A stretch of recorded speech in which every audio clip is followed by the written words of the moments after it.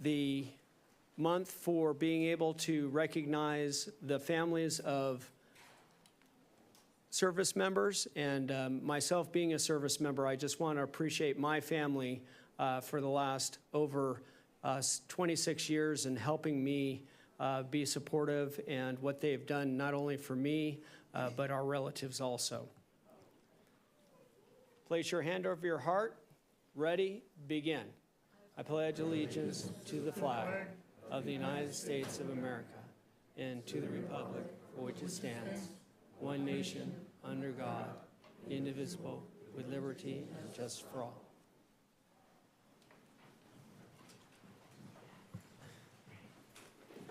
Now we're going to move to our special orders. We have a couple very exciting proclamations. The first proclamation is going to recognize SEIU 221 represented MAC project employees. And if we could have the representatives come up to the speaker here.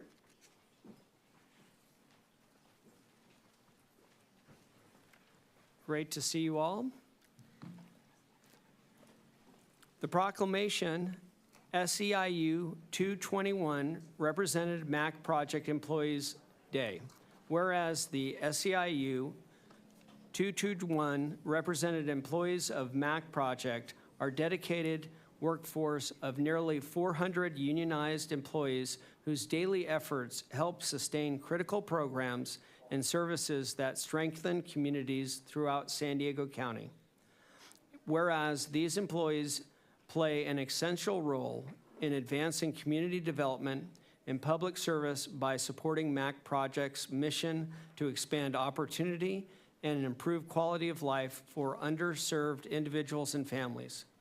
Whereas through their MAC service, MAC Project employees help deliver vital programs in early childhood education, health services, affordable housing, economic development, and other areas of need, serving more than 100,000 community members annually.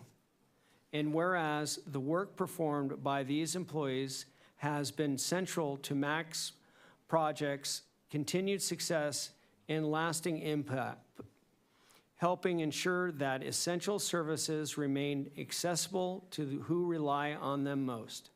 And whereas at a time when many working families and vulnerable communities face increasing uncertainty, the SEIU 221 represented MAC project employees continue to provide an essential safety net through their professionalism, compassion, and steadfast commitment to service.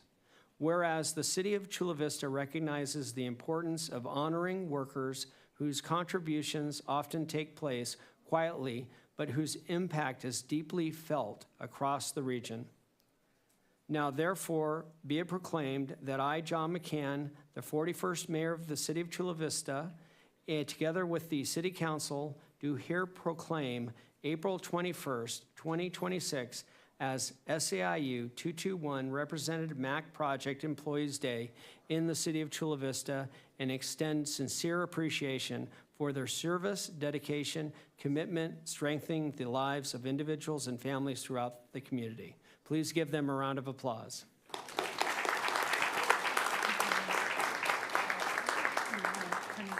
And would you like to say anything?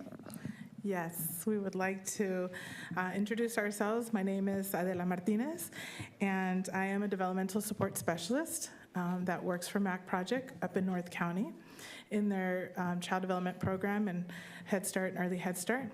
I have worked for MAC for 24 years, and I proudly have been a union member all 24 years, and currently am the union chapter president for our unionized employees. And I would also like to share that currently we're under contract negotiations, and it has not been easy. And so we ask for your support that we earn and win the right again to bargain for our benefits, health benefits plan. We hear from our members every day what a struggle it has been and how they are having to make the decision between paying for a $900 essential medication or pay for gas. And with our recent offer from our management, it has been not so great, and we are in dire need of support of our community. As you know, we're all over San Diego County, from North County to South County, and as you mentioned, we do amazing work, and we have seen some of the great programs that have recently closed, like the DUI program, who was serving 1,600 residents, participants on a monthly basis. And so we do not want to see any more of our programs closing, or employees like myself who have been dedicated for so long having to make those hard, difficult choices. So we appreciate the recognition today. Thank you. Thank you. And did Councilmember Nzunza, would you like to say anything? I know you wanted to help make this proclamation. Thank you. Just want to let you know that we acknowledge you, we recognize you, and when you guys are in dispute, that you can count on me to support you and to provide any source of help. My uncle was one of the first board members in MAC. We're talking, geez, I think late 60s, early 70s. And so it's near and dear to my heart. And back to the day, was doing those Roger Cáceres. Yes. Back in National City, it was like a little office, little hole in the wall. Yes. But know that you have a lot of allies in the city of Chula Vista, and there's a huge elected body of elected politicians in the South County, in the South Bay, and in Chula Vista that support your causes and understand the rights to organize for unionized work and the rights to have fair pension and benefits and pay to sustain your families. Yes. But I really appreciate all of you being here today, and know you have people that support you and love everything you do. Thank you. Felicidades. Thank you. Thank you very much. Please give them a round of applause.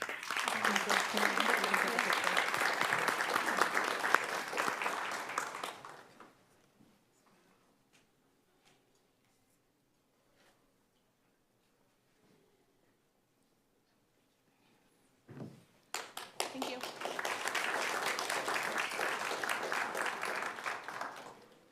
The next proclamation is recognizing April as Arts, Culture, and Creativity Month.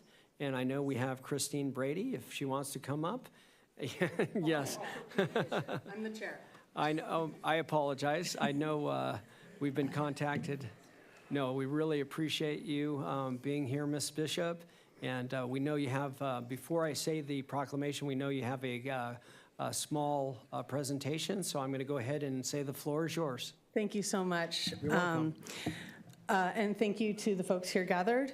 My name is Kate Bishop. I'm the chair of the Cultural Arts Commission. This is my fellow commissioner, Christine Brady. We are here on behalf of the commission to tell you a little bit more about what we do as a Cultural Arts Commission. We believe that Chula Vista can be an arts hub for San Diego County. The Cultural Arts Commission is made up of citizens with specializations in arts, as well as one representative from the past International Friendship Commission. So we have combined them both to make a Cultural Arts Commission.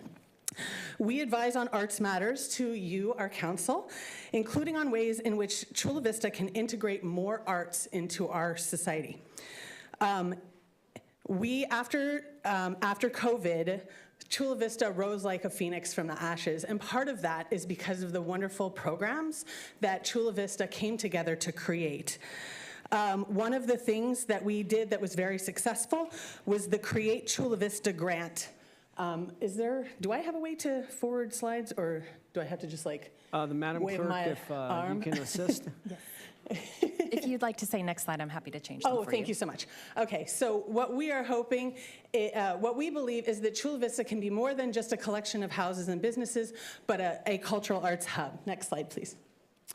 One of the things that we did since COVID is the Create Chula Vista grant. We used COVID funds to create a grant to create more arts in Chula Vista. These are both performing and visual arts. This is an example. This is down right by the sound station, actually. Next slide, please. There was also performance. This is from a Latino theater that did an amazing job at the library. The library is actually the over umbrella of our commission. Please move on.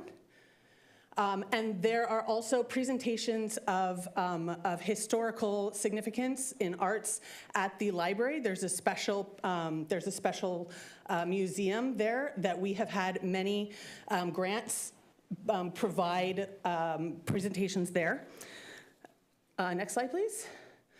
Also, there's just murals all over Chula Vista. I'm sure that many of you have seen these murals popping up. We are very proud to make Chula Vista a more beautiful space.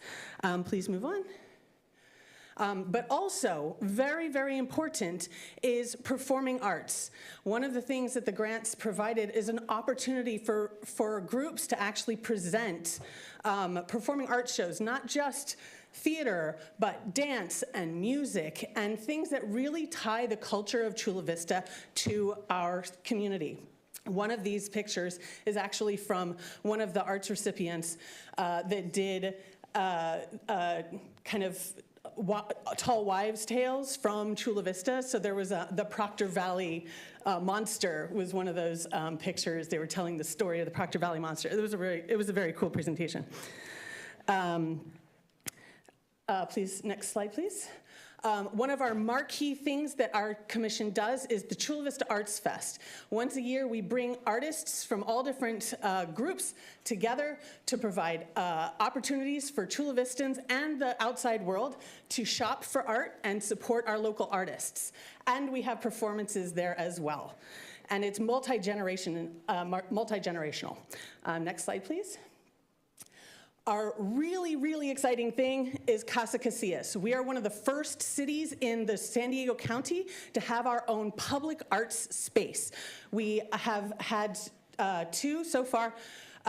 We've had two different artists that are sponsored to create presentations there and do and teach classes and all sorts of things. It's an opportunity for visual artists to present in a space that is uniquely our city's. We're very proud of that space, and that opened last year? Yes, many years coming. It's on 4th Avenue, check it out. There is a gallery space there. Next slide, please. More from Casa Casillas, that's from the opening of Casa Casillas and some of the art that was presented at that time. Next slide, please. One of the very exciting things is the Millennial Library is going to have so many opportunities for the arts there. There's opportunities for recording studios and doing film. Chula Vista is going to be completely changed once this opens, and we are so excited to be a part of this growth. Next slide, please. The final thing that I want to talk about that a lot of people don't know is the Ottawa Sister City Cultural Exchange. We send our youth ambassadors to Japan and have their youth ambassadors come to Chula Vista. And thank you so much for supporting this, Mayor McCann. Sorry, Mayor McCann. We really appreciate your support for this program. It was incredibly successful this year, and we look forward to doing it more in the future. Next slide, please. Okay, I'm going to pass to my cohort here, but the last thing that I wanted to say is that we really appreciate this proclamation. We agree that arts are an incredibly important part of our city, and that we want to bring arts to future developments and bring people to Chula Vista to experience our arts opportunities. Chula Vista can be more than just a collection of houses. We can be a cultural arts destination for San Diego County and beyond. And I'll kick to my commissioner. Thank you. I'm Christine Brady. I've been on the Arts and Culture Commission for 3 years. And Kate, the chair, has presented some of the accomplishments, and principally in the area of visual arts. I'm going to talk a little bit about performing arts. So thank you for the opportunity to speak on behalf of the community's needs for arts and culture. Both in theory and in practice, the arts remind us of our shared humanity. They enrich our quality of life, strengthen the community cohesion, and support mental being. They give us hope. Arts are often divided into visual and performing disciplines. The performing arts, music, dance, and theater depend on accessible venues and rehearsal spaces.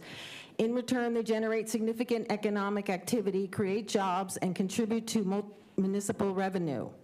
A compelling example is the California Center for the Arts in Escondido, which serves North County, San Diego.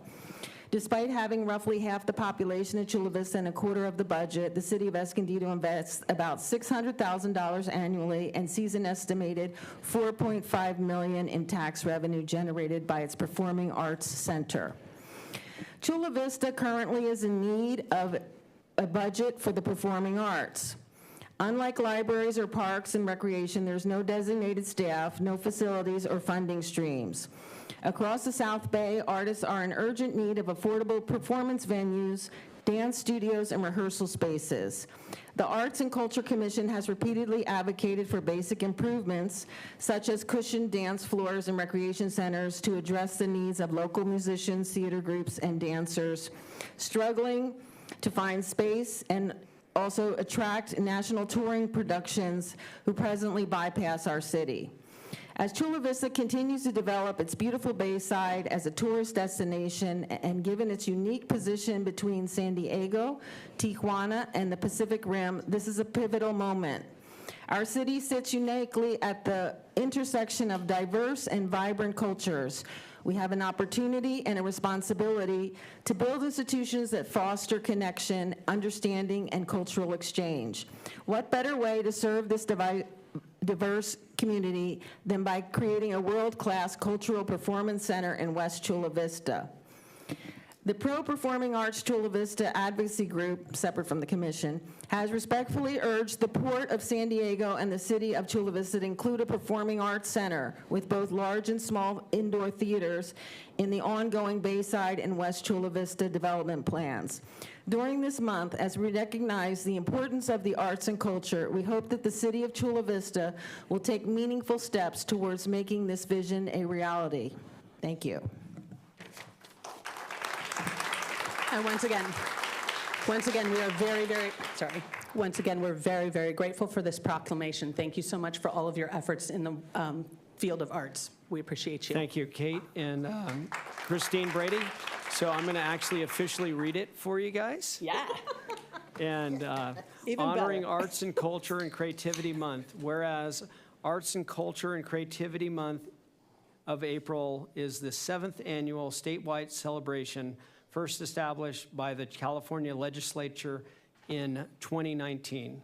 Whereas the City of Chula Vista believes that arts, culture, and creativity are essential to our thriving community. And whereas the benefits of the arts impact our health by reducing depression, lowering stress hormones, and increasing longevity through regular engagement and attendance at cultural events. And whereas the benefits of the arts impact our hope by fostering a sense of community and personal fulfillment, inspiring optimism, resilience in the face of challenges. Whereas the benefits of arts impact our healing by offering therapeutic experiences that restore well-being, enhance mental and physical health, and support emotional recovery. And whereas the Cultural Arts Division of the Library Department and the Cultural Arts Commission lead efforts to advance the arts through programs, partnerships, and the community building initiatives such as Performing and Visual Arts Grants and Art Fest. And whereas this collective work at the local level and throughout the state encourages racial equity, uplifts our community, and changes our lives for the better. Now therefore, be it proclaimed that I, John McCann, 41st Mayor of the City of Chula Vista, along with the City Council, do hereby recognize and proclaim April 2026 as Arts, Culture, and Creativity Month in the City of Chula Vista, and encourage all residents to celebrate and embrace richness of our community artistic spirit. Please give them a round of applause. Thank you so much.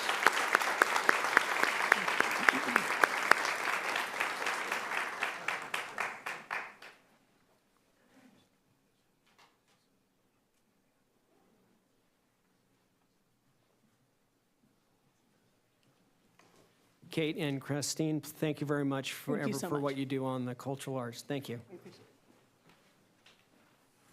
Now we're going to move on to the consent calendar, items 5.1 through 5.7.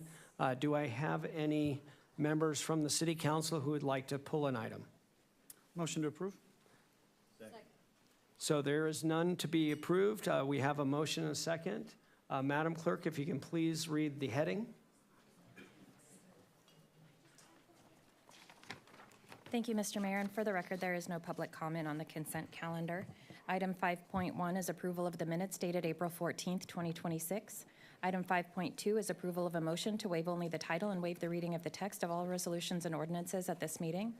Item 5.3 is ordinance of the City of Chula Vista amending Chula Vista Municipal Code Section 10.08.110 relating to the definition of holidays for parking meters and zones, and Section 12.50.050 relating to the times when signs can be temporarily placed in designated portions of the public rights of way. Second reading and adoption. Item 5.4 is resolution of the Chula Vista Housing Authority approving revisions to its multifamily mortgage revenue bond policies. Item 5.5 is resolution of the City Council of the City of Chula Vista accepting the Governor's Office of Service and Community Engagement / California Volunteers #Californians for All 2025 through 2026 Youth Service Corps Grant and authorizing the Fire Chief to execute associated grant documents. Item 5.6 is resolution of the City Council of the City of Chula Vista authorizing submission of a grant application for the fiscal year 2025 Edward Byrne Memorial Justice Assistance Grant Program, authorizing the city manager to execute grant documents and amending the fiscal year 2025-26 budget to appropriate grant funds, 4/5 vote required. And item 5.7 is ordinance of the City of Chula Vista designating July 7th, 2026 as a non-regular meeting day pursuant to Chula Vista Municipal Code Section 2.04.020, first reading. End of consent. Please vote.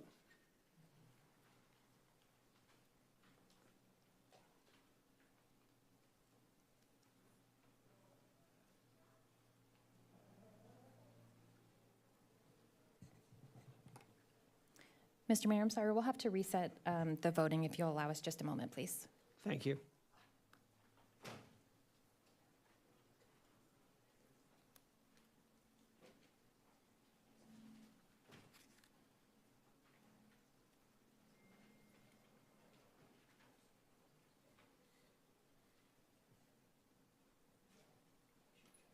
Please vote.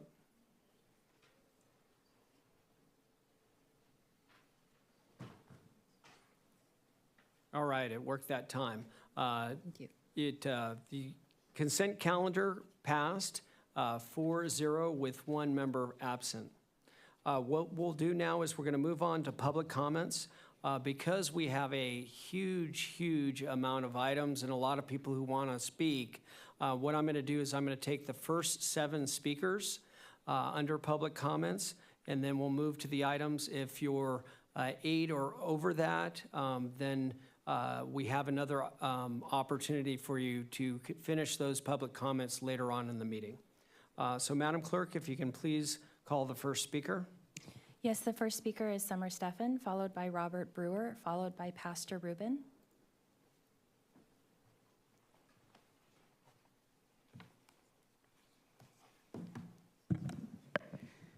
Good evening, Mayor McCann and council members and community. I'm Summer Steffen. I'm San Diego County's district attorney.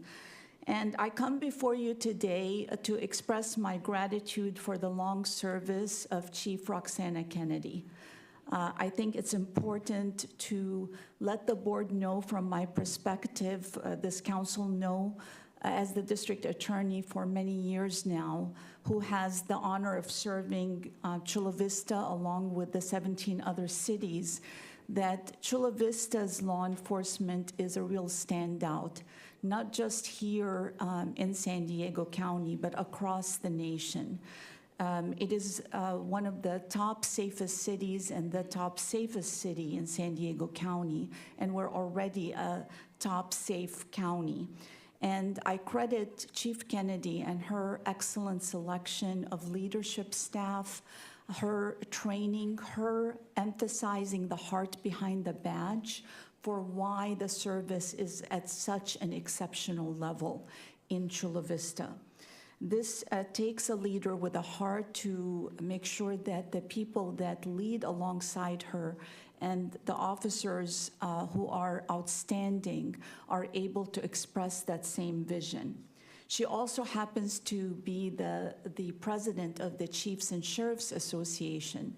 So for many years, she has been the leader of the leaders of public safety, bringing us together around issues of concern and making us a unified voice to protect all of San Diego. Because as you probably well know, crime doesn't stop at any border. It travels through the cities and across, so a unified approach with regard to organized crime or other things is really a very important thing. I want to cite just a couple of examples, as this council knows from me being in front of you for One Safe Place and for giving the best of us for domestic violence, human trafficking victims.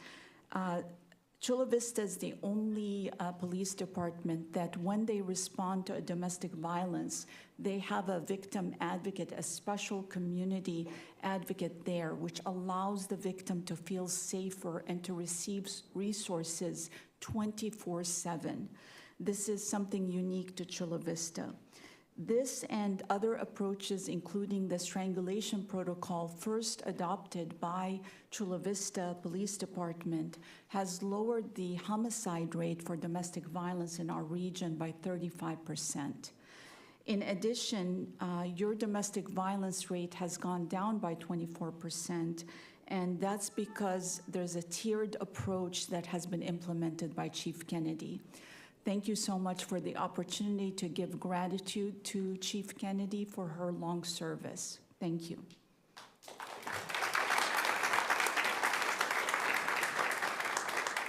The next speaker is Robert Brewer, followed by Pastor Rubin, followed by Fred Robotham. Mayor McCann, members of the City Council, good afternoon. My name is Robert Brewer. From 2019 to 2021, I was the United States Attorney of the Southern District of California, including San Diego and Imperial counties.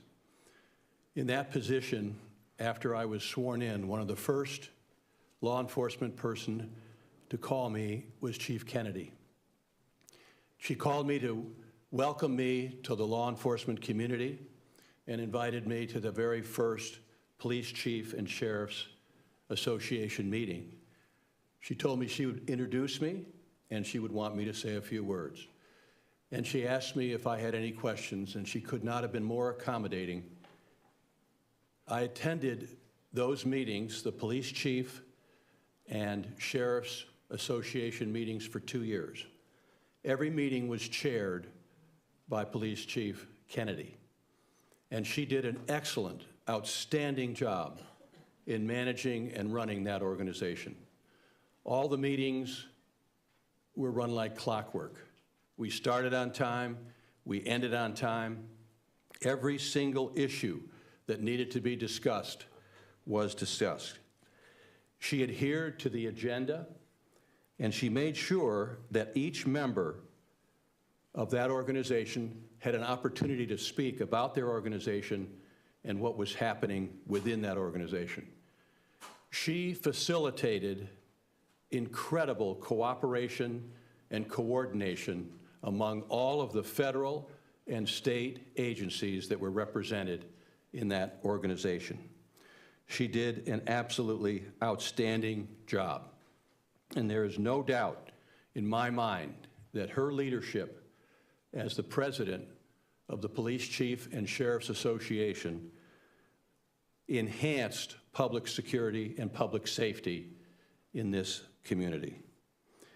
As the United States Attorney, I was well aware during my 2 years of service of Chief Kennedy's reputation, and it was outstanding. She was known throughout law enforcement as an experienced, smart, decisive leader who made thoughtful and insightful decisions. She was known as an innovator, especially in the area of drone enforcement. People ask me, what's the one thing you miss most by not being the U.S. Attorney? And the answer is easy. I miss working with the incredible professional patriotic and ethical leaders in this community, and one of the best is Police Chief Kennedy. Thank you.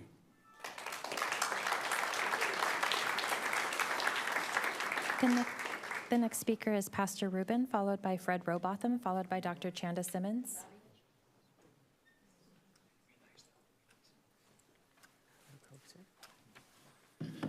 Good evening, team. My name is Pastor Ruben Rodriguez. Mayor, thank you for the opportunity. And members of the council, I want to say thank you for giving me another opportunity to be here.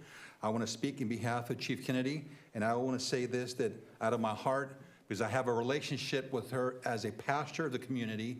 I served here for 14 years. I've been involved with her in a lot of in and outs behind the scenes, working with her, working with the city. And Mayor, as you know, I work very closely with anyone behind those counters. I want to say something that's very important, because this doesn't take about money.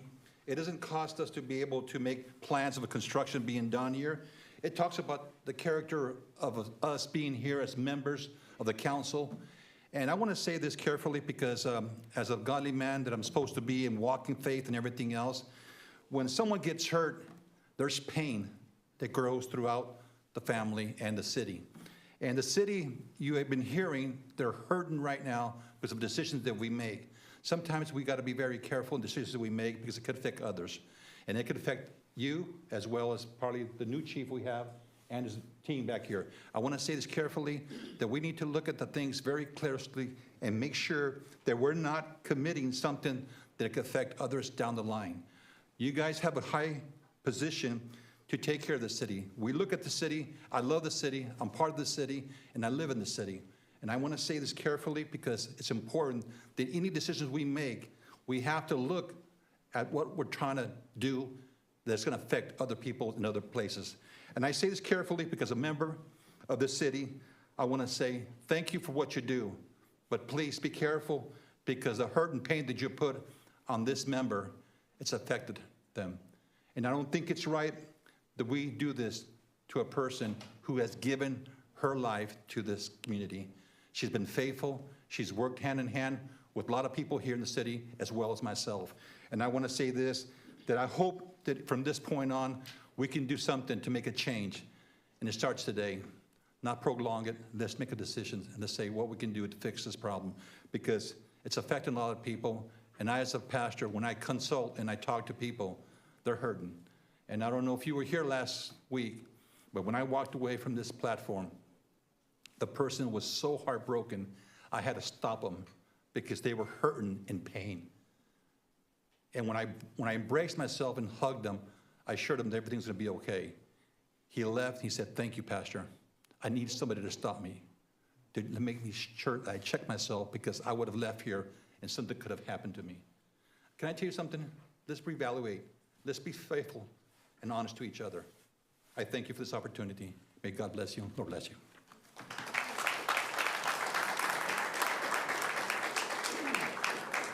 The next speaker is Fred Robotham, followed by Dr. Chanda Simmons, followed by Christine Brady. Mayor, Council, thank you very much for letting me come in. I couldn't imagine when I retired last year after 28 years with the Chula Vista Police Department that I'd find myself back speaking before a city council meeting, but here we are. I rise to speak on behalf of Chief Kennedy and the person that she is. She's a great person. The care that she shows for her employees, the care she shows for the community, both the victims and the suspects who are involved, everyone involved in the law enforcement process, she truly cares for them. She's made Chula Vista Police Department and the community a different place. It's not the same as other police departments across both the county and the state. There truly is a lot of care and compassion that's delivered from this police department, and she's a tremendous force behind that. And a lot of people don't know all the things that she does to really make the department more impactful and positive for the community, for the employees. And it's just a fantastic place to work, and much of that is because of her and the compassion that she's brought to the position for all these years. How we got to this point, I don't know. If you gave me a magic wand right now, I don't know how we would unwind it and move forward. But somehow hopefully everyone here can figure out a way to move forward for the benefit of the community and the police department, everyone involved. Because right now you've got, if you haven't worked in an environment where people are told you can't talk about this person or talk about this topic or talk to this person, it creates a lot of tumult and turmoil. And communication is really what law enforcement is built on. And until we can get back to that point where everyone can fully communicate, it's going to stymie the ability to serve the community that we're all here for. So thank you very much.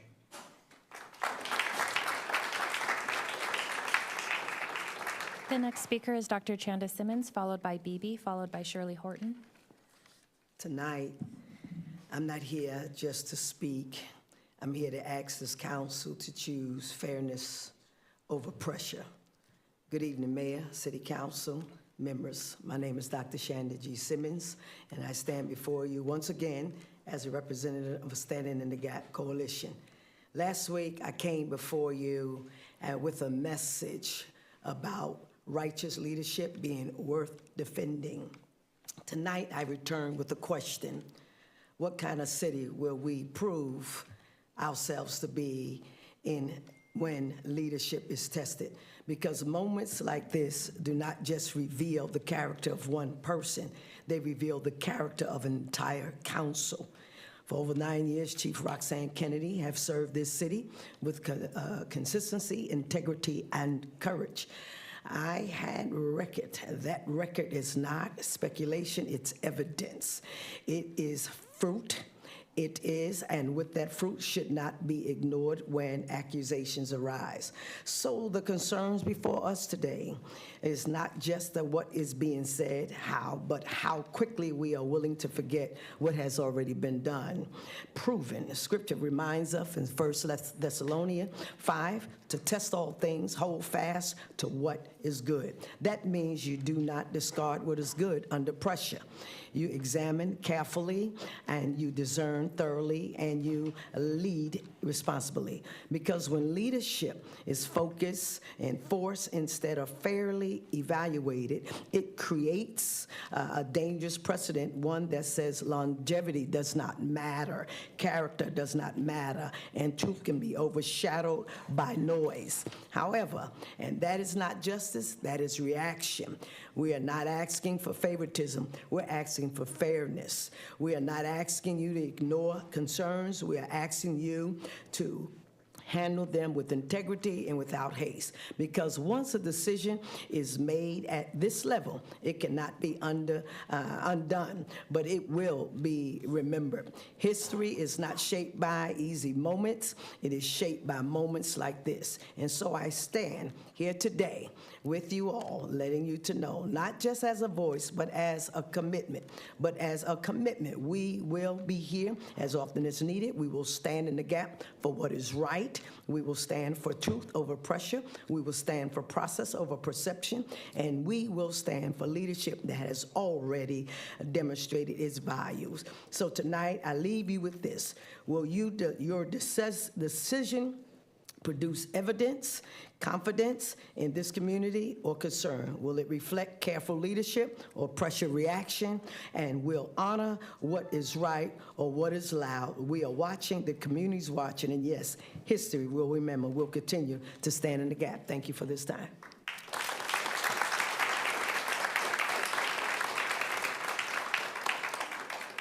The next speaker is Beebe, followed by Shirley Horton.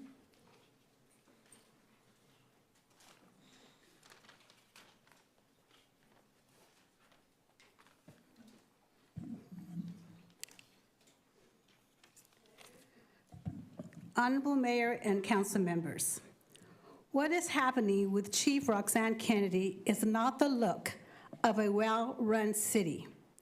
It is the look of a city government wandering into an unavoidable mess of its own making. During this time, she built a reputation for strong leadership, and even Mayor McCann has publicly credited her with helping keep crime low and making the department a technological leader. These are exactly the kinds of results the city claims to value. And yet, here we are. While recent reporting clearly points to a malicious vendetta against the chief, Let the litigation process play out to right this wrong. The existence of this spectacle alone should embarrass everybody involved. I repeat, the existence of this spectacle alone should embarrass everyone involved.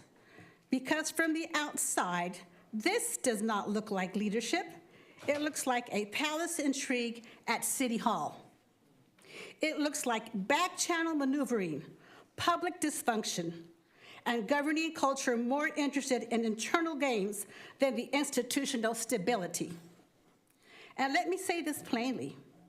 It is wildly irresponsible to handle a personal issue when a respected police chief is on leave, legal claims are flying, text messages are being scrutinized, protests are forming outside City Council, and the entire city is left wondering who is trying to push out whom.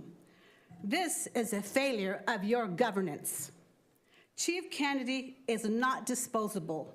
She is a proven public servant who has given years of service to this city. She deserves fairness and she deserves respect.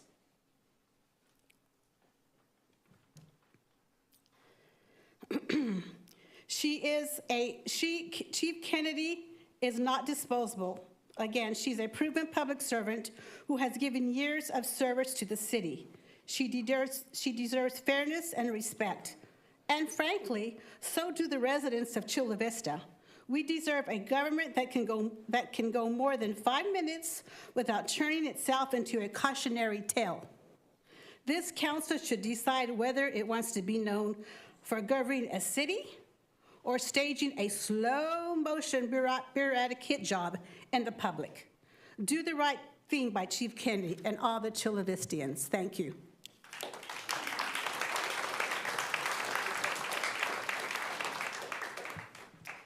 The seventh speaker under public comments this evening is Shirley Horton.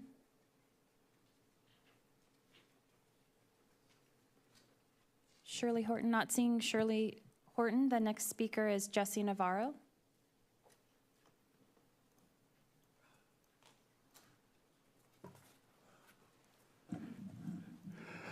Good evening, Honorable Mayor, council members, and city manager, and city clerk.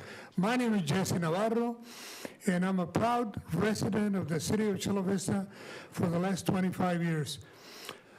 During my 45-year career in law enforcement, police department, sheriff's department, and the district attorney's office, I had the privilege of working with just about every law enforcement agency in the county, and meeting and working with every law enforcement chief in the county of San Diego while I was representing our district attorney. When I worked with all of the different departments, I became well knowledgeable of Chief Kennedy. She competent, not only is she competent, excellent, but also she's surrounded by excellent administrators like Dan and many others that have done an incredible job. I'm able to compare Chula Vista Police Department chief and the administration with many other police departments in the county, and I will tell you, Chula Vista Police Department, Chief Kennedy and her administration are incredibly above and beyond what most law enforcement agencies would like to be. On behalf of the community, we're asking all of you to please reconsider whatever actions you have done and allow Chief Kennedy, allow her to come back and continue with her career and let her leave on her own standards after providing such a wonderful service. Thank you for the privilege and have a good night.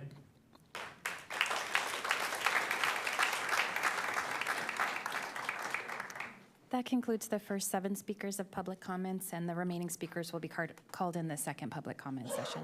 Thank you. And Madam Clerk, did we have any e-comments? Yes, there were 2 e-comments registered under public comments, although one of them belongs with item number 8.5. So there's one other non-agenda public comment that was submitted by e-comment. Thank you very much. What I'm going to do is I'm going to call an audible. I know we have a tremendous amount of people who are here for 8.5, a lot of young people who need to probably get home and get to bed or do their homework, or both, right? So what I'm going to do is I'm going to move up the 8.5 item, which is reviewing the tobacco ordinance. So we will go ahead and move that forward. So, City Manager, if you could go ahead and get the presentation ready.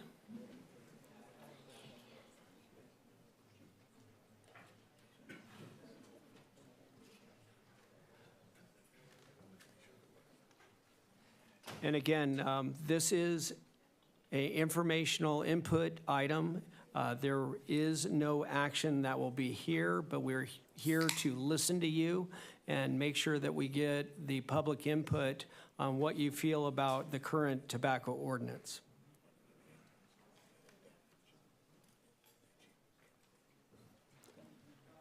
And tell me when you're ready.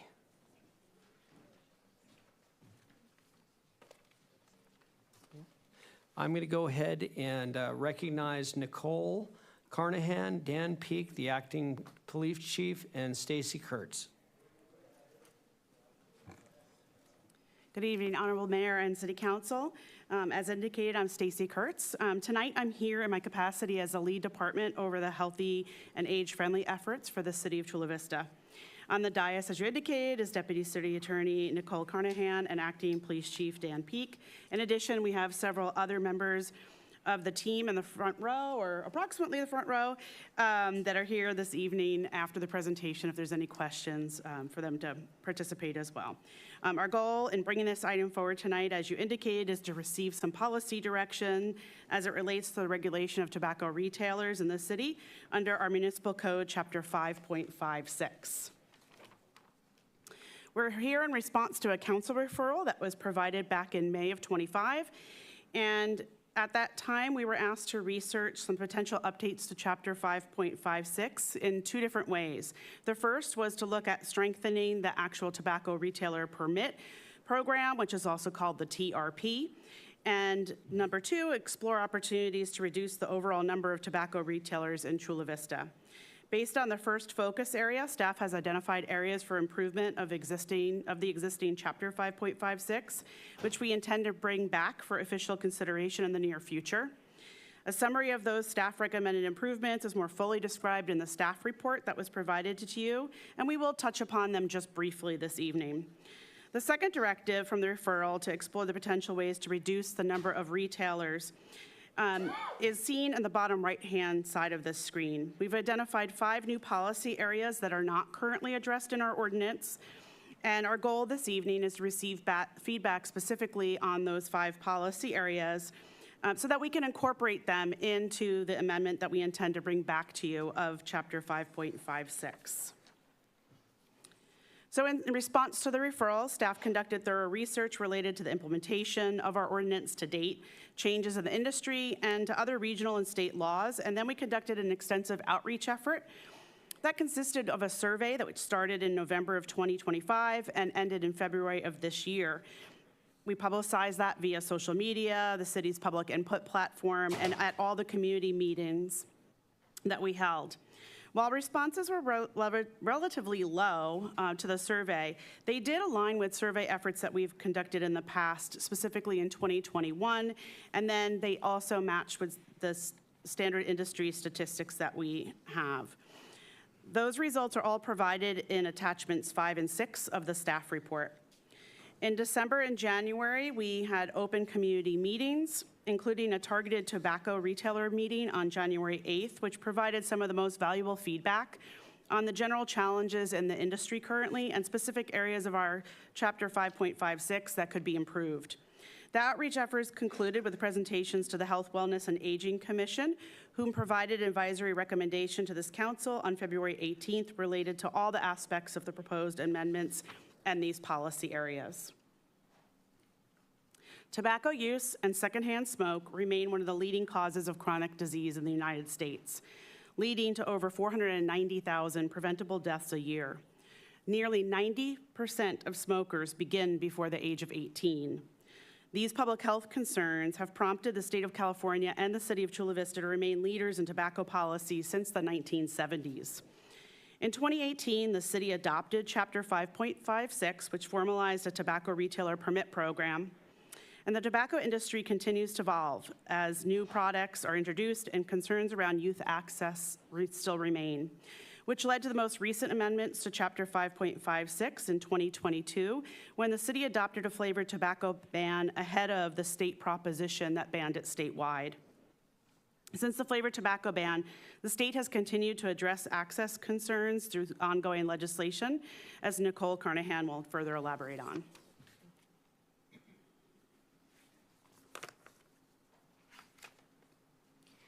So I'd like to highlight some updates that have happened at the state level as well as other local laws since 2018, since this is an ever-evolving area of regulation.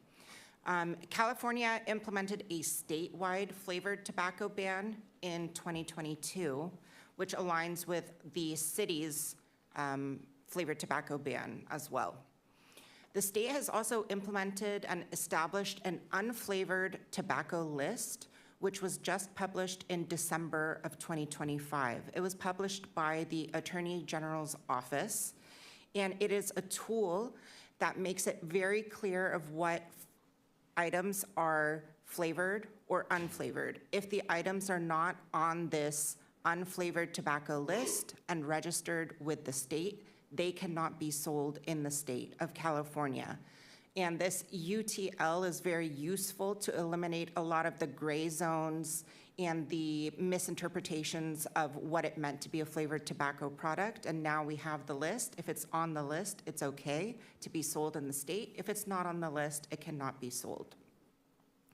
Also, other cities have adopted stronger tobacco retail permit policies, implementing such tools as caps on retailer density, implementing distance requirements from schools, as well as preventing the transfer of licenses to others. There are also some additional regulations that are still pending before the state at this time that we wanted to highlight for you to show the direction that the state is going. SB 1314 would prohibit smoke shops from being within a 600-foot radius of a school or a daycare center. It would implement hour restrictions for the business that they could not do retail, or they can or can't? No, they can only do it during those times? No. Sorry. They can not sell tobacco products between 10 p.m. and 6 a.m., and it creates a separate license category for these smoke shops. AB 957 would also prohibit pharmacies from selling tobacco products, which is in line with a pharmacy's purpose of being for public health. And AB 762 is proposed to ban single-use disposable battery-embedded vapor inhalation devices, and this is specifically to address the environmental concerns associated with those products. So we'd like to briefly go over what does the tobacco retailer program look like today. It's really important to have a context of what we have and understand what we're currently doing before we can move on to what could we change or what could we improve. So at this time, this is a brief overview of how someone can apply for a tobacco retailer permit. So these are considered police-controlled permits. The application goes to the police department for review of different factors, such as ownership interest, prior business or employment, and some certain disqualifying criminal history. The chief of police is the decision maker and will either issue the approval of the permit, and the permits are for 1 year, or The chief of police may deny the application based on various factors, such as deficiencies in the application, a past history of legal issues or noncompliance, certain disqualifying criminal history, engaging in certain prohibited activities, or past denials or ineligibility. After that 1 year, right now the Muni Code establishes that the permits are automatically renewed unless there is some affirmative steps taken because there's noncompliance and the renewal is denied. A renewal may be denied if there are conditions that warrant a suspension or revocation, if their state permits are currently suspended or revoked, if they fail to renew their state licenses, fail to pay renewal fees, or fail to maintain their records as required under the code.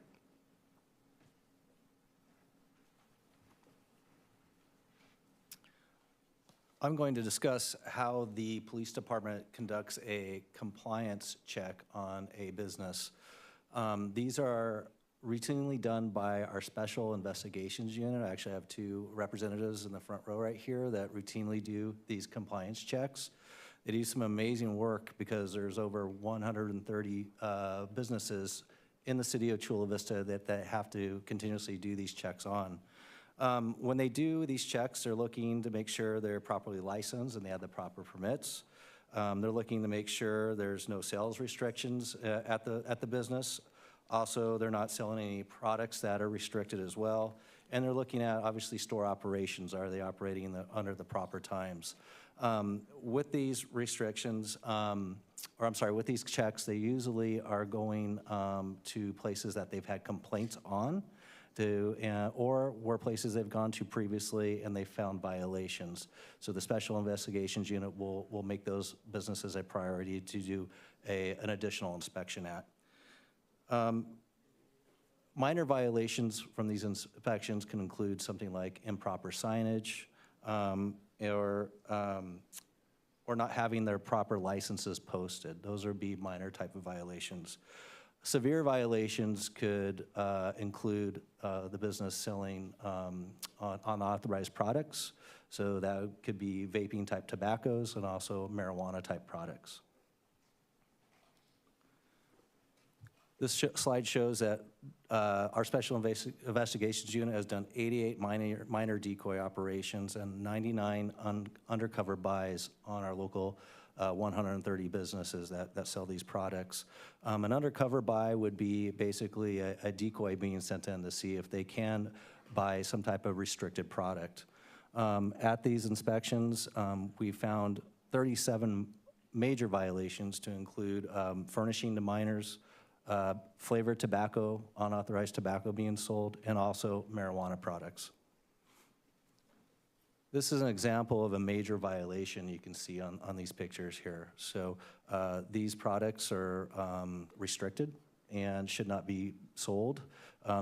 During some of the minor decoy operations, these type of products that are restricted are being sold to our underage youth. Next slide. And also during our inspections, we found cases where we've had this contraband concealed behind locked doors or also put up in the attic ways out of sight for law enforcement to see unless going up into the attic.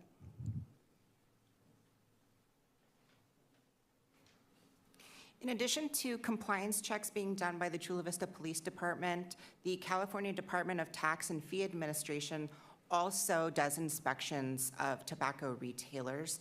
They're looking for different things than what our police department would be looking for. They're checking for tax-related violations, so packs of cigarettes not having their tax stamps, and also checking for flavored tobacco products that should not be sold. They use a combination of criminal and administrative citations if they find violations, but the majority of them are administrative citations that are issued by the state. On this slide, it gives you some information about the recent inspections done by the state. They're very unpredictable and inconsistent. So in 2022, the state conducted 5 inspections. In 2023, there were 43. 0 in 2024, and 99 in 2025. So again, it's very inconsistent, it's unreliable, which is why our department has to do their own inspections. The state reported finding or initiating 15 flavor ban seizures, so that was seizing the items that were flavored. 3 cigarette seizures, which means they were in violation of certain tax regulations, and then only 13 citations were issued out of all of those inspections. And just for a little bit of context of the numbers for this state, CDTFA has 10 offices for the entire state of California, with about 4 inspectors per office to inspect and monitor every business. In the state of California, there are over 25,000 tobacco retailers alone, and that does not include manufacturers or distributors. So again, very limited resources to be conducting these inspections and making sure everybody is in compliance, which is why we don't want to just depend on the state, and we would like to be able to regulate it locally through the police department and through our municipal code. The Chapter 5.56 establishes 4 different tools for compliance, and these tools serve different purposes and are focused on different issues. Some of these tools are focused on the business side, and some of them are focused on the individuals engaged in the conduct. Right now, the Muni Code allows for administrative citations. So these are internal administrative processes where only a fine is imposed. They have a mandatory progression in a 12-month period, which makes a first violation $100, a second violation $200, and a third or subsequent violation $500. Those are issued to the individual that's engaging in the behavior. Next are civil penalties. Again, for these, the sanctions are only monetary, but these are for more continuous violations that are not being corrected through other lower level interventions. So if a business is selling tobacco products without a tobacco permit for an extended period of time, despite warnings, citations, or interventions, then the code allows for a $2,500 penalty to be issued for each day that the condition exists. These are rarely used, but they are there for those situations where we are not gaining voluntary compliance. On the bottom left, you will see that violations of this chapter can be prosecuted as a misdemeanor. So selling flavored tobacco products can be prosecuted as a misdemeanor. Under the code, it says it's punishable by a fine of not more than $1,000 or imprisonment for a period of not more than 6 months. That's the standard language that's used for general misdemeanors in the state of California. I can tell you that as a practical matter, if somebody goes to court and is charged with these, nobody is paying a fine of $1,000 and nobody is going to jail for 6 months. These are the maximums under the statute, but this is not what anybody is getting. In my experience, I've done about 10 of these cases in the past few years. They're getting a fine maybe of $250, or they're getting diversion, in which case they're allowed to do volunteer work, and the violation is sealed from their record and they'll have no criminal conviction. Finally, our municipal code allows us to take actions against the tobacco retail permit and the business owner itself. The code establishes basically a mandatory escalation of penalties which become progressive over a 60-month period. The code establishes that for a first violation, the sanction shall be a warning. It's mandatory that the first one will be a warning. The second violation shall be a 90-day suspension. A third violation shall be a 1-year suspension. And only if you have a fourth documented violation After notice and hearing for each of these violations, so you could have an appeal hearing at every single stage, only after those 4 violations can it result in the revocation of a tobacco retail permit. And just to demonstrate why the current escalation of penalties is very frustrating in its actual implementation, these are 2 examples of, on the left, we'll say a lower level violation, and on the right, a major violation. So if the police officers go in and are conducting their inspection, and it's the first time that they're inspecting this business, on the left, these are signs that the businesses are required to post. If those signs are missing, that would be a violation of the requirements. On the right, they could have an entire attic full of flavored tobacco products and secret compartments. They could be selling cannabis products. Both of these situations would result in only a warning under the way the code is right now. There's no discretion to penalize those who are engaging in more egregious behavior. Similarly, let's say it's your second violation and your second violation is not having this sign. It shall be a 90-day suspension. There's no discretion to give a more lenient sanction either. So having these mandatory progressive enforcement steps are really frustrating for the police department because they have to go out and do inspections over and over and over when they already have limited resources. It eliminates discretion, which is very important in this situation where the officers are going out in the field and actually know what's a low-level violation and what's a serious violation. And basically, the sanctions are so low that it is not a disincentive at this time, that people are taking their chances, engaging in this bad conduct because they know that the penalties are not going to be that bad.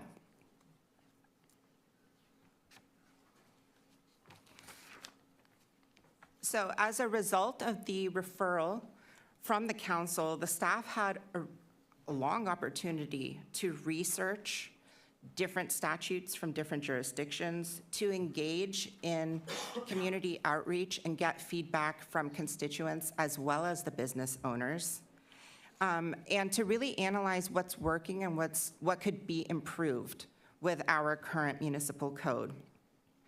Staff has identified several areas that could be amended as detailed further in the staff report and summarized on this slide. As stated at the beginning of the presentation, staff's intent is to bring this back to you in the near future, but we have identified a few areas where we need to receive policy direction on new areas that are not already contemplated in our code.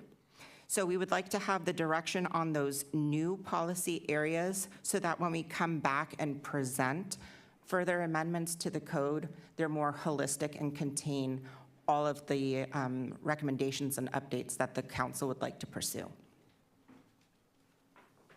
So with that, I'm going to go into the 5 policy areas that we would like further direction on this evening. They're also summarized at the beginning of attachment 7 in your staff report. We recognize there's a lot in that staff report, but we thought it was really important to give you the full context of all of the outreach that was done, what we've heard from the community and our business community, and then what staff has researched as well.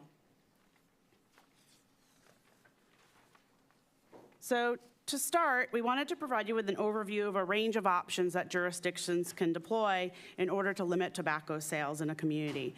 And those could range all the way on the left-hand side being very unrestrictive and not requiring any type of permit and allowing any tobacco sales in a community, all the way to the farthest right side, which is the most restrictive, where you prohibit all tobacco sales in a community. Right now, we kind of fall towards the left-hand side where we require a permit, but we're not further limiting the number of permits or where they're located. So what we wanted to talk about today is everything to the right of our current permit process. With each of these policy areas, we want you to consider some general things. And that would be, specifically, would you want the policy area to only impact the ability on new permits in new locations? Or would this impact existing permits, and would we somehow phase those out or allow them to stay in place and be transferred from one owner to another, even if they might fall within a restricted area? So around the state of California, there are a number of jurisdictions that have provided additional restrictions in these different policy areas. This is also an attachment 2 of your staff report. So several jurisdictions have banned pharmacies from selling tobacco products. And as covered earlier, state legislators are also considering this type of restriction. It should also be noted that as of March 30th, National City also started enforcing restrictions. Those are reflected on this table in an underline, as are the San Diego County restrictions. The third column on here, limit number of permits issued, represents caps that jurisdictions have set based on the existing number of retailers that they might have or by population in various localities. So for instance, the County of San Diego, at the time they adopted their ordinance, had around 330 permits. So they really haven't further limited the number of permits by setting that cap, but that was the number that they set at the time of adoption. The fourth column highlights proximity of retailers, so one permit to another, and includes a wide range of distances and buffers around them that cities and counties have created, anywhere from 200 feet to 1,000 feet between retailers. The final column represents buffers around what we call sensitive locations or youth-serving resources, and 300 feet to a full area designated as a residential zone have been used by different jurisdictions. It should be noted that the youth-populated or oriented areas are defined in a number of different ways and jurisdictions as well, but they all have the same intent. So they can be defined as being sensitive uses like parks, recreational facilities, youth centers where programming exists for youth, libraries, schools, daycare, religious institutions, arcades, playgrounds, a number of different ways. In addition, the proposed state legislation, again, would provide limitations on smoke shops, and specifically potentially limit permits within 600 feet of a school or daycare. So at the end of 2025, there were 142 active tobacco retailer permits in the city of Chula Vista. As shown on this map, retailers are primarily concentrated in the western portion of the city, particularly in districts 2 and 4. Together, they account for the majority of permits, with over 75% of the retailers located there. It should be noted that many of those businesses along Broadway and the 3rd Avenue business corridors have existed for years, and more recent development patterns in eastern Chula Vista have led to more scattered permits in that portion of the city. The most common retailers that sell tobacco products are gas stations, liquor stores, and convenience stores.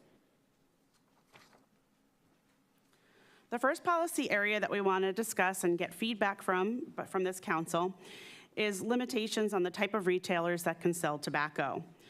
The community did not have specific comments related to pharmacies, but did indicate that businesses not following the rules should be the focus of any further restrictions. The Health, Wellness, and Aging Commission did provide an advisory recommendation that pharmacies should be restricted.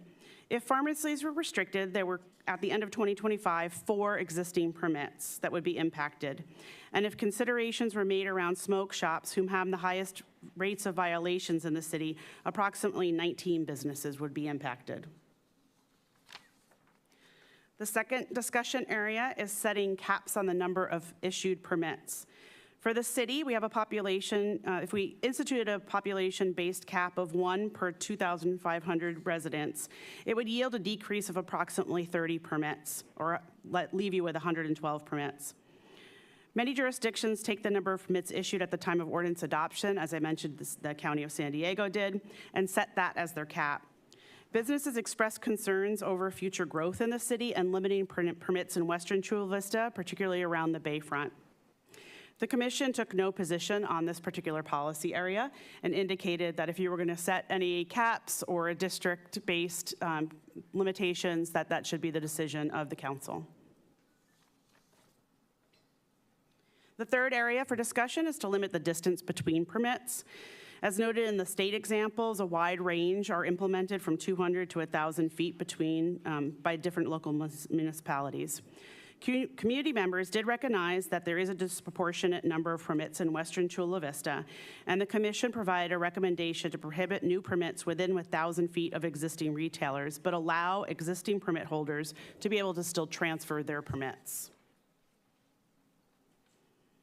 The fourth policy area is a wide range of applicability throughout the state, ranging from 300 feet for use-sensitive locations to prohibiting retailers in zones such as residential zones of a city.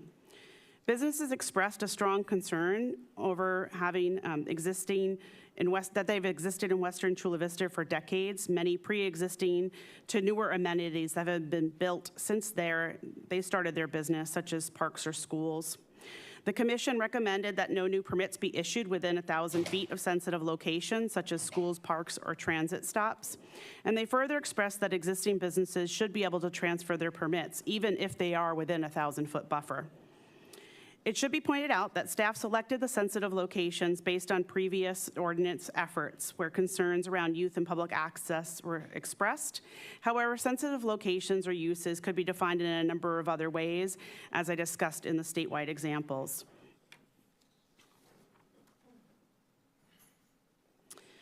So if we implemented the permit proximity and the sensitive locations that we identified, we would see a potential impact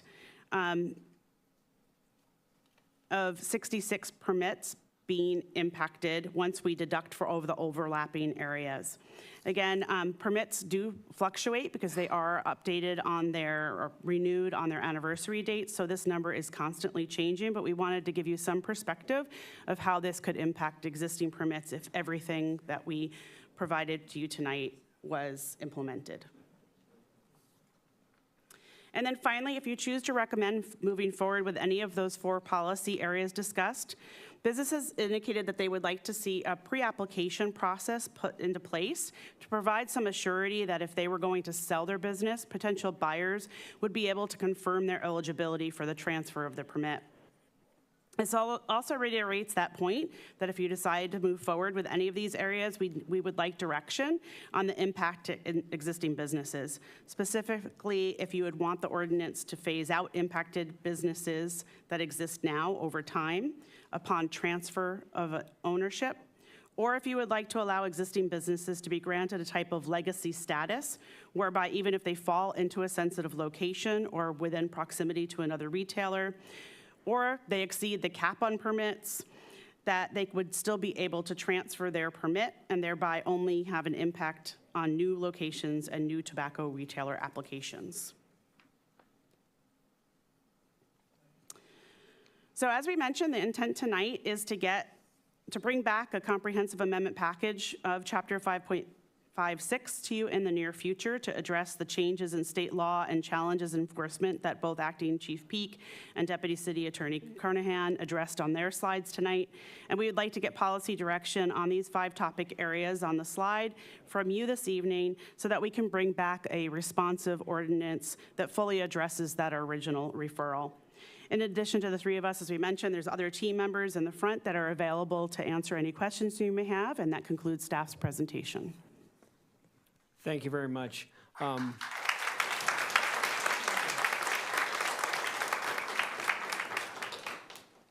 What I'm going to do is we have, and it may have even grown, but I know we have at least 33 speakers on this item. We here as the council would love to hear everybody's comments and everything. Because we have 33 speakers and time is limited, what I'm going to do is I'm going to limit each speaker to 1 minute. And so, Madam Clerk, if you could please call the first speaker.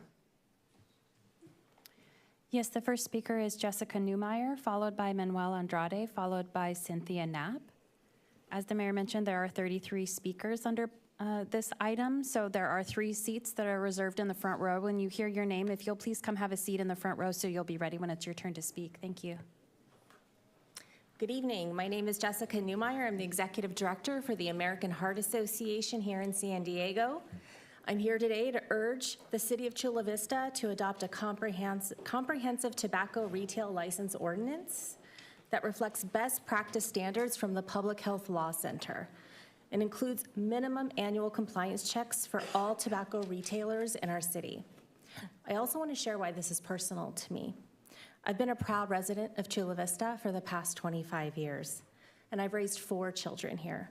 My youngest is 12 years old, an age where kids are especially vulnerable and when the tobacco industry aggressively targets youth with flavored products, and that's simply unacceptable. I'm asking you to take the steps necessary to protect her, her friends, and all young people in our community. I want to thank you for including regular compliance checks in your considerations. Routine inspections are essential to preventing underage access. They deter illegal sales, identify bad actors, and reinforce retailer accountability. Without them, we have loopholes, and those loopholes put our kids at risk. Thank you. Thank you.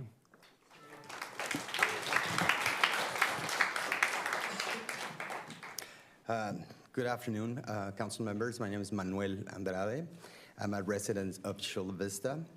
I've been a public health advocate for the last 30 years or so. In, what was that, 2023, 2024, I participated doing surveys, all the corridor on Broadway on tobacco retailers. I did about 45, and from those, close to 40% have legal flavored tobacco products available for sale that I was offered.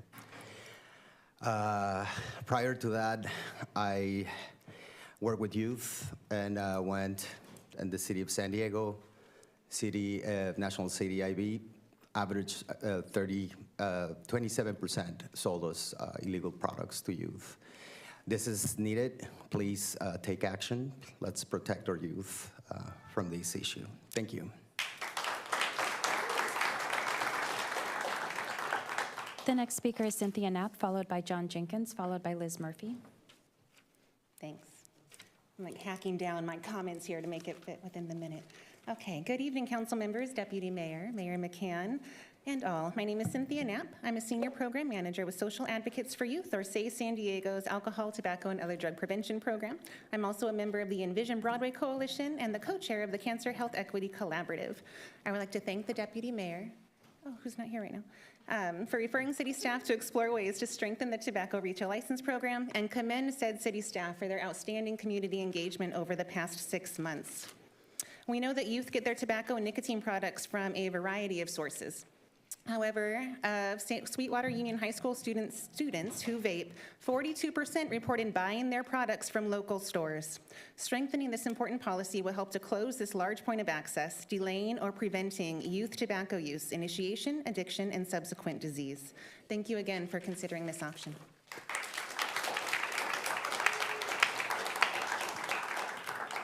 The next speaker is John Jenkins, followed by Liz Murphy, followed by Josie Mercado. Hello, Mayor McCann and fellow council members. My name is John Jenkins. I got the wonderful opportunity of working under Cynthia Knapp through an internship at my college at Cal State San Marcos. And I had the wonderful opportunity of doing a compliance check that these guys were speaking about, where I went into various areas in the Chula Vista area. And these were 10 stores that I went to, 4 of them being smoke shops, 3 of them being gas stations, and another 3 being just regular like stores, CVS and Vons and whatnot. And while the regular stores did not have anything going on that I could find over there, the smoke shops did. 3 of them actually did, and 2 of the gas stations actually were able to. One of the story that I wanted to tell you guys is when I went into one of these gas stations, just simple conversation was able to kind of lower their guard.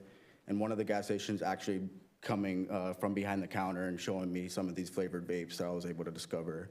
All in all, I just wanted to let you guys know a little bit about my experience working in your guys' city, and thank you.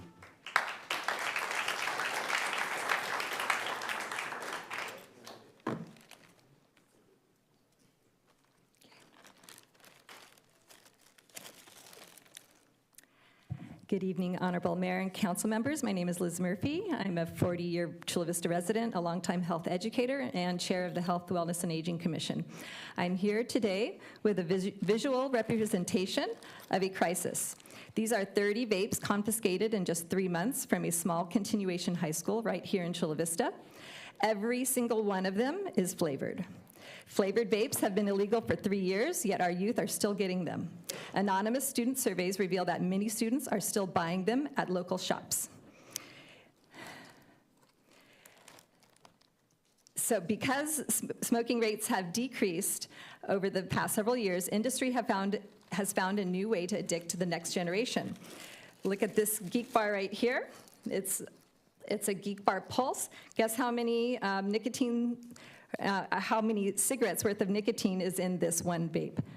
It's not 20, it's not 50, it's 800 cigarettes. Wow. That's 40 packs of cigarettes worth of nicotine in one single vape. This is poison for our students, and we need to make sure they don't have access. Thank you. Thank you.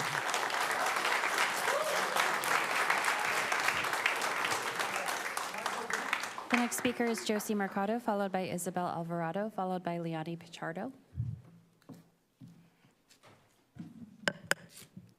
Good afternoon. My name is Josie, and I'm a student speaker from Chula Vista High School. In our community, the widespread of sale of tobacco and the ease with which young people can access it doesn't just make these products available, it normalizes them in their youth and increases the risk of addiction. I've seen firsthand friends of mine started vaping and smoking at a young age, not because they understood the risk, but because it was easy and it felt normal.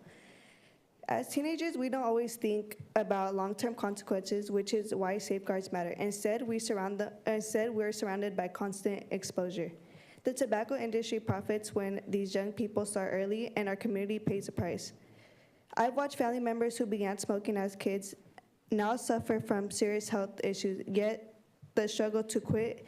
This isn't a personal choice, it's about an environment that makes harmful products easy to access and hard to escape. I'm asking you to act because young people in our communities deserve to grow up protected and not put at risk. Thank you.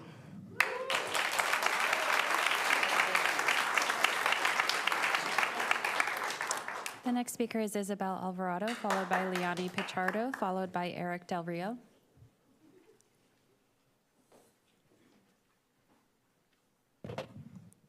Good evening, members of the council. My name is Isabel Alvarado, and I'm a student here at Chula Vista High School. I'm here to speak about tobacco use, especially how early exposure can lead to long-term harm. This issue is personal to me, as my mom struggled with addiction. It started with something that seemed normal at the time, which was smoking, but over time it led to much serious drug use. Even now, much different. Even now, the effects are still there. The damage to her health has been long-lasting and would cost thousands of dollars, which could be used for my college education or even prom. That's not just a financial burden, it's emotional for the whole family. And as a student, I see how this cycle can start early. Vaping is everywhere. And at my school, I'm in a program called Teen Court, and we see a bunch of cases where students get caught vaping, especially freshmen. It's often treated as harmless, and we should start doing something more serious. Thank you. Thank you.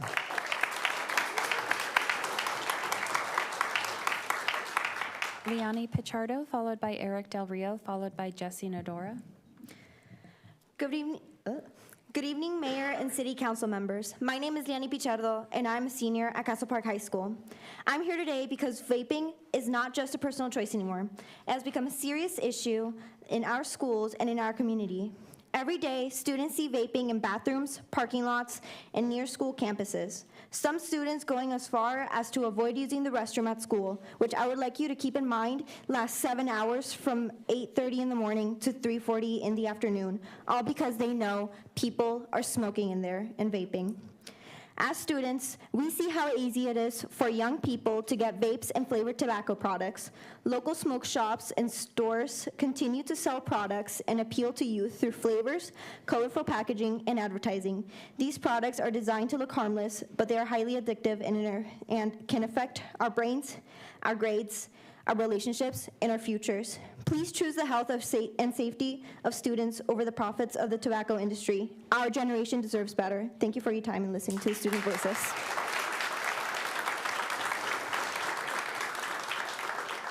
Eric Del Rio, followed by Jesse Nodoro, followed by Aaron Malasura. Good evening, Mayor and City Council members. My name is Eric Del Rio, and I am a student at Castle Park High School and a member of the Tupac Club.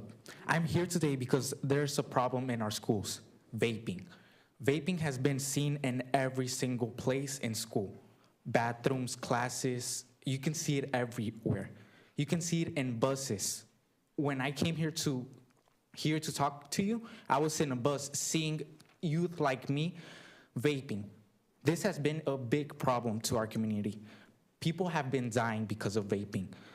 Young people are constantly being targeted by tobacco companies with flavors like mango, all that kind of stuff, which has been killing everyone.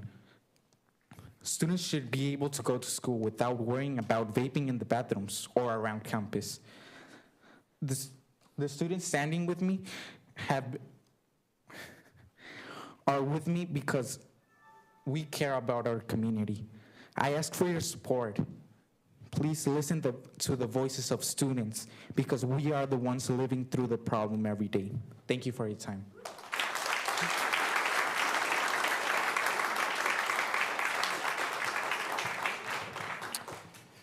Mayor McCann, council members, I'm Jesse Nodoro, associate professor in the School of Medicine at UC San Diego, and I'm also an associate director at Morris Cancer Center. Tobacco use continues to be the #1 preventable cause of cancer and chronic disease. Most use begins in childhood and adolescence. Access and modeling by parents, siblings, and friends are key influencers. Store density, distance, and compliance checks directly contribute to access and use. Reduced density can reduce youth exposure and support cessation. Increased distance provides less proximity to schools, less impulse buys. Compliance checks can produce meaningful penalties and increase compliance. These changes absolutely promote health and save lives, and this is not opinion. These are verified facts that exist through evidence. Thank you.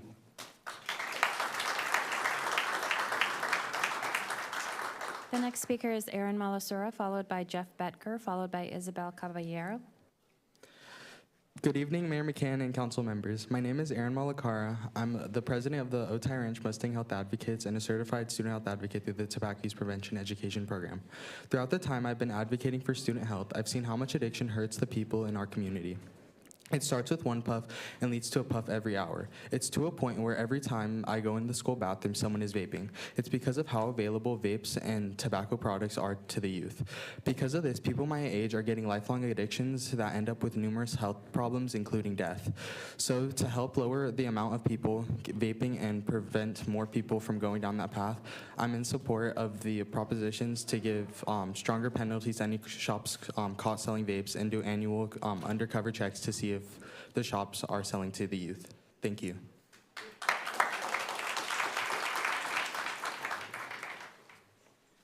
Mayor, council members, staff, my name is Jeff Betker. I want to put a little different twist.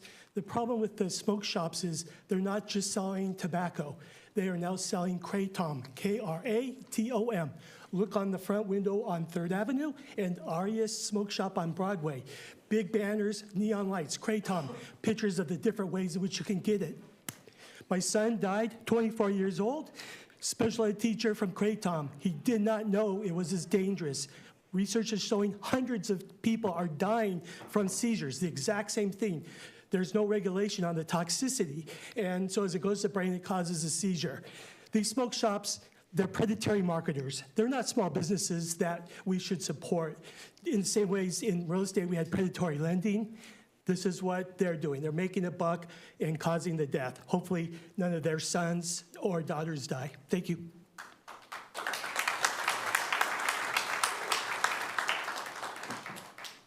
Hello everyone, I'm Isabel Caballero, your current Miss of California, yet you may remember me as your former Miss Chula Vista. But today I'm here as a Next Gen scholar. Throughout my research and community internship, I learned how the Latinx community and the queer community face unique disparities in relation to tobacco.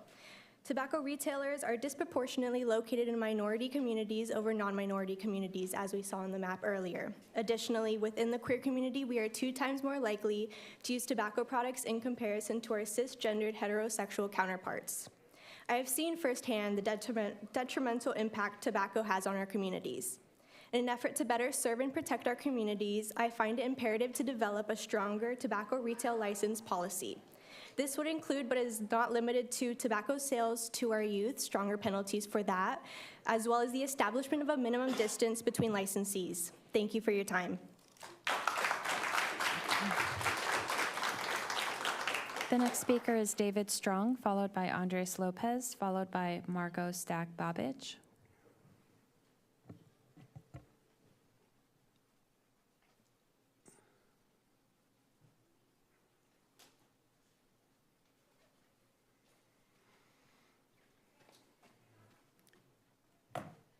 Hello, thank you for the opportunity to speak. My name is David Strong. I'm a professor at UC San Diego and the Morris Cancer Center and also in the Herbert Wertheim School of Public Health.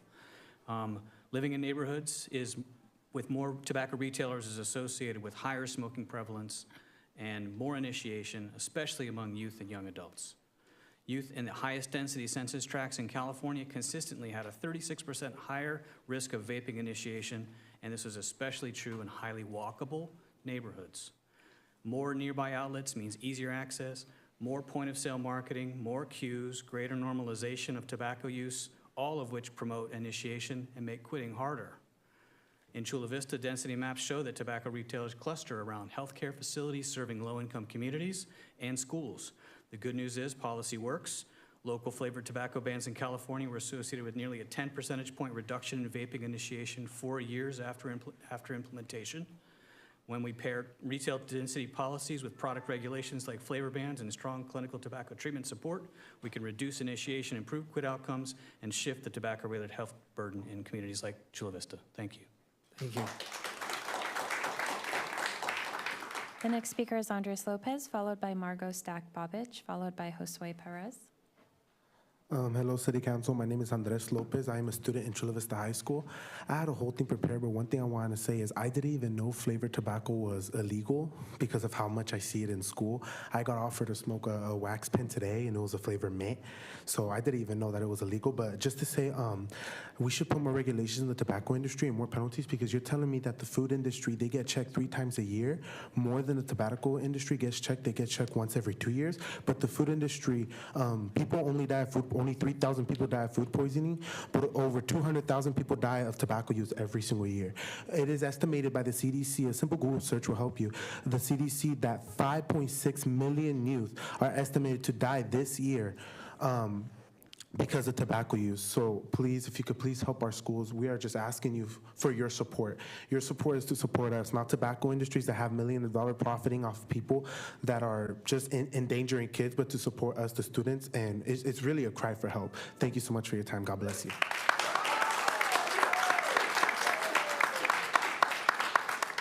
Margot Stack-Babich, followed by Josue Perez, followed by Arlady Teresa Perez Beltran. Good evening, City Council. Thank you very much for the opportunity to speak. My name is Margot Stack-Babich. I'm the Community Outreach and Engagement Manager at Morris Cancer Center at UC San Diego Health. I'm a passionate health educator and run a team of 3 other individuals who are passionate health educators. We come to Chula Vista, we come to South Bay. We educate folks on what their risk factors are for cancer. We try to make sure that we're addressing gaps that exist in underserved communities. We can't do this alone, and we need policy to be as strong as the messages that we share. And so I really implore everyone on the council to consider the implications and what policy can do when it's done with the community backing, with the support of your youth who are talking to you tonight. We can be out there educating our community, but we cannot make sure that we're saving every life if we don't have the policy support. So thank you for considering this.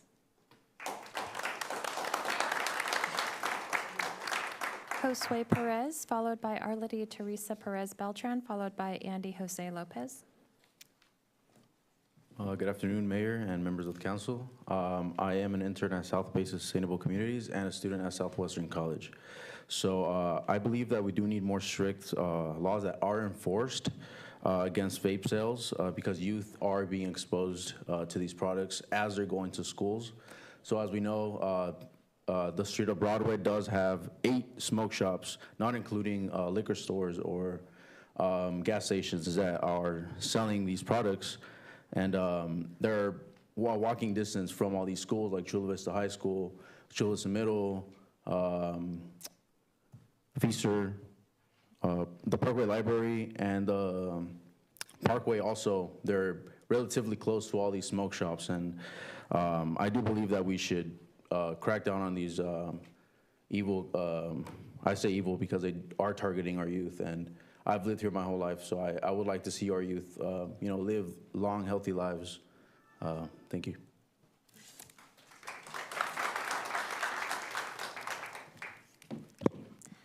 Good evening, Honorable Mayor and City Council. I'm Arlette from Southwestern College. Muchas veces pensamos que el vaping o los cigarrillos solo afectan la salud, pero también afectan a nuestro medio ambiente y a nuestras comunidades. Una sola colilla de cigarro puede contaminar suficiente agua como para matar peces, porque libera químicos tóxicos como plomo y arsénico. Además, los filtros de cigarro son plástico que no desaparece, sino que se convierten en microplásticos y terminan en el agua, contaminando nuestro ambiente y llegando a nuestros alimentos. Los vapes desechables son aún más peligrosos ya que contienen baterías, metales pesados y sustancias tóxicas que los convierten en residuos peligrosos que afectan a nuestras comunidades. Esto no es solo un problema ambiental, también es un problema de salud, de equidad y de justicia para nuestras comunidades. Por eso creo que es importante crear conciencia. Gracias.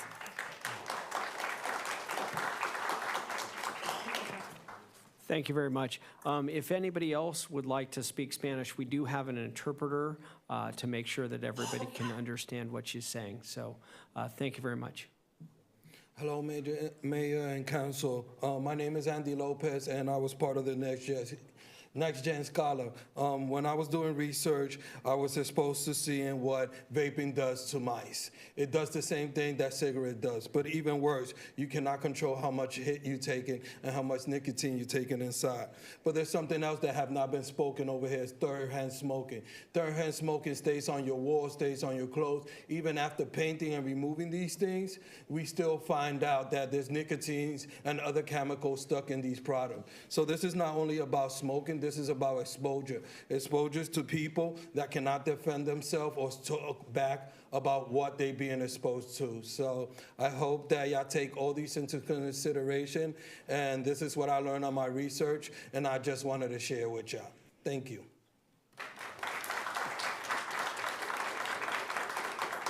The next speaker is Melanie Mendoza Gasca, followed by Stephen Davis Baum, followed by Edith Alcala.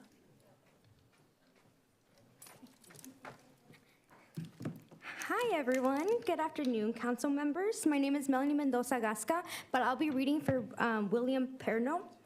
My name is William Perno. I am a senior prevention specialist with SAY San Diego, and I am writing today as a resident. I have lived in Chula Vista for more than 35 years. I support the effort to strengthen Chula Vista's tobacco retail license program. We need a strong TRL to ensure businesses that unlawfully sell tobacco to youth are held accountable and do not have an unfair business advantage over other businesses that follow the rule. We need to strengthen penalties to hold business accountable if they do make unlawful sales to youth and ensure they cannot profit from illegal sales to youth. We need density regulations, minimum distances from youth-sensitive areas, and a robust process for inspections and compliance checks to ensure businesses with a TRL are following the rules. To businesses that are following rules, thank you. The requested changes to the TRL will not change the way you are doing business and will even the playing field for those businesses that are illegally selling tobacco products to youth and have an unfair business advantage over you. Thank you.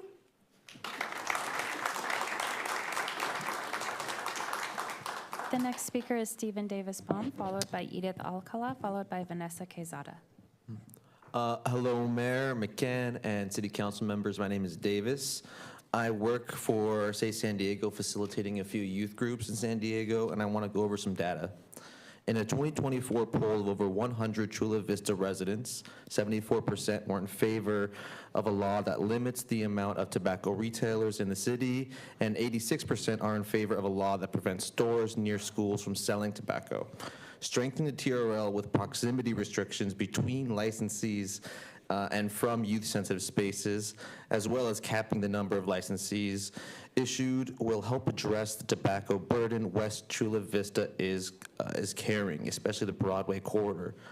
2024 data collected by Say San Diego showed 24%, or 1 in 4 retailers still sold flavored tobacco products, and they have been illegal to sell since 2022. I just believe that we should hold a standard to our community and the businesses here, and then we should expect compassion for the health of our youth. Thank you.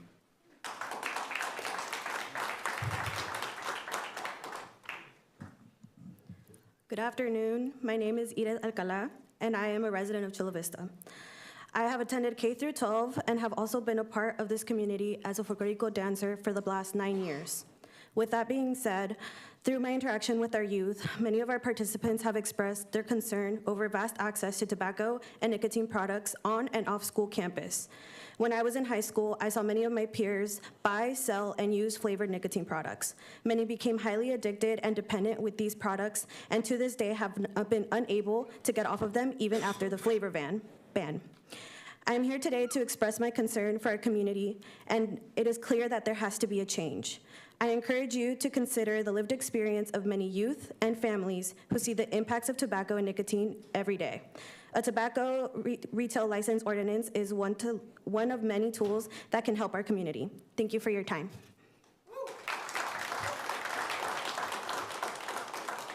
The next speaker is Vanessa Quezada, followed by Adrian Kwiatkowski, followed by Deanna McCauley. Good evening, Mayor and council members. My name is Vanessa Quesada, and I'm a recent psychology graduate who interned with the American Cancer Society Cancer Action Network. In the communities I worked with, I saw how tobacco isn't just about individual choice. It's about environment. Retailers are often concentrated in lower income neighborhoods and placed near schools, making tobacco more visible and accessible to youth. I've seen how this affects your lives. Youth who are more likely to experiment because of what's around them, and adults who are trying to quit but are constantly surrounded by triggers. These patterns don't happen by accident. They're the result of policy decisions. That's why strengthening tobacco retail licensing is so important. Policies like limiting retail density and increasing distance from schools helps prevent harm before it starts. Health shouldn't depend on your zip code. Thank you.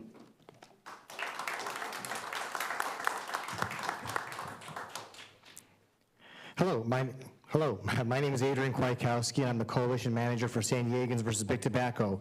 Our coalition and its partners were the proponents of your 2022 flavored tobacco ban. And then Councilmember McCann was one of our supporters, as he might remember. Laws are only as good as the ability to compel compliance or conduct enforcement. At one point in time, there were almost 1,500 flavored tobacco products on the market. Last year, Big Tobacco spent $500 million marketing just in California. The tobacco industry is resilient and ever invented. The moment you regulate one tobacco product, a new one pops up. It's like tobacco product whack-a-mole. That is why we need local legislators, state legislators, and federal legislators to take action and protect their communities. I want to thank everyone that came here today. I want to thank you for hearing us early, and we look forward to you taking up this important policy discussion.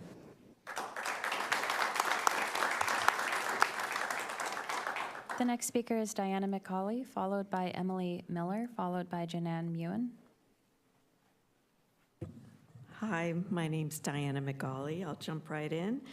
Tobacco's poisoning our young people and making our entire Chula Vista community sick.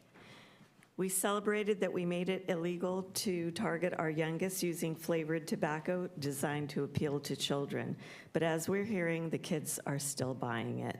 Tobacco companies and the predatory retailers will find ways to promote and sell them if they're not stopped. It's up to us to stop them. Considering how highly addictive and toxic these products are, they must be stopped through strict legal measures, rigorous oversight, and strong consequences. what I hear is they've been getting a slap on the wrist. I live in West Chula Vista, and it's so much worse here. We must do everything we can to stop this. I'll skip the rest. Thank you.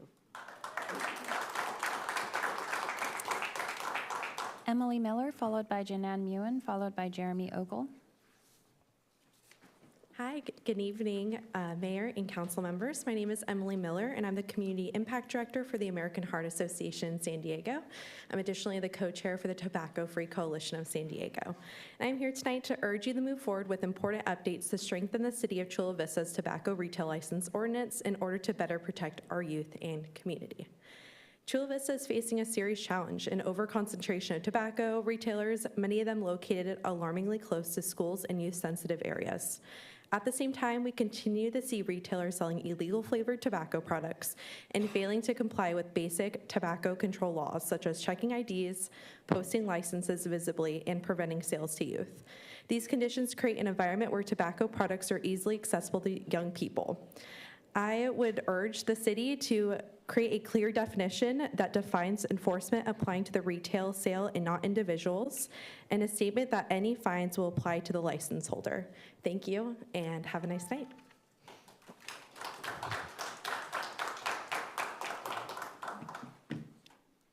Good evening. My name is Janan Moeen, and I'm a near lifelong resident of San Diego County.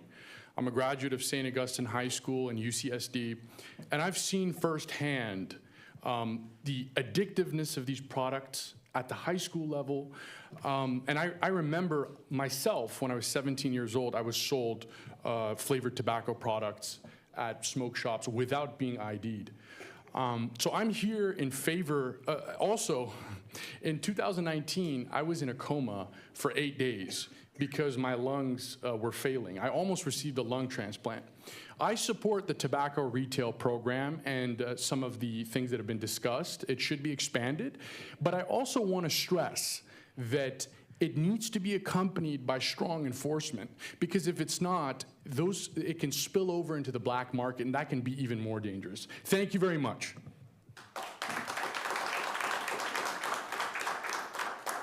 The next speaker is Jeremy Ogle, followed by Jeff Mansour, followed by Tony Conja.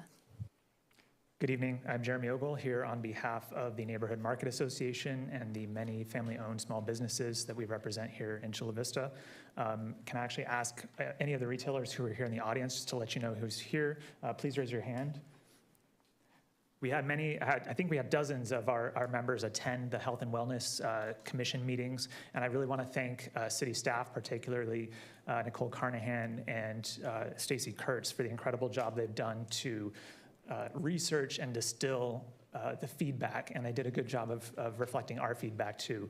Listen, with all the public comment that I've heard so far, there's really not a lot that I've heard that we disagree with.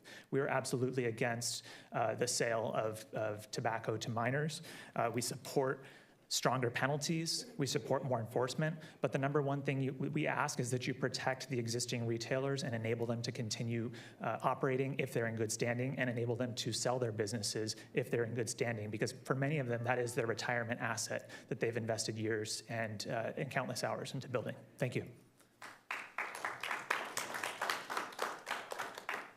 Hi, guys. Is it okay if they defer some of their time for us? Because we have many guys here that chose not to speak. So again, we don't allow people to defer the speak, but everybody is welcome to speak for 1 minute. Okay. All right. So for me, I just want to say that I'm here supporting, I supply a lot of these stores, and I've known for about 20 years, I've been supplying them, and I've seen the pros and cons of the industry from the county. County has done a lot of these ordinances, and the worst one is the transfer. Just make sure you guys focus on that, store owners being able to transfer, because in the county, there's about 6 stores right now, they're stuck. They've had their stores for 40 years, 50 years, and they've been trying to sell it, and they can't because of these ordinances that the county implemented, and they can't transfer their license. And it's gas stations, liquor stores, and there's a huge problem going on right now. So the best thing to do is read the NMA, the recommendation that they gave is fair. most of these store owners against tobacco. And just remember, flavored tobacco, it's illegal. We all know that. So we're fighting something that's illegal. So these store owners, we want to penalize them. It's great. You know, we want to penalize them, but you have to be fair. You know, let's get rid of the bad apples by having a structure, and all the structure is there to it's fair for everybody here. We're all here for the kids, we understand, but we also have to be fair for businesses that are good actors. Thank you very much. You're welcome. Tony Conja, followed by Roy Mika, followed by Ava Irizarry. Hello, everybody. Chula Vista is very near and dear to my heart as I grew up here. Went to Rosebank Elementary, Chula Vista Junior High, and grew up in my dad's liquor store. And really, as a young man growing up in a location like that, I had access to alcohol, tobacco at the age of 12 years old. So the access, so did all my siblings and cousins. The access isn't so much the issue. It's the parenting, I think, that starts at home. That's a very important thing. God bless all these kids and what they're saying. We agree with them, right? That's not the problem. The problem is when you take away compliance and you say, hey, this item's illegal, it becomes more sought after. It becomes on the black market. These retailers are here, guys that are responsible, take it seriously, because if they do commit a violation 1, 2, 3 times on the alcohol side, they're out of business. And what we're doing here with what's proposed, we agree with. I should say I'm the chairman of the Neighborhood Market Association. I'm representing these guys as well. And you know, what I'd also like to say, as you discuss this a little later, happy to answer any questions from a professional perspective that's been in this business since he's a little boy. But the main thing we need to do is allow these gentlemen and our membership to be able to sell their business should that be an issue. And also, you said something very important about distinguishing between a minor, maybe an administrative oversight, and some bad actors. If there's bad actors, let's get rid of them as the Neighborhood Market Association. We don't want those guys to represent us. That's not who we are. We're all parents. We all love our kids, and we want this off the street. But this stuff is available. People can get it from south of the border. They can get it in casinos, and they can get it on base. So what we want to do is allow what we can sell and do it responsibly. Thank you. The next speaker is Roy Mika, followed by Ava Irizarry, followed by Frank Shamo. Good evening. My name is Roy. I'm the manager of Sunset Market and Liquor. It's always good to see you guys all. Good to see you, officer. We always follow the rules. We do all our regulation. We follow everything. We support most of what you guys presented right now. We like to have cap on the regulation and the permits. We're not the one who issued so many permits in the last 6 years. Now you guys coming after us to cut our permits. This is ridiculous. Distance. On my corner, there's 3, 4 smoke shops. It's not my fault. You guys the one who submitted the permit. You guys the one who issued the permit. Now you guys trying to say if I retire and try and sell my business, I'm not allowed to transfer my permit. All of you guys work for the county, for school district. If you guys work for 25 years, you can retire and collect benefit and pension. But for us to sell our business, that is our retirement, we cannot do that. And regarding the school district, thank you. She said 30% was from school she collected. Well, how many was from liquor store? None. The next speaker is Ava Irizarry, followed by Frank Shamo, followed by Stephen Jarges. Good evening, council members. Thank you for the opportunity to speak. My name is Ava.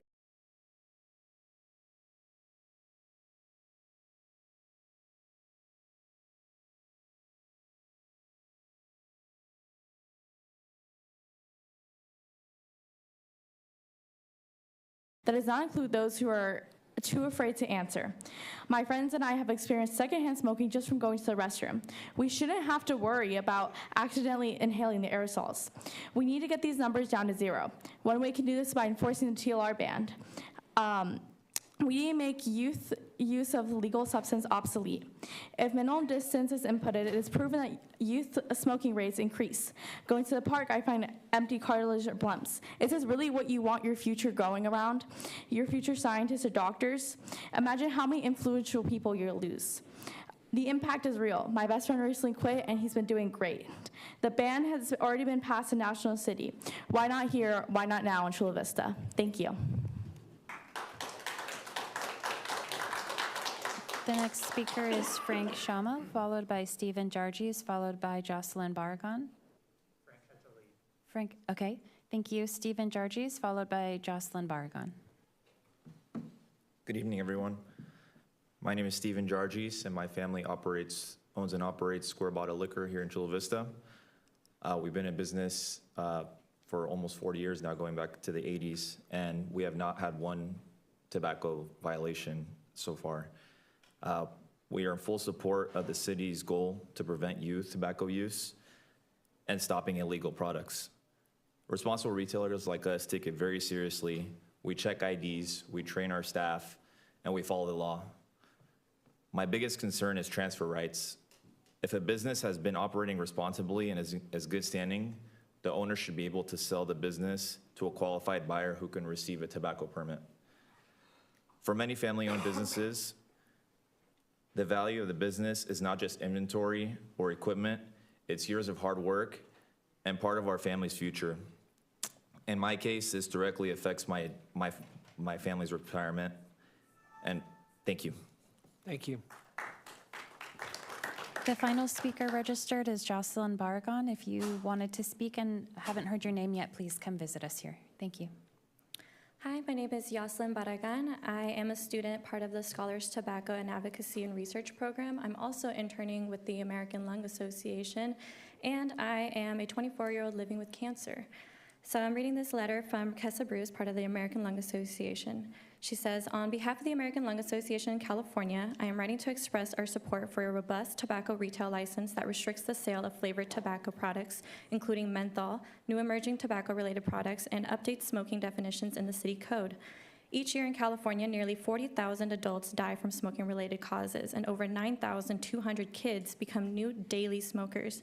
An effective way to limit youth access to tobacco and decrease these numbers is through adopting a comprehensive TRL.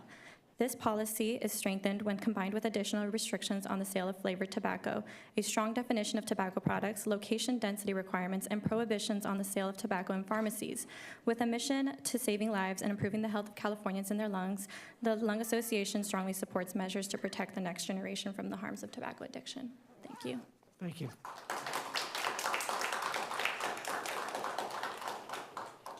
That concludes the speakers on this item. For the record, there were 25 e-comments that were submitted, 13 were in support, 11 opposed, and 1 neutral. Thank you very much. What I'm going to do now is I'm going to go ahead and give it to our city council to have comments or to ask questions from our staff. I will go ahead and recognize the member from District 4. All right, thank you, Mayor, and thank you to all the speakers that showed up for this item. And thank you, staff, for all the hard work that you've done. Both sides of this issue, and I hate to say both sides because it's truly is, and I think we agree on a lot. They do agree on one thing, is that staff did an excellent job of taking input, and we saw it through a long process. I just want to share some ideas about what I believe. I believe that safer communities start with what the community sees around them. And today, what a lot of our residents are saying, especially in Districts 2 and 4, is that they see an over-concentration of tobacco retailers that does not reflect the kind of healthy and family-oriented neighborhoods that we are working to build. This item before us is not just about regulation. It's about reshaping the environment that our young people grow up in and ensuring that public health and safety are visible priorities in every corridor of our city. First, we have to acknowledge the reality of density. Today, Chula Vista has approximately 142 active tobacco retailer permits. 77% of them are concentrated in Western Chula Vista, including 51 in the district that I represent. That level of clustering is not incidental, it's structural. It reflects decades of industry targeting and land use patterns that have disproportionately placed those businesses in working class communities. When entire commercial corridors are saturated with tobacco, it normalizes it, it increases youth exposure, and it makes enforcement that much more difficult.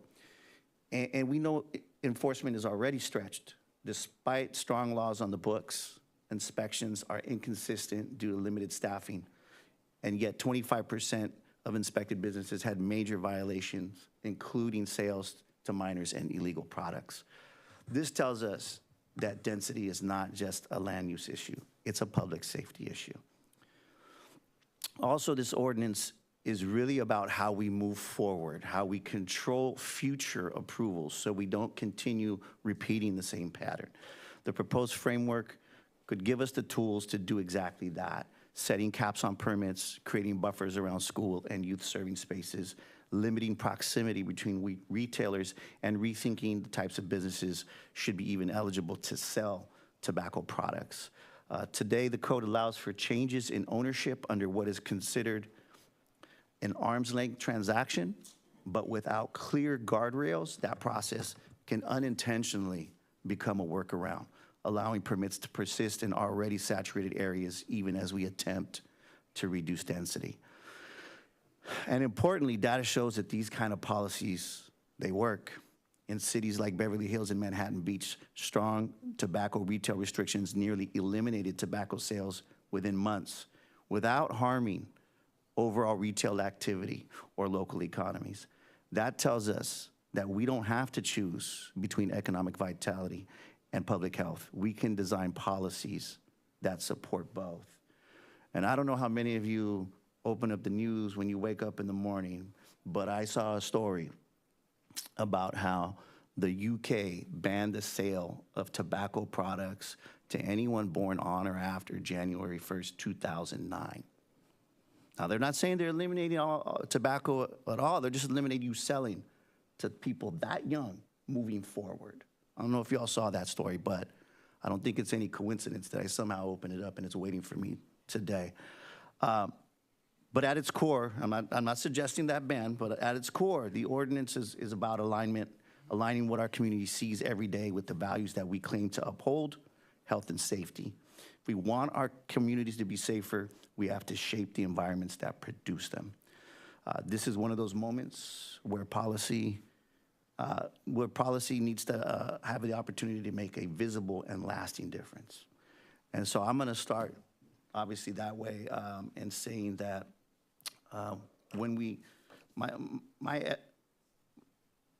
my priorities here are a little bit different than the options that you offered, tiny bit. First off, I saw a slide where we were talking about smoke shops as of January 2028. I'm sure that probably includes a definition of smoke shop.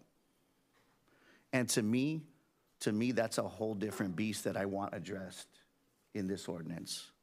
I believe that a smoke shop is entirely different from the store that sells gas, liquor, snacks, and obviously tobacco. And I see one of those close to Castle Park Elementary School, lit up like a Christmas tree, like an arcade, and I know kids don't go to arcades anymore. So I want a definition of smoke shop as it also relates to marketing, because I think that that was also brought up in the presentation, advertising and marketing. I do want restrictions on how these shops look from the outside. My second priority is penalties for bad actors. And it doesn't sound like anybody here is opposed to stricter penalties for bad actors. So I'd like to see again what we currently have on the books, and those penalties looked pretty cheap. And I want to see stronger penalties for bad actors. And of course, the most difficult and complicated priority that I have is the density. I would like to see caps by district. But how we get there is, of course, the important part. I don't think anybody on this dais wants to wave a magic wand and just take people's businesses away from them. I don't think anybody wants that here. I don't think we want to put balls into, roll them around and pick numbers out for you. I don't think anybody wants that here. So that, I think, is a very critical discussion. And then, of course, transferability. You brought that up. That's one of the most important things to you. I think the gentleman left from Square Bottle, and he said, hey, I'm a good actor. I don't have one violation against my business. Of course, I think you should be able to transfer that business if you're a good actor. But I have concerns if you're trying to transfer it and you're a bad actor. And I'll leave it at that. Thank you. Thank you. I will.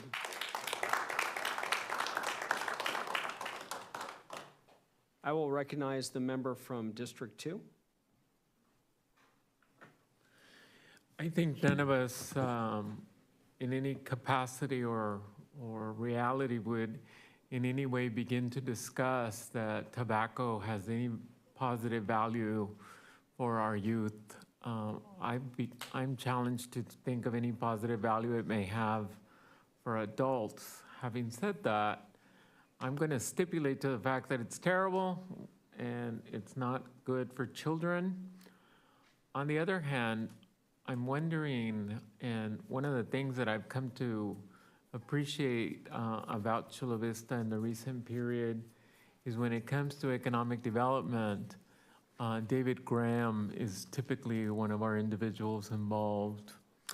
And so in supporting us develop policy for our small businesses that may potentially be impacted, I'm interested in seeing if the business community can work together with David Graham to come up with things that address the following.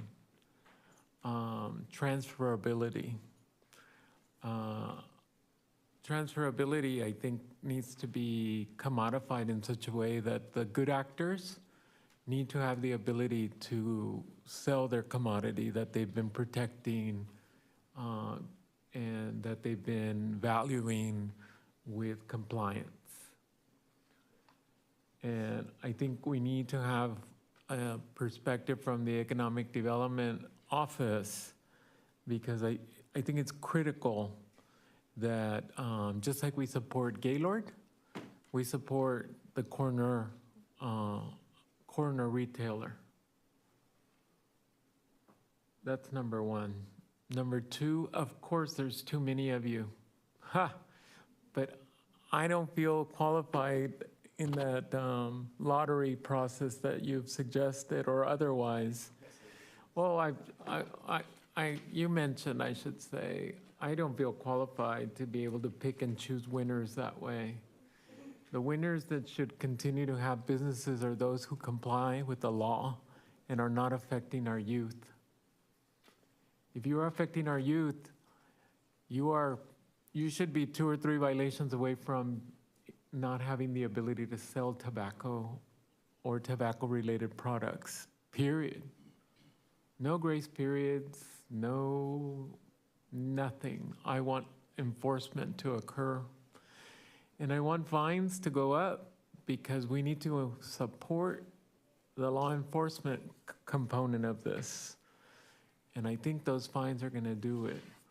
But many of us are familiar with the town we used to have that had unlawful cannabis stores. And we had people come and pay us $100,000 and keep operating. I may be overstating, but I'm sure somebody can remind me. And so be careful. We need to be very careful of what we do and have a coherent strategy. Absolutely, you should be 1 or 2 violations away from losing the ability to have the tobacco sales. And certainly, we need to figure out a way to, for example, I'm not interested in seeing these grow, seeing these retailers that offer tobacco products in any way grow in my district. There's 53 of you. But they include, by the way, I will need clarification from staff on what we are considering a pharmacy. Because you can go to the Albertsons and buy liquor, you can buy tobacco, it is a pharmacy, it's a bank too, and it's a few other things. And I want to make sure we're not favoring or creating policies that support an Albertsons against our retailers, our community retailers, many of whom have been here 40 and 50 years. Now, this is where I'm going to need some help and see if we can create some incentives. There are some retailers that are not 600 feet away from the school. They're next to a school or next to a park or next to a library. And I'm wondering if there's ways we can create incentives to see if those retailers can find their ways further away.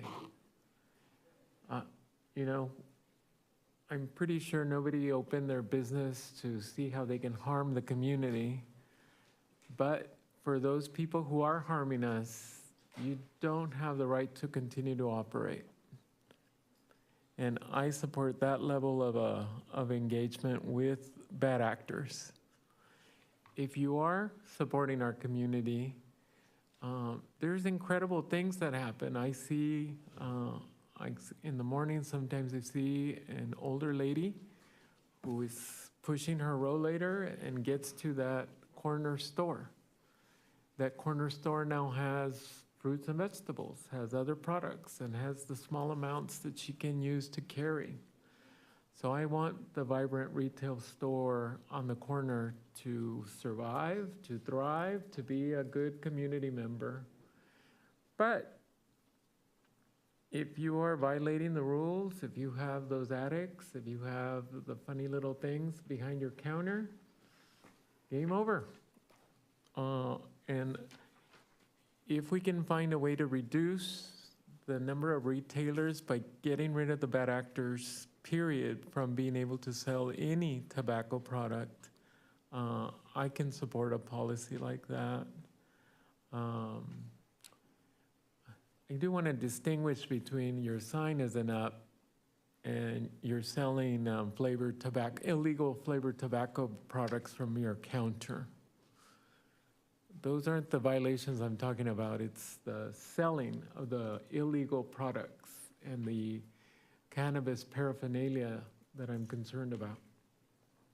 We have cannabis stores, by the way. It's not an illegal business, but they're designated in certain areas, and there is no density of those, and they have to be in commercial districts, and they're not near schools, and that's one of the things about the cannabis industry, that's where those should be.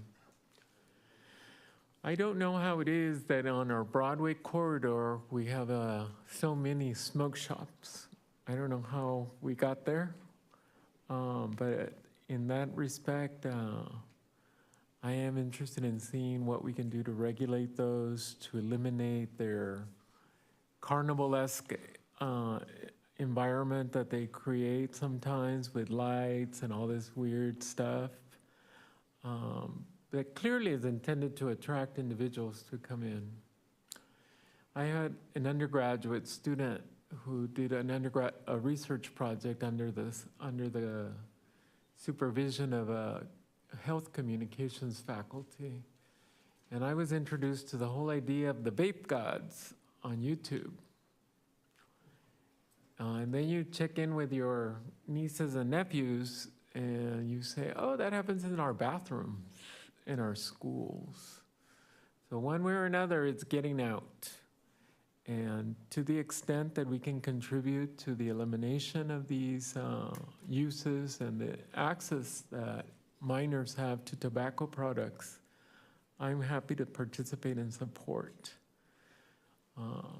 So I know I'm basically in a stream of consciousness right now, so I'm going to restate 3 things that I value. I will value the retail corner outlet for what it is. It's a convenience store. And I will value those that are good actors and operate as good actors and promote a community of good actors. I'm interested in seeing if we can have the Economic Development Department be involved in this small business. I apologize to my friends who work at Walmart or Albertsons or some of these huge outlets. I'm not worried about them. I'm worried about these people sitting out here in the crowd. And last but not least, I'm close to zero tolerance. So if we come back with recommendations on dealing with bad actors and taking them out of the community, and bad actors losing the ability to transfer, or sell or do those kinds of things, I'm not opposed to that. But I don't want to penalize good actors. And because they're small businesses. They've been there, they sell, they meet their payroll, they do the kinds of things that we expect small businesses to do. And if you meet us in a handshake and say you are a good, conscientious operator, we should value that. Now, I did stipulate that tobacco is bad. I don't know how people consume it.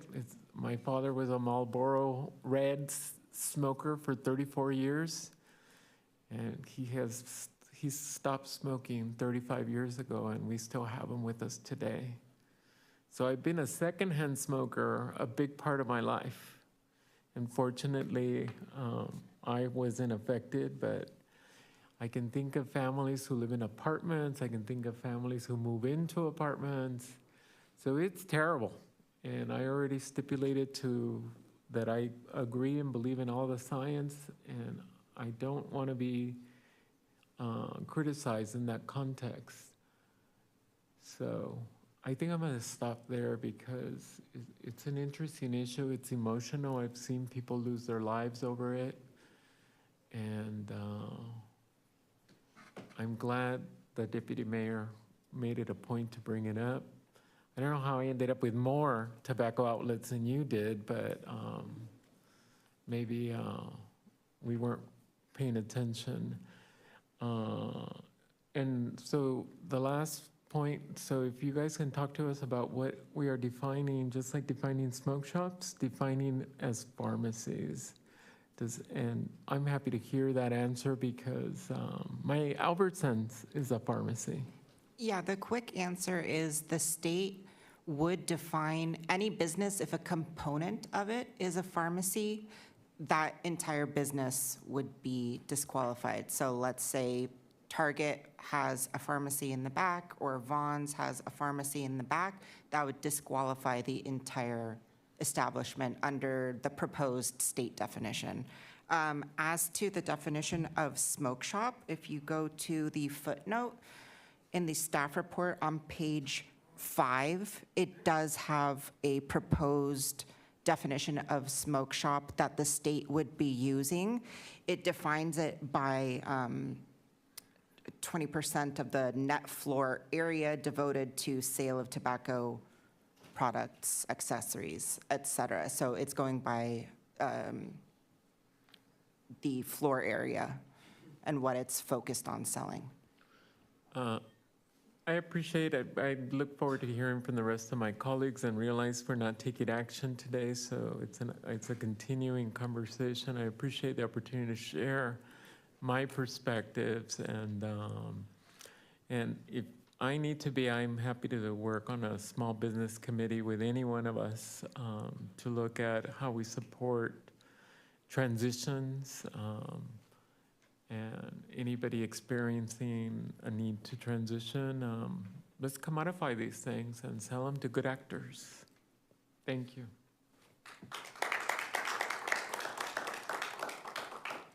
Thank you. I will now recognize the member from District 3. If you notice, the tone in the room changed in the last 20 minutes. What we're all going to notice really soon and over the next few months is we're about 95% common denominator.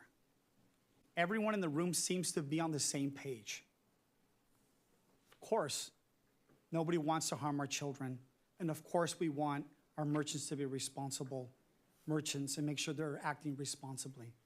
We're all on the same page. There are just a couple nuances that as a council, you need to trust that we're going to do the right thing. I do want to share 2 unique stories I have that are different perspectives. One is my background as an educator. So I worked with Teens Kick Ash throughout a big portion of my career. I worked with Gail Marshburn at Chula Vista High School, and I worked with Linda Moeller at Palomar High School, where I was a teacher, all West Side. I'm a West Side kid. I went to Royal Elementary, married a Castle Park girl. My wife was the assistant principal at Castle Park Middle and a lot of schools in West Chula Vista. I know the density of a lot of the stores in Chula Vista. we also as a city have responsibility. A lot of these permits were issued 20, 30, 40, 50 years ago. Some in front of schools, some were there before schools. But we also bear a responsibility to ensure that we're also being responsible as a city, that we're not ruining people's businesses or families' lives. So as an educator and as an administrator, I was responsible for bringing these conferences for anti-vaping campaigns, different parts when I worked for the county in ed, but also when I was a high school administrator. I understand the perspective. I have 2 teen daughters that attend Olympian High School. I also know the story of the Neighborhood Market Association. A lot of people might not be aware, but the largest Chaldean population in the United States is in Dearborn, Michigan. The second largest concentration of Chaldeans in the United States is in San Diego. More specifically, Rancho San Diego, but quite a bit in Chula Vista now. A lot of middle-class Chaldeans moving to Chula Vista, where they're putting their flag in our schools and where they live in thriving businesses. And I learned of this community in the 90s when I first met Assemblymember JDATA. Some of you might remember him. He was the first non-American born state legislator that served in the assembly. His father, or his son, is Judge Peter Data. And I learned from them. I learned from the Mansour family, the Halbo family, the Kanja family, of their plight. And it's not too different than what Jewish immigrants experienced post-World War II. Nobody banked with this community. Nobody supported this community. Nobody gave them an opportunity. What the Chaldean community has done, which is majority of the merchants of the Neighborhood Markets Association, is they bank with each other. They support each other. That's how they're putting their families through school. That's how they're taking care of their families and their retirement and their pension, which is what you're hearing of what is their common denominator as far as transfer rights to take care of their families. One of the examples I want to give is the Dabish family. The Dabish family is the family that owns Purple Cow down in the San Isidro, Nestor area, and Green Cat. They are the ones that opened up, with their family's income of what they earned, they opened up Aquatots in East Chula Vista. It's the largest regional swim school in San Diego County, where they employ over 150 college students, all from Chula Vista, and they just opened up another store in La Mesa. I know a lot of these gentlemen here that send their kids to college, to law school, to medical school. More so because I was a teacher also. I was the dean at St. Augustine High School. I started CASA, the Chaldean American Student Association, because I got to know these families. So I come from very unique perspectives as an educator that was really involved with Teens Kick Ash and all preventative programs. And I also really have to empathize and understand the Neighborhood Markets Association of what they're doing to sustain families and their retirements and their pension. But what this really about, there's 5 things that we need to take in consideration over the next few months. But I really think it comes down to 3 core things. The first one is enforcement. That is our biggest problem, is enforcement. And I see it as explore new policies or strengthen existing policy that aims to protect the city's youth and young adults from tobacco consumption. Number two, increase and strengthen punitive measures for the retailers and market owners that are consistently selling to individuals under 21 years old of age, selling any sort of drug paraphernalia, flavored cigarettes, cannabis, et cetera, et cetera, et cetera. We need to strengthen and get strict. We need more law enforcement from our Special Investigators Unit to go after the bad actors. Number 3, support and incentivize the responsible small market and retail owners that are providing for their families and providing hundreds of local jobs that are following the law. Those are the 3 components of what I see in this. So this is what I'm asking of staff that I believe we're all going to go over collectively over the next few months. I see 2 separate policy conversations here. The first is enforcement and compliance. especially focus on retailers with the highest documented violation rates. The second is the broader question of retail concentration, including permit caps, spacing requirements, and buffers around sensitive locations like schools. I would like to ask staff to also return this matter in 3 separate meetings. First, bring back enforcement and compliance reforms, including stronger penalties, permit review and renewal changes, inspection authority, youth marketing restrictions, employee accountability, and target options for the retail types showing the most serious violation concerns. Second, bring back separate options related to caps, spacing, and buffers, along with clear district-level maps and impact analysis so the council can fully understand how those policies would affect existing businesses in different parts of the city. Third, staff should return with final recommendations on grandfathering transfers, implementing timing, staffing needs, and fiscal impacts before council considers adoption of a final ordinance package. My job as a local legislator and a policymaker is to ensure we're protecting our youth from any bad actors and also supporting our small businesses to ensure that we all thrive together. Thank you, everyone.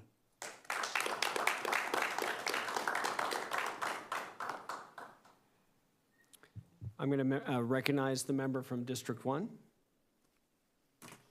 To not be repetitive of what other council members have mentioned on this dais, yes, of course, we need stricter rules and closer monitoring from our city. I also don't want to affect businesses that for generations have been contributing to our city, right? I just want to propose something else, and I know everything has been said, and I don't want to repeat and repeat and repeat, right? But I want to make sure, because one thing, and I love that everyone from the community came out today, and that's what we would love to see in every council meeting, where we're this passionate about several issues, and we form and create legislation that's better for everyone together. So, but I will mention that a lot of what I heard too is that I didn't know. I didn't know it was, what, 300 cigarettes someone mentioned in a single cartridge? I didn't know that. I didn't know it was something bad that I was doing. I didn't know. I see it so commonly, and I think there's a lack of communication and a lack of outreach that we're also seeing. So I think that's something that we should be mindful of, is not just working with our educators that are here today, and I applaud them, our school system, but also getting them involved actively in these outreach programs, right?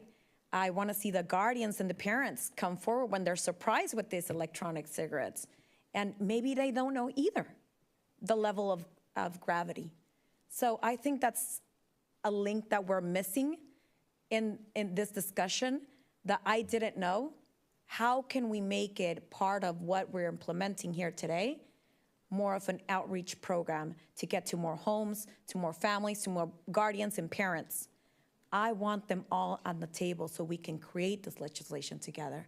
So that's something I'm going to be suggesting without being repetitive, but I appreciate the presentation today, and I appreciate all of you coming out and speaking your mind and trying to help us create something that's good for everyone.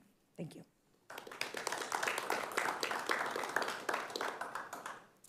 Thank you very much. First, I want to thank all the speakers for coming today. I also want to thank our staff for putting together a great presentation, as well as going out to the community.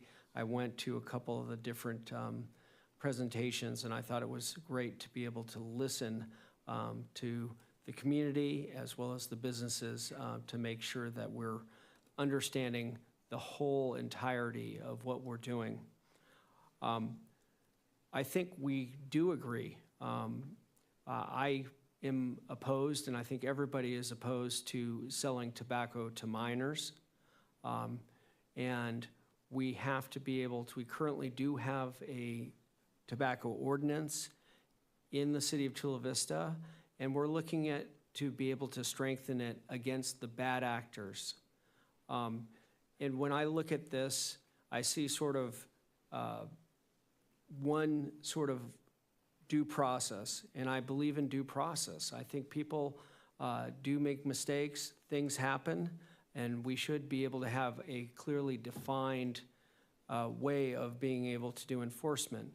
But there's a difference between forgetting to put up a sign than maybe selling somebody tobacco with cannabis or vaping with cannabis.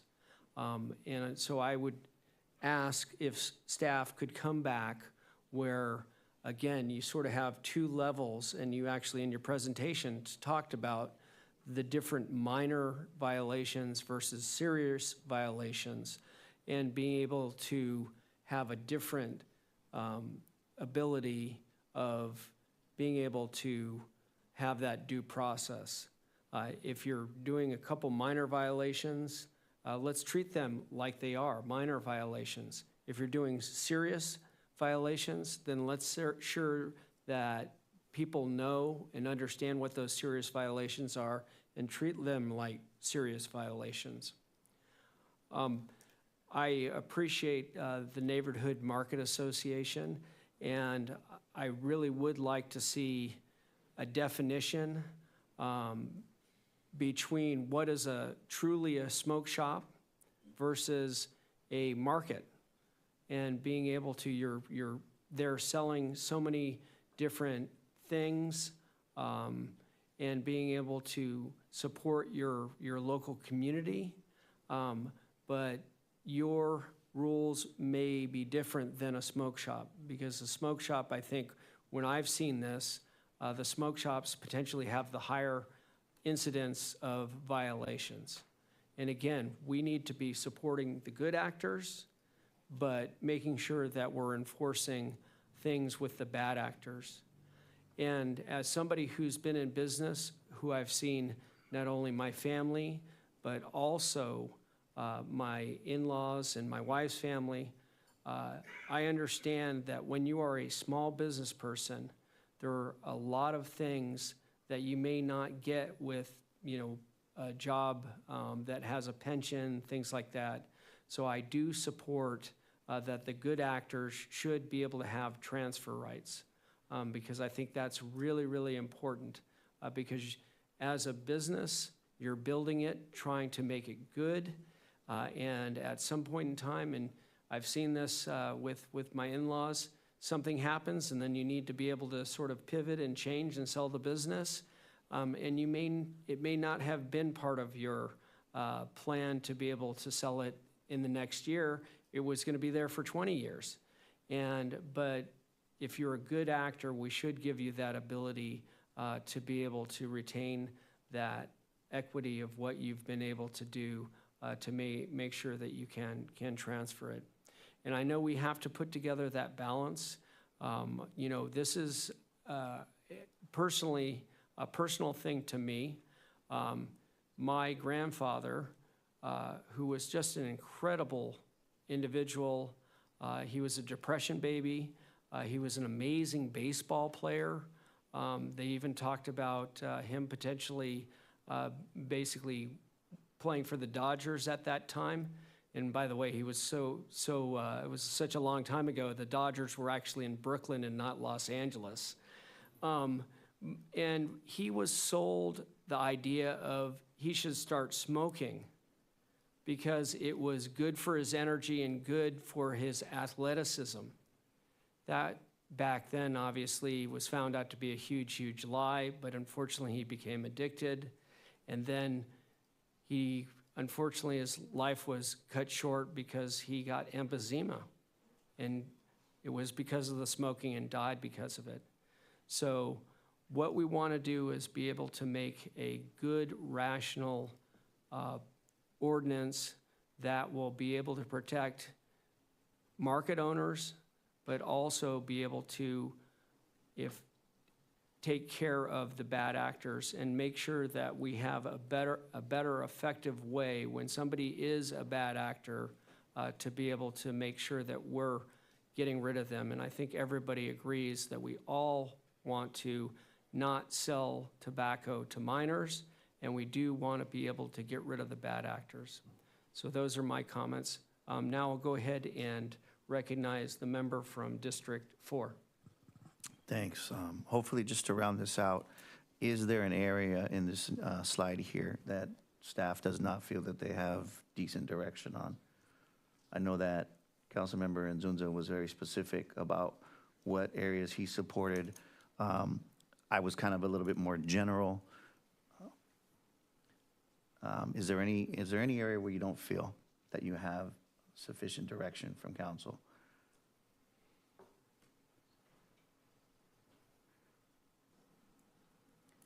Sorry, we're just convening to see. No, understood. I was- And then also on this side of the dais, I do have a question about process. So we've taken all the input that we can from community. We've given our direction as council.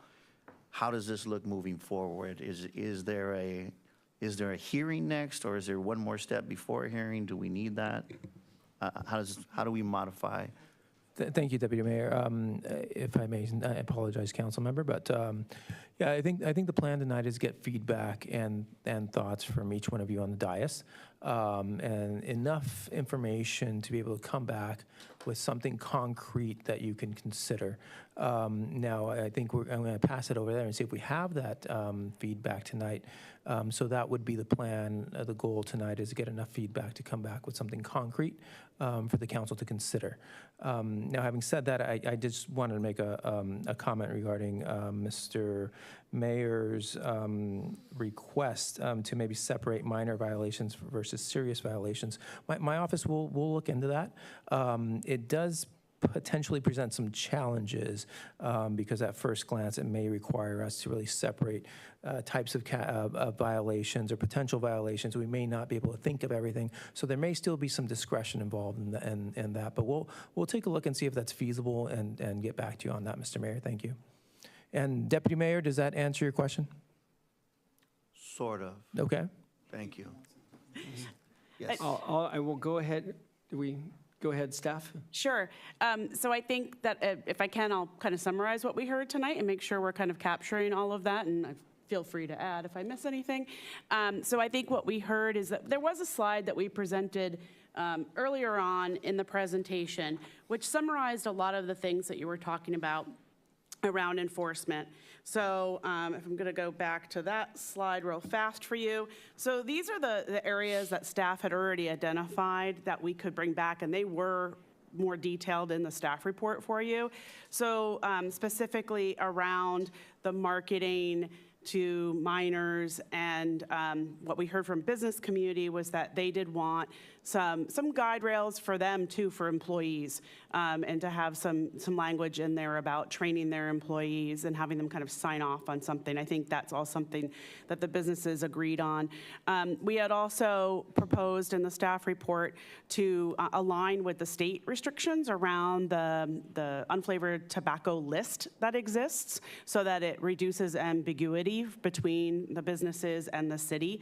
And then also kind of expanding the authority for compliance inspections, so that not only can the Special Investigations Unit do those inspections, but potentially other staff from other departments might be able to too. That does require some assessment on our side further, but that is a possibility in order to increase the amount of inspections that are occurring. We also already recognized that the enforcement component, and we heard it loud and clear tonight, that that's an area that you would like to us to look at for penalties, citations, and suspensions and revocations. So we heard that loud and clear tonight for the amendments. So those are things that we would like to bring an ordinance back the next time that we come forward to you to address all of those areas. I didn't hear anything that would lead us in a different direction from continuing with that particular effort.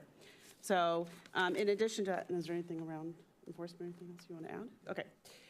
And then in regards to the policy areas, I think what I heard tonight was that there is interest in potentially looking at the pharmacies and defining smoke shops and maybe having some type of regulations around smoke shops. I think what I didn't hear around the smoke shops is if there's any desire to create some type of different restrictions as far as buffers or anything like that for smoke shops. So that might be an area that if you could provide additional feedback would be useful for us. I did hear interest in caps, and I heard interest in district level caps. If there's any ideas on how those might be set, that would be also helpful for us to hear tonight. As far as permit proximity, I didn't hear a lot tonight about restricting permit proximity. I definitely heard we don't want to affect the existing businesses, but do we want to restrict new businesses from coming within proximity of existing? Same thing for sensitive locations. I heard some conversation about kind of more direct impact around sensitive locations, specifically schools, I heard, and trying to incentivize maybe them to move to a different location. But beyond that, I didn't really hear anything about creating buffers on a more kind of global scale around sensitive locations. So if I'm hearing that wrong, please let me know. And then finally, very strong, yes, we want existing businesses to be able to transfer, to have some type of process put in place. That's something we heard loud and clear for the business community before tonight, in addition to what we heard tonight. I hope I captured everything that we heard tonight. If not, please let us know. And again, those areas around the smoke shops, how we might set the caps would be helpful. And existing new businesses in proximity to existing permits would be helpful. Increase SIU enforcement. Thank you. I'm going to go ahead and recognize the member from District 2. I see that you have city manager, a very strong team already working on this, but I'm going to insist that we involve economic development somehow and that the recommendations come after that involvement. And to that end, I appreciate Councilman Insunza's get-to-itness, but I also want to make sure we have enough space and time to deal with the retail aspects of this and the business ownership aspects of this. I don't want any more people getting hurt, don't get me wrong, but I also want to get this policy right. So to the extent that that can be done. And then to respond to the last thing, yes, I'm very interested in seeing how we can regulate smoke shops, and certainly smoke shops may, given that they're supposed to be selling to adults, if I'm correct, I may be mistaken, I'm not sure if a smoke shop sells products that are only for adults. Maybe we can figure out how to limit those in the future to spaces where we have that kind of environment and away from parks, away from schools, away from, they certainly should probably only be in environments where there is a lot of other businesses and they're not focal points of any space or corner. I don't know if I can't imagine that I'm capturing everything I want to express, but I just wanted to react that way. Thank you. I'm going to go ahead and recognize the member from District 4. So you're saying you probably would like a little bit more context around number 3 and number 4? And I believe that was permit proximity addressed by the Health, Wellness, and Aging Commission? Or was it buffer sensitive locations? Because they gave a recommendation. They're probably one of the only ones that I agreed with. Yeah, they did not provide anything for number 2, but for permit proximity, they did say within 1,000 feet for new. Yeah. They said allow existing businesses to continue. Well, I mean, if I think there's support for looking into either district or citywide caps. I support district caps. And the only way to get there is through a freeze of permits in districts that are oversaturated, but then also they go away over time through attrition. And so I would think that limiting permit proximity and buffering sensitive locations would add to that attrition over time. So I'm interested in that as well, in that aspect. And then, Councilmember Preciado, I'm unclear what you mean by economic development. Are you talking about a subcommittee, or are you talking about our Department of Economic Development? Got it. Okay. And just to be clear, Mr. Mayor, if I may answer the deputy Go mayor. ahead. I lost my train of thought, but very specifically, what I would like to see is a market potentially created where we basically top off at tobacco licenses where we are, and then instead of adding to the city, maybe somebody can sell their tobacco license to someone opening somewhere else. But I would not like to see the 53 grow in my district. If anything, I'd like to see them go down. And so if we could incentivize them being transferred. I think it was actually 56. 56? Good eye, you. Anyways, too many. This is why I'm trying to see if there are creative ways. I don't know what the cap should be for other districts, but I definitely have too many. And what I would like to see is, instead of the city growing the number, is that we figure out a way to transfer them so that we don't grow as a city, but stay static or go down. And I don't know, maybe that creates a market that helps the industry. Thank you.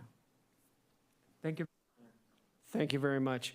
I have no more speakers on we have the city attorney who has just went ahead and said he would like to speak. Sorry about that, Mr. Mayor. I just wanted to get back to Mr. Deputy Mayor Fernandez's question. So it sounds like we've gotten some feedback now.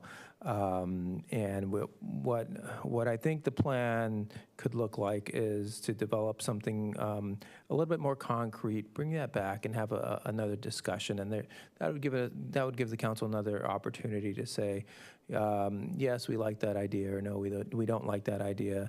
Or even if something is drafted that the council agrees on, we can make that vote. But it sounds like that's what the process could look like. Of course, that might take additional council meetings to get to the point where we actually have something that is approved by the city council. But it sounds like unless Deputy City Attorney Karna can interpret that your comments differently, that we would be able to come back with a little bit more information for you, a little bit more data, show how these changes would impact existing licensees, and give the council another opportunity to review and provide their input. Thank you. Well, thank you very much. Again, I want to thank staff. I want to thank everybody who came and took time to speak about it. And again, this was an informational item, so it will be coming back to the city council potentially for a vote. And so we still want to be able to receive your input, and we still want to be able to work with the community. So please make sure that we will try to make sure that you guys know when that is, and we want to continue to move Chula Vista in a healthy way. So thank you very much. Okay, we were almost reaching the first 3 hours without a break. So what I'm going to do is I'm going to go ahead and we're going to take a recess here and we'll be coming back to the dais at 8:20.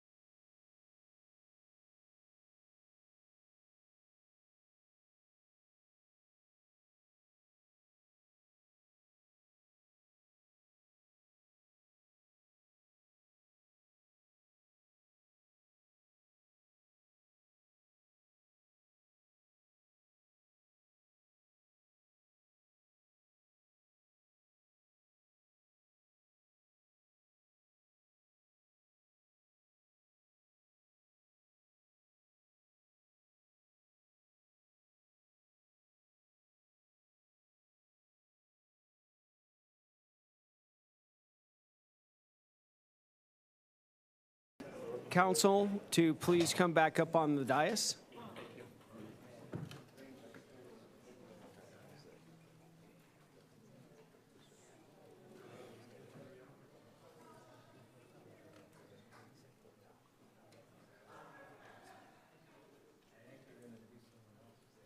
Okay, we have a lot to do tonight, and I know there's a lot of individuals who we want to make sure that we're being sensitive to their time.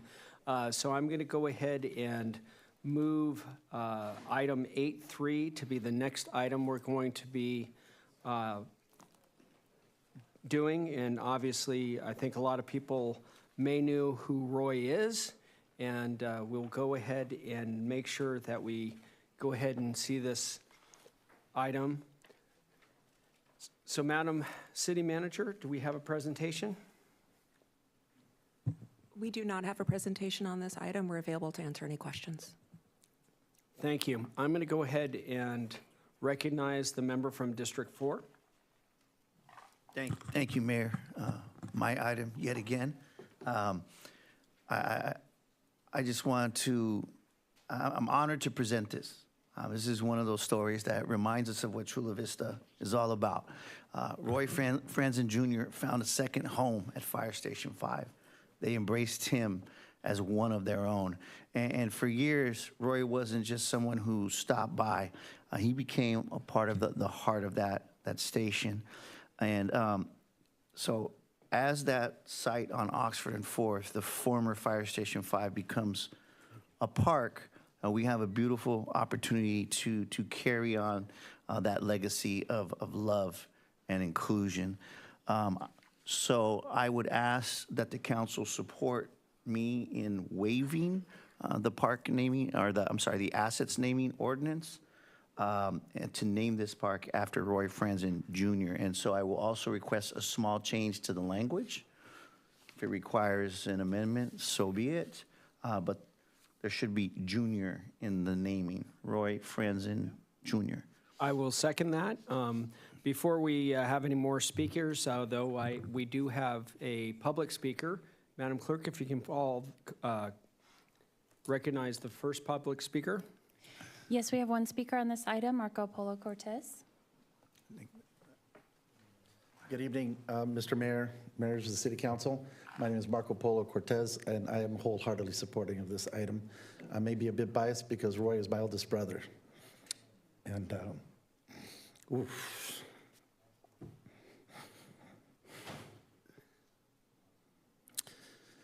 Roy is a very special person. He's a beautiful person, and made me and my brothers and sisters better people. He's contributed to the city, of course, to the fire department at Station 5. In 1965, when my family moved from Tijuana, he fell in love, like a lot of young people, with that cherry red engine, fire engine, and of course the firefighters across the street, and they embraced him, and they're here, of course. So they've embraced him and loved him and cared for him, and I know the feeling is mutual. Roy couldn't be here this evening, unfortunately, because his mobility is slowing him down a bit, and he also had a toothache, so he had to go see the dentist today, so he wouldn't be able to speak. Again, I want to thank the council, deputy mayor, mayor council for their consideration. He's a very worthy and deserving person for this recognition. Yeah, I'm a little lost for words now because I get emotional about this. But I'll defer to some of my colleagues here from the fire department who've embraced my brother. Yeah, I'll speak. Chris Kostelik, I'm a fire captain with the Chula Vista Fire Department.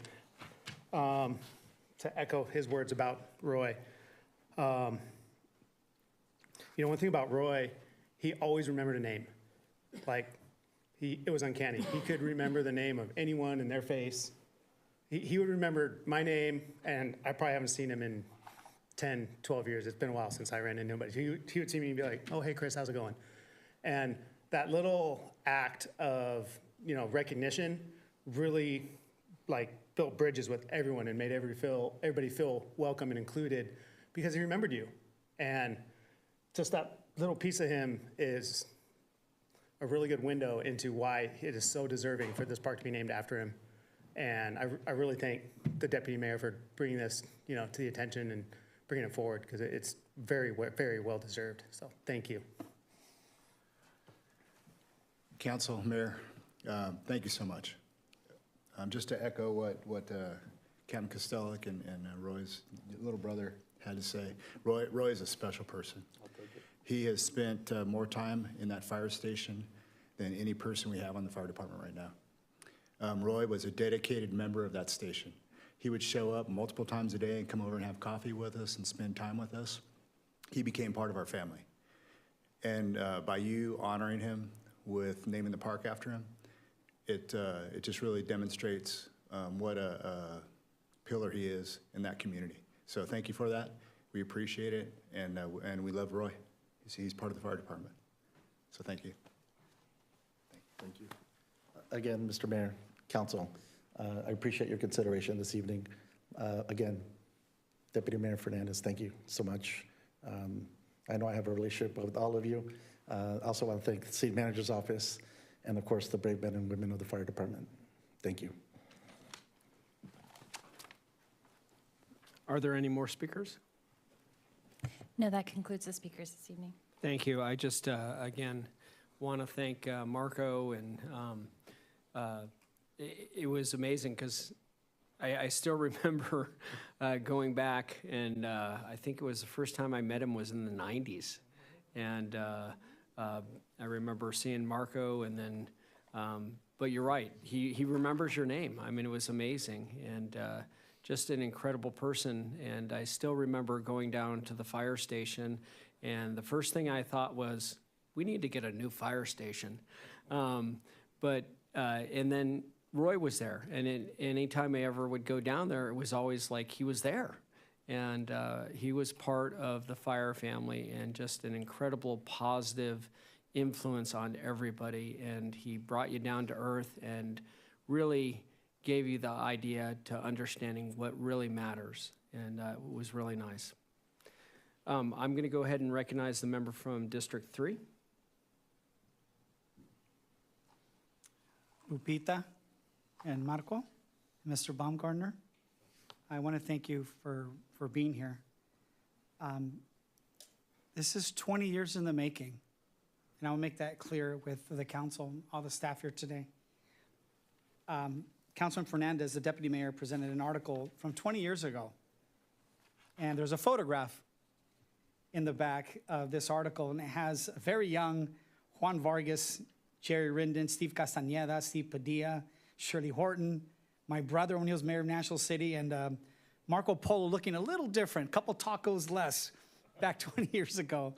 And I remember the strong sales, really hot day. I remember it was carne asada, and there was probably like 40 firefighters from all the local stations that were stationed. They were all there together, and they were celebrating his life, of everything he's dedicated to that point. I think he was only about 56 years old at the time, 20 years ago.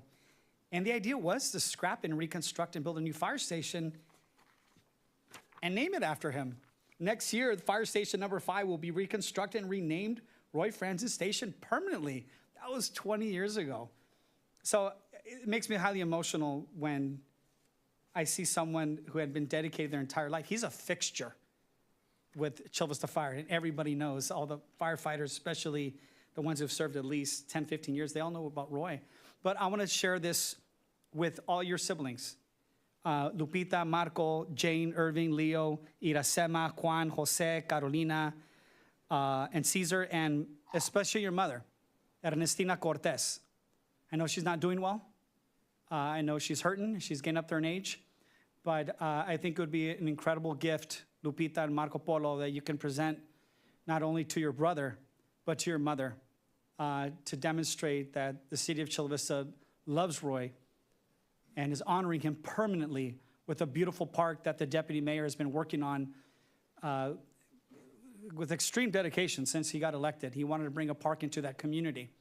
And I actually went to one of the community hearings in his district at Loma Verde to support the park, because that area is needed for a park. And some other things in that area that need some improvements that the deputy mayor is working on. But it made me really happy when this idea was brought forward. So I think it seems to me, we're all enthusiastically supporting this. It makes me really happy, but I share the celebration with your entire family. Gracias a todos ustedes. Thank you very much. And that's the last speaker from the dais. Madam Clerk, if you can please read the heading. Yes, this is item 8.3, resolution of the City Council of the City of Chula Vista approving the naming of the future urban park at Oxford Street and 4th Avenue, as revised to read Roy Franzen Jr. Park, and waiving City Council Policy Number 470-01. Please vote.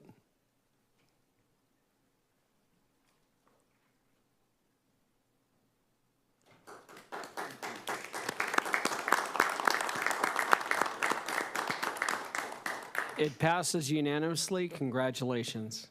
Thank you very much. What we're now going to be doing is we're going to be going back to the public hearing.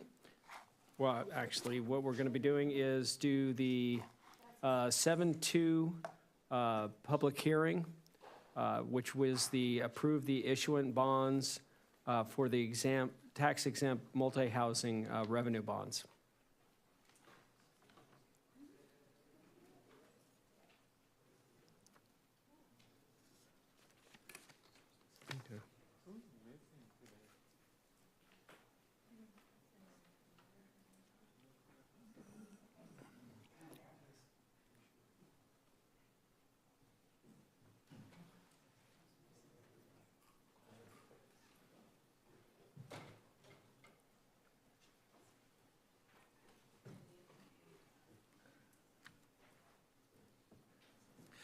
Good evening, Honorable Mayor and Council. My name is Brian Warwick. I'm the Housing Manager within the Housing and Homeless Services Department. I'm joined here by Stacy Kurtz.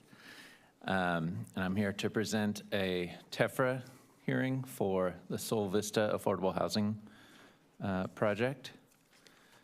There's two items tonight related to Sol Vista, and they're very similar. I'll try to vary up the presentation a little bit, but they're very similar in content. This first item is a public hearing, so I'll talk about the process for that. Multifamily housing revenue bonds are a very common way of financing affordable housing. They are awarded through the California Debt Limit Allocation Committee, or CDLAC, which is a state agency. So projects have to compete for this financing. It's a low cost form of financing for affordable housing projects, and they're paired with 4% tax credits, which is a type of tax credit financing through the California Tax Credit Allocation Committee, which is a related agency. This financing, there's no city or Chula Vista Housing Authority financial obligation. But we're what's called the conduit issuer, so we're sort of a pass-through entity for this. And then there's a funding lender that's issuing the funds, and then the project repays the funding lender through rental revenue. So just to clarify the process a little bit more, so there's CDLAC up at the top that oversees the capacity for these kinds of tax-exempt bonds. They award bonds to projects through a competitive process. Then they transfer the bond capacity to the issuer. So there's the governmental lender, which is, in this case, the Chula Vista Housing Authority, and then the funding lender, which is a private bank. And then the governmental lender's role is really to enforce the regulatory agreement and make sure that the affordability requirements are met throughout the term of the 55-year term of the project. So there's a federal law called the Tax Equity and Fiscal Responsibility Act of 1982 that states for these kinds of transactions, a hearing has to be held by the local jurisdiction, and the public has to have an opportunity to comment and weigh in on the project.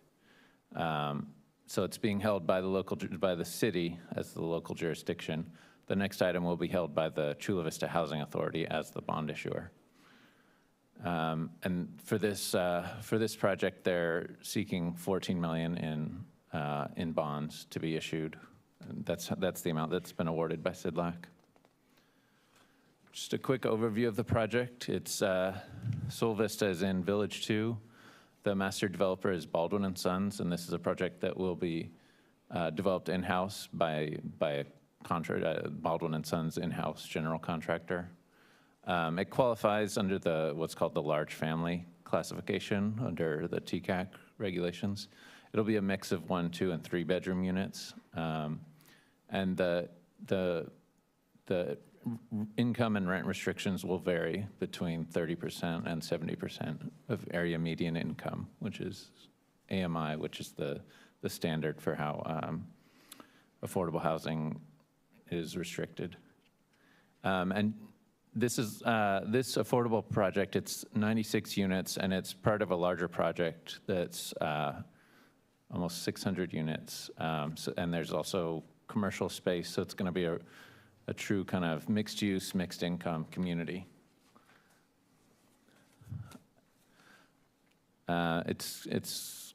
You can see here the area in the rectangular shape is where the project is located, and then the yellow highlighted area is the overall project that's almost 600 units. It's a 4-story project. There's going to be, because it's a mixed income development, there's going to be a lot of great, almost luxury amenities with there's playground, dog park, fitness rooms, a pool, lounge areas. There's a lot of great amenities. And it's off Olympic and La Media, and it's walking distance to Otay Ranch High School. So great location for housing for families. This is just to give a flavor of what the income and rent restrictions will be like. So this isn't the full chart, but gives you an idea. This would be, say, for a household at 3 people, a household of 3 people at 30% of AMI, the income limit would be $44,670, and then the rent limit for a 2-bedroom at that level would be a little over $1,100 a month. And then going up to 70% of AMI, for a 3-person household, the limit would be $104,000, and the rent limit for a 2-bedroom would be about $2,600 a month. So, runs the gamut from people who are, on the lower end of the spectrum to people who are more of what we think of as like middle income or blue collar.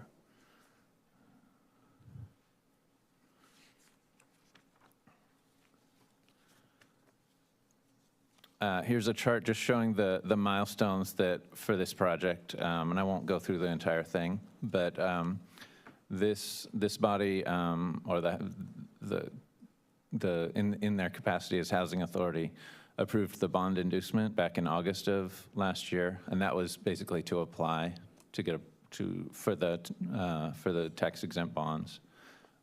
We needed the approval of council before that. Last month, the Housing and Homeless Advisory Commission recommended approval of of the bond issuance and the TEFRA. This action right now is the TEFRA hearing, and then the next action is the Housing Authority's bond issuance approval. And also just to note, this project is moving forward quickly. The building permits were actually issued already for the project in March. So it's all poised to start construction next month. So the staff recommendation is City of Chula Vista conduct a public hearing and adopt a resolution authorizing the issuance of tax-exempt bonds for the Sol Vista Apartments project and certain other matters relating thereto. And I would just add that we do have bond counsel here. Lawrence Chan is available if there's any questions about the kind of mechanics of bond issuance. And I believe we have a representative from Baldwin & Sons. He was on his way. I don't know if he made it by now. I don't see him. Okay, thank you very much. I'm going to go ahead and open the public hearing. Madam Clerk, do we have any speakers on this item? We do not have any speakers on this item. Okay. And I see that we don't have anybody who would like to speak from the dais here, so I'm going to go ahead and make the motion to approve 7.2. Do I have a second? We have a motion and a second. Madam Clerk, if you can please read the heading. Yes, and Mr. Mayor, for the record, if you could just please close the public hearing as well. Yes, I will officially close the public hearing, and thank you for reminding me. Thank you. This is item 7.2, resolution of the City Council of the City of Chula Vista approving the issuance, sale, and delivery of multifamily housing revenue obligations of the Chula Vista Housing Authority for the Sol Vista Apartments project. Please vote.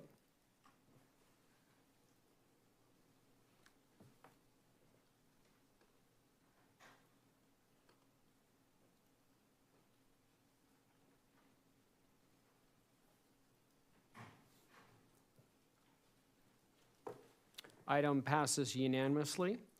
We will now move on to the twin article, item, 8.2. Now we will become the Housing Authority bond approver. And Brian, if you want to give your updated presentation that is on the same item.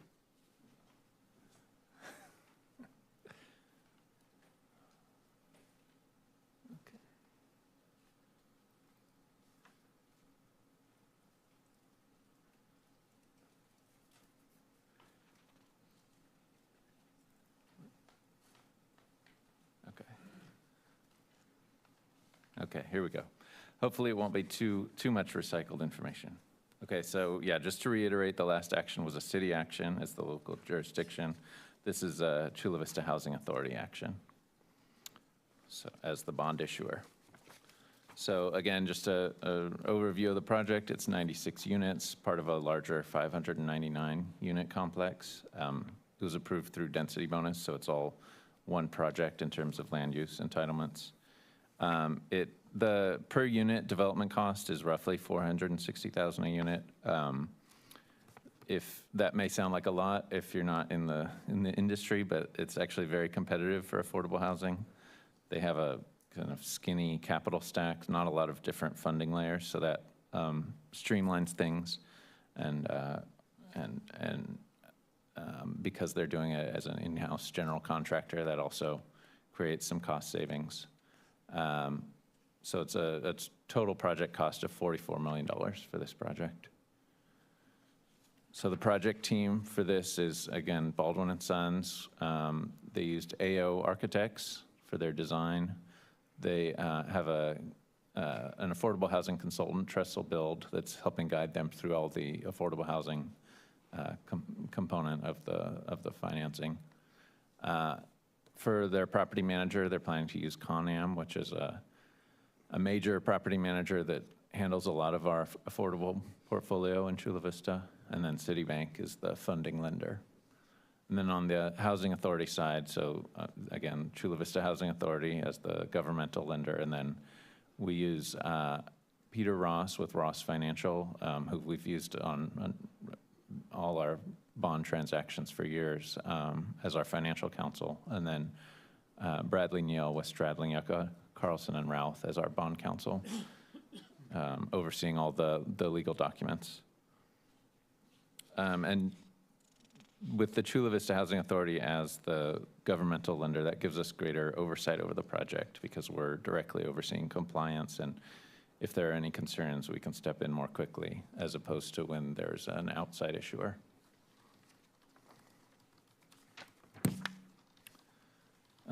Again, I'll go over this just quickly. The inducement was last August, which the Housing Authority approved application.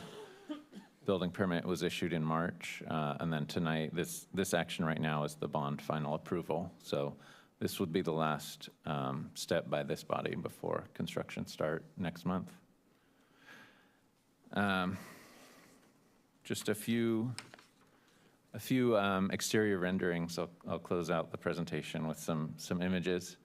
So I think they have a really attractive design for the project. And again, the low-income residents will have access to all the amenities that will be shared with the market rate tenants. Playground, pool, fitness areas, lounges.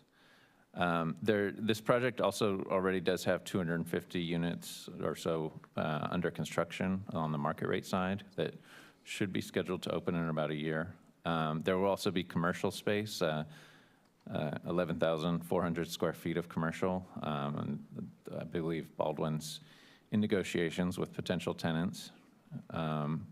And then the next 200 units of market rate will start soon, I believe. So it's going to all come together in a mixed-use community. So the design, they're going to go with themes of earth tones, warm color palette, a modern rustic design is what they're going with. Just a reminder, the building permit is already issued, so this is just, for informational purposes. The approval tonight is not about the design, but we wanted to include some renderings to give you a feel for what it will be like. Just another community room. So again, this bond issuance is not the city or housing authority's money at stake. We're essentially acting as a pass-through entity, sometimes called the conduit issuer. So the recommendation of staff is that the Chula Vista Housing Authority adopt a resolution authorizing the issuance of up to $14 million in tax-exempt bond obligations for the 96-unit Sol Vista Apartments affordable housing development. And now we do have a representative from Baldwin & Sons in case there are any questions. Thank you very much. I see no speakers. Madam Clerk, are there any speakers? There are no speakers on this item.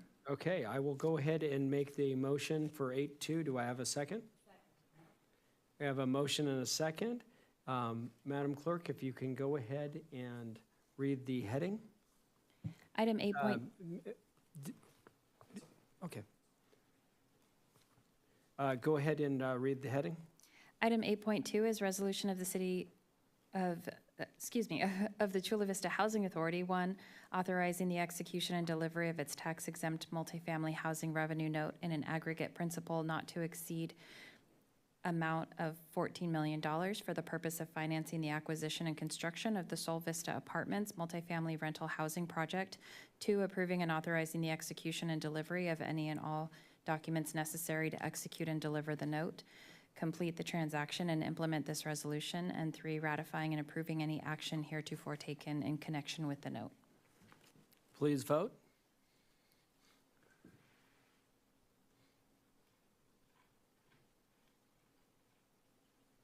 Item is approved unanimously, and just for your information, also item 7.2 had been already approved as well. So congratulations.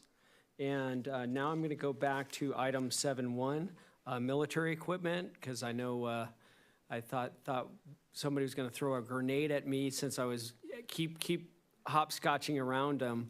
But I think they're going to have a great presentation, and it will be about the annual military equipment report from our police department.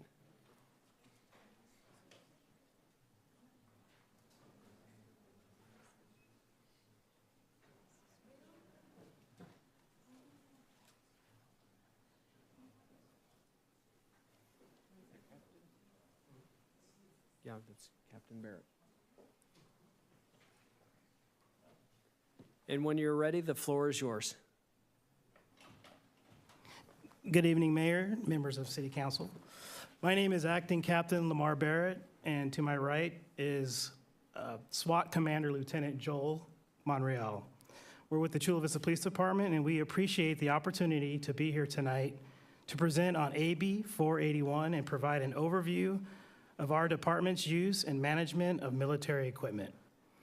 We're committed to transparency, accountability, and ensuring these tools are used responsibly to protect both our community and our officers. And now I'll turn it over to Lieutenant Monreal. Mayor, City Council, good evening, and thank you for allowing us to present the AB 481 report. Goal of this presentation is to outline and explain the current uses for military-style equipment utilized by the Chula Vista Police Department, to describe the need and importance for this equipment, which is to maintain public safety and provide the highest quality of police service to our community. And lastly, to provide an annual report to City Council on military-style equipment required by AB 481. What is a military equipment? It's equipment commonly used, police equipment that was redefined by California State Legislature under AB 481. These include command vehicles, drones, less lethal tools, and other equipment already used by the Chula Vista Police Department. None of the equipment used by the Chula Vista Police Department was obtained from the military, and we do not participate in the federal 1033 surplus military equipment program. Why is this equipment important? To protect life and safeguard the community, to de-escalate and bring safe resolutions to critical incidents, and to properly equip our officers so they can safely perform their jobs. Chula Vista Police Equipment Guidelines. Military equipment as defined by AB 481 shall only be used under the following circumstances. The employee has completed all applicable training, including peace officer standards and training, post, courses, or any other training required by law. This equipment is used because there is no reasonable alternative that can achieve the same objective for both community and officer safety. Unmanned Aerial Systems, UAS. Our department UAS inventory contains 46 drones, currently have 18 models. It is the policy of the Chula Vista Police Department to utilize UAS for official law enforcement purposes only, and in the manner that respects the privacy of our community pursuant to state and federal law. Our UAS program has been safely operating drones since 2018. Robot. The Chula Vista Police Department possesses one robot, Robotex Avatar 3. Provides officers with the ability to remotely search dangerous locations and communicate with armed or violent subjects. SWAT teams and trained sworn personnel have been using the robot since 2013. This is the annual equipment report for aerial systems and robots, January 1st, 2025 to January 1st, 2026. Equipment, UAS, currently we have used 2,945 flights. For DFR, 2,783. Field Tactical, 160. SWAT use 2. No complaints, no policy violations. As said before, we have 46. Require additional acquisitions are 10 in 2025, and 2026 is still to be determined. The approximate annual cost is $75,000 for maintenance and battery replacement. Robot, we didn't use it this last year, no complaints, no policy violations. We have one, no plans to acquire any more, and there's no cost for maintenance or battery replacement.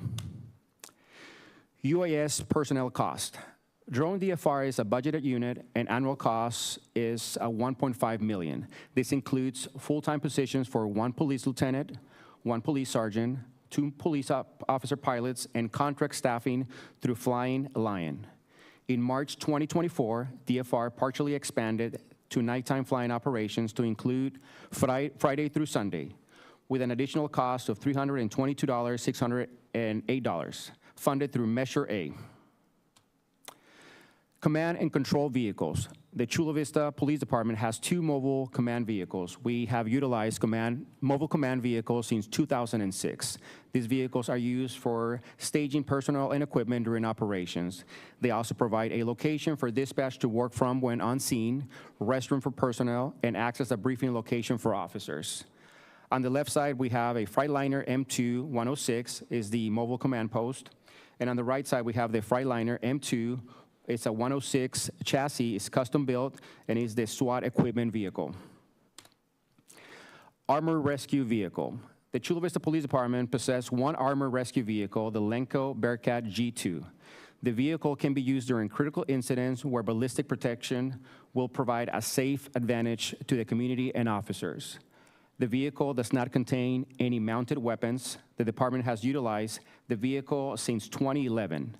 Additionally, the SWAT team has used an armored rescue vehicle of some sort for several decades. Command Control and Armor Vehicle, the annual report from January 1st, 2025 to January 1st, 2026. Mobile command vehicle, it was used 3 times for special events, no complaints, no policy violations. We have 1 in our possession, no plans to acquire any more, and the cost for vehicle maintenance per year is $3,388.49. The SWAT command vehicle, it was used 4 times for SWAT callouts, no complaints, no policy violations. We have 1, no plans to acquire any others, and the vehicle maintenance annual cost is $3,452.50. Armor rescue vehicle was used 17 times, including SWAT callouts, patrol assist, special events, and assisting other law enforcement agencies.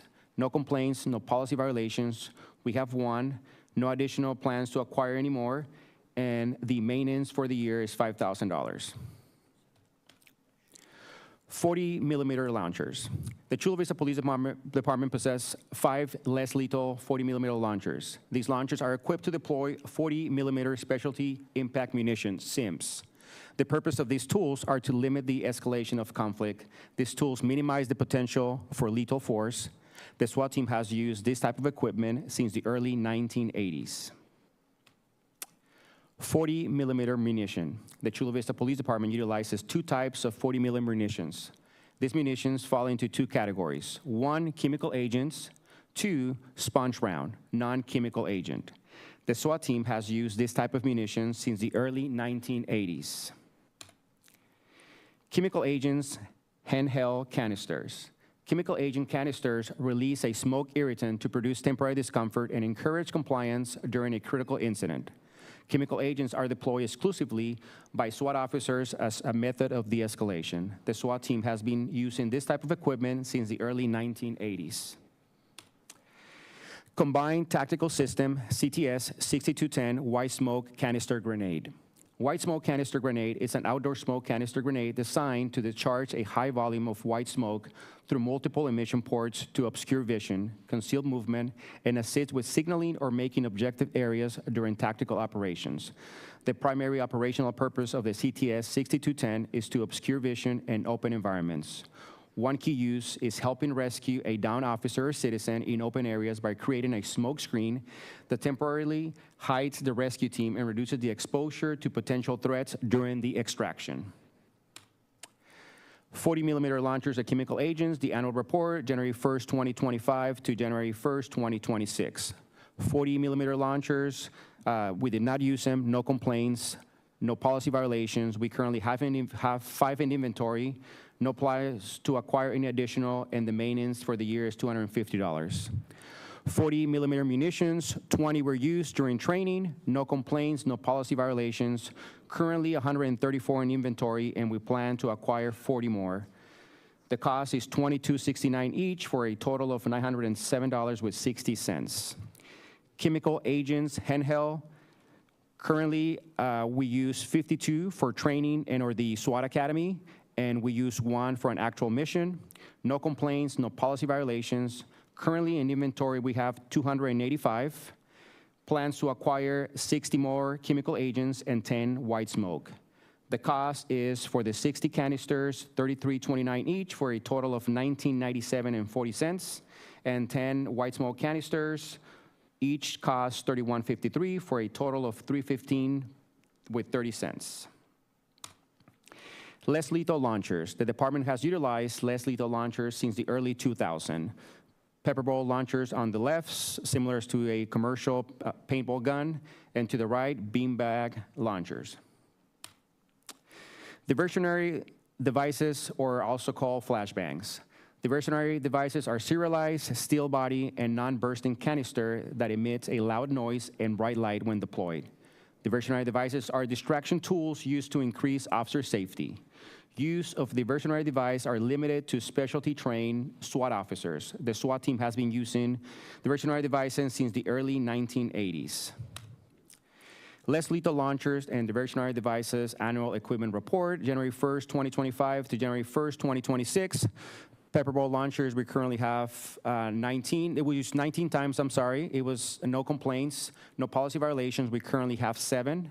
No plans to acquire any more, and the maintenance for the year is $250.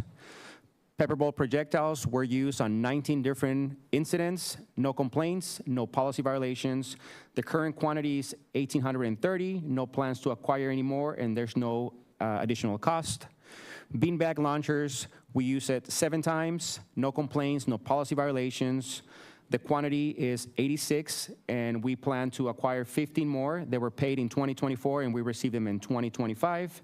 The cost for maintenance for the year is $50 per unit, which the total is $4,300. Beanbag projectiles, 25 were used. No complaints, no policy violations. Our current inventory is 857. No plans to acquire any more, and there's no cost. Diversionary devices, it was used during 13 missions and 15 training and 1 patrol incident.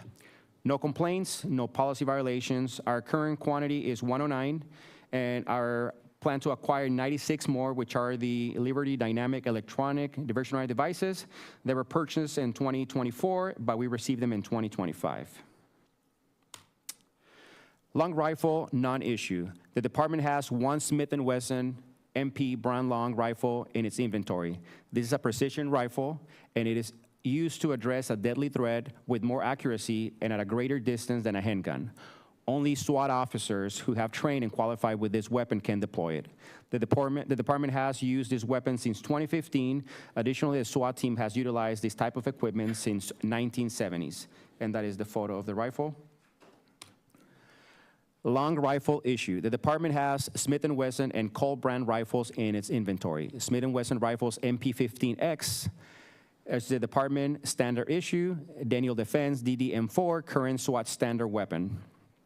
Colt M4 are for SWAT training only. These are precision rifles and are used to address a deadly threat with more accuracy at a greater distance than a handgun. Only sworn personnel who have completed and maintained department training standards can deploy them. On the left, we have the patrol issue, Smith & Wesson MP15. In the middle is the SWAT issue, Daniel Defense DD-M4. And on the right side is the SWAT Colt M4, which is used for training purposes only.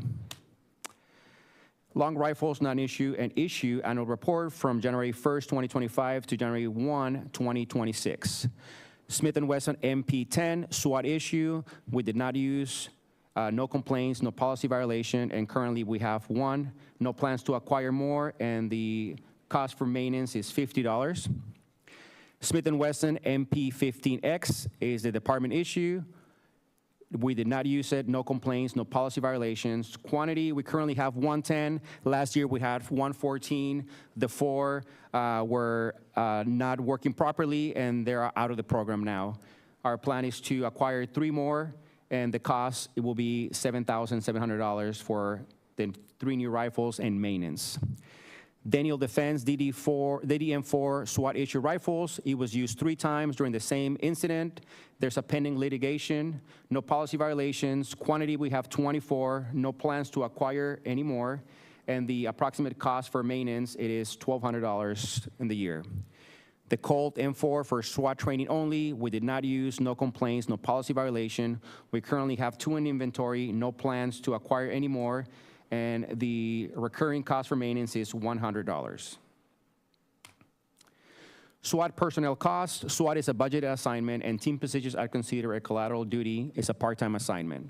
The annual cost for the Chula Vista Police Department SWAT personnel is $264,836. Over 94,668 calls for service during the reporting period, and SWAT was activated 4 times to a SIT patrol or an outside police agency. I think I go. Okay, so for training purposes only, this is the SIM barrel conversion kits, a specialty designed bolt or barrel that when placed into a firearm discharges designated SIM paint marking rounds, used exclusively in training scenarios and cannot fire conventional ammunition. This type of training equipment has been used since the early 2000s. And on the right side, you can see the actual barrel that is replaced in a handgun. Training only conversion kits, paint marking rounds, and diversionary devices. Annual equipment report, January 1st, 2025 through January 1st, 2026. Training kits, we have no training kit. We didn't use any training kits in a real life scenario, no complaints, no policy violations. Quantity, we have 82, no plans to acquire more, and there's no cost. Training rounds, we did not use in real life scenarios, no complaints, no violations. Our quantity is 12,330, which are 5.56 millimeter rounds and 9 millimeter rounds. We plan to acquire 7,500 more of the 5.56 millimeter rounds. The request to purchase 15 cases, 500 rounds per case, that is 7,500 rounds, at a cost of $384 each for a grand total of $5,760. Training diversionary device, they were not used in real-life scenarios, no complaints, no policy violations. Our current inventory is 9 CTS 7290 MT and 108 electronic training devices. Our plan for additional inventory, it is the training devices, the 108 that we receive in 2025, which were purchased in 2024, and there's no additional cost for the devices. In closing, the Chula Vista Police Department respectfully asks the City Council to find the annual report in compliance with AB 481. Approval of this item will authorize the council to adopt future policy amendments as appropriate by resolution. Each piece of equipment is crucial for the department's ability to maintain public safety. Thank you.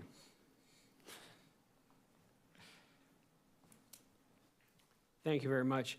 Madam Clerk, do we have any speakers on this item? No, there are no speakers on this item, although for the record, there is one e-comment in opposition. Thank you. I will go ahead and recognize the member from District 2. Captain and Lieutenant, thank you so much for your presentation. I know it's the third time or the third year I have the benefit of listening to it, and I appreciate the due diligence that we follow in complying with state law regarding this matter. I also like to appreciate, I was aware of the meeting when it was announced, and I was also aware of the location, and I appreciate very much that City Manager has already indicated that we'll be pursuing other venues to facilitate community participation. I know there's a lot of sensibilities around these particular topics, but it's important that we verify to the public that we're using these items for the general well-being and safety of certainly our law enforcement personnel, but of the community. And I really appreciated hearing the de-escalation aspects of some of the tools that you use for your operation. So I just wanted to thank you. I know that was a long list you had to go through and that you have to do so in various venues. So to our chief, appreciate the professionalism of your team. Thank you. Thank you very much. I'm going to go ahead and open the public hearing. And now I will recognize the member from District 3. Appreciate the information and the thorough presentation. I would like to make a motion to approve. I will go ahead and close the public hearing. And I will make a second on that. And Madam Clerk, if you can please read the heading. This is item 7.1, resolution of the City Council of the City of Chula Vista accepting the Chula Vista Police Department 2025 Annual AB 481 Military Equipment Report, renewing ordinance number 3549, and approving amendments to military equipment policy. Please vote.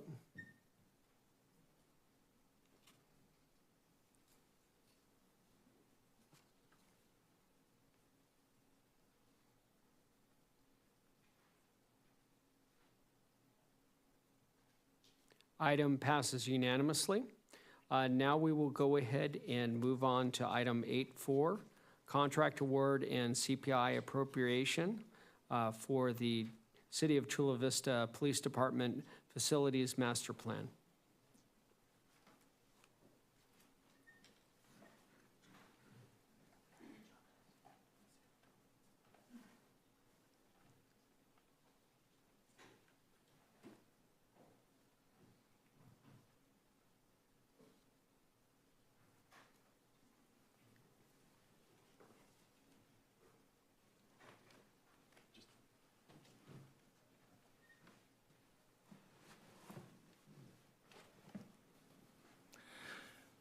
Good evening, Mayor and Council. Hello again. This is a very exciting night, but before we get into the presentation, I also want to recognize and say thanks to Adriana next to me for all the help on this project. It's been several months in the making, and just looking forward to the continued partnership and work on this project. So with that, this obviously is to discuss the contract award and consultant services agreement with Carrier Johnson tonight. And this is for the Chula Vista Police Department facilities master planning efforts. So again, very, very excited to be discussing this.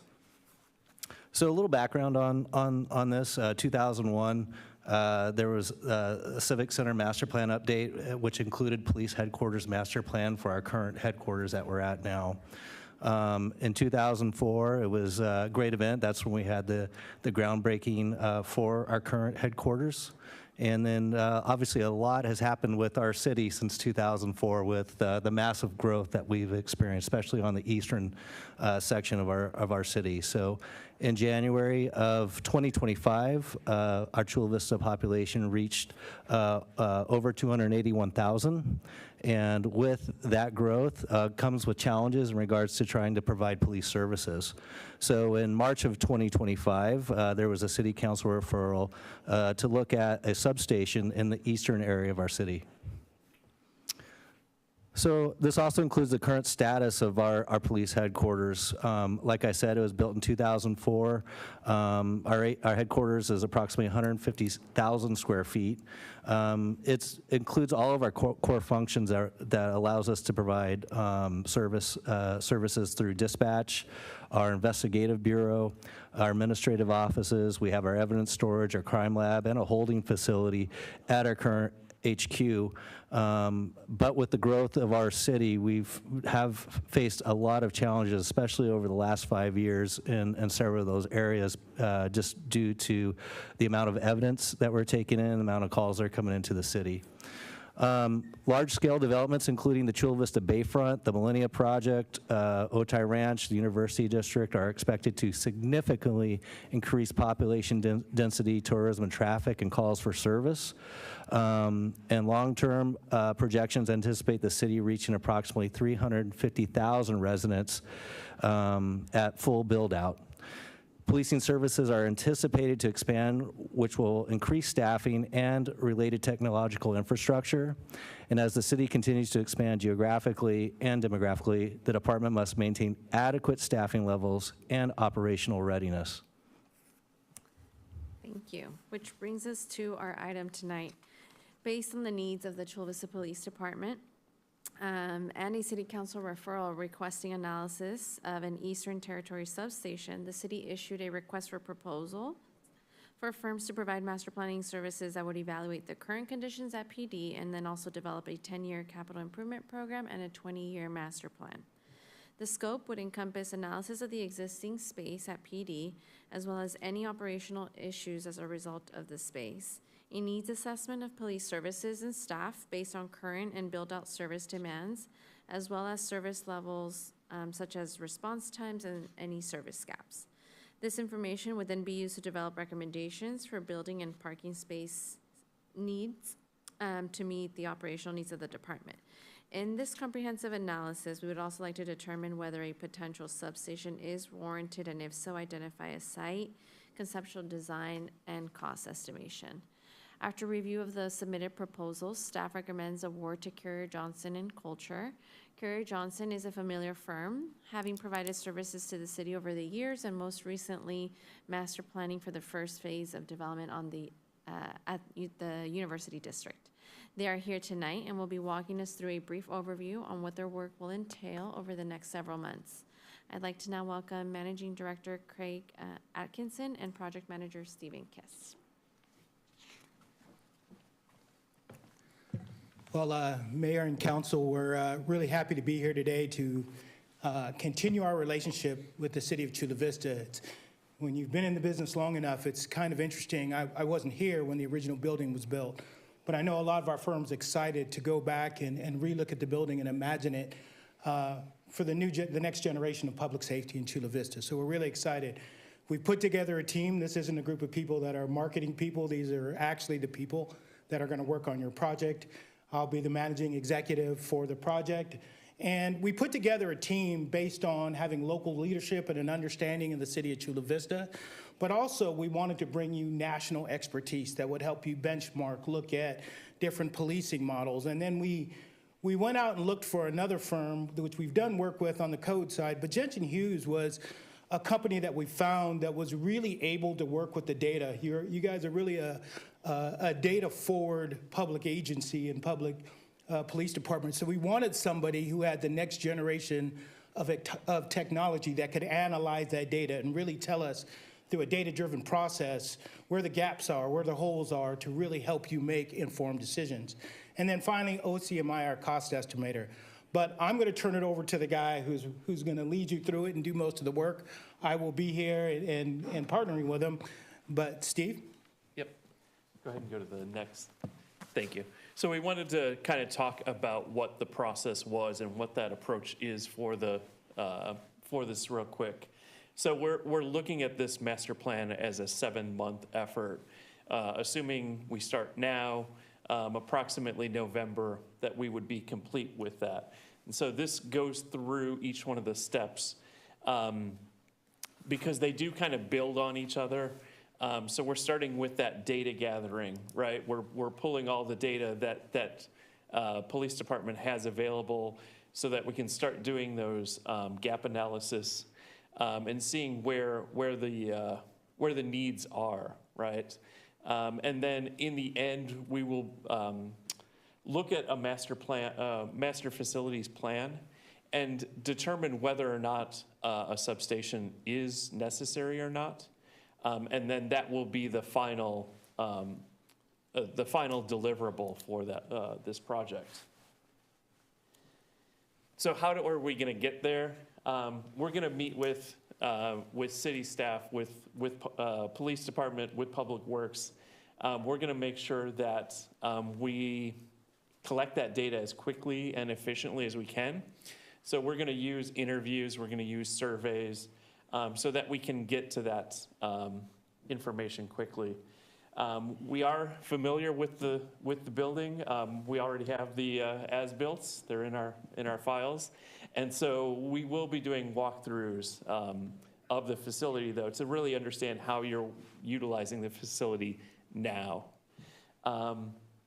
We've already talked about the data collection, and Craig already talked about the benchmarking. So we're going to also benchmark against other agencies with a similar size in California or even outside of California.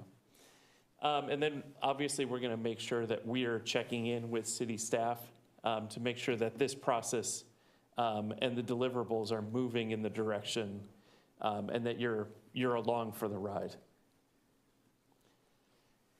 So then at the end of it, what does that master plan give you? So the first requirement is a 10-year capital improvement plan. And so then that is the budget element of it. The current facility is about 20 years old. So the next 20 years is what that 20-year facilities master plan would be.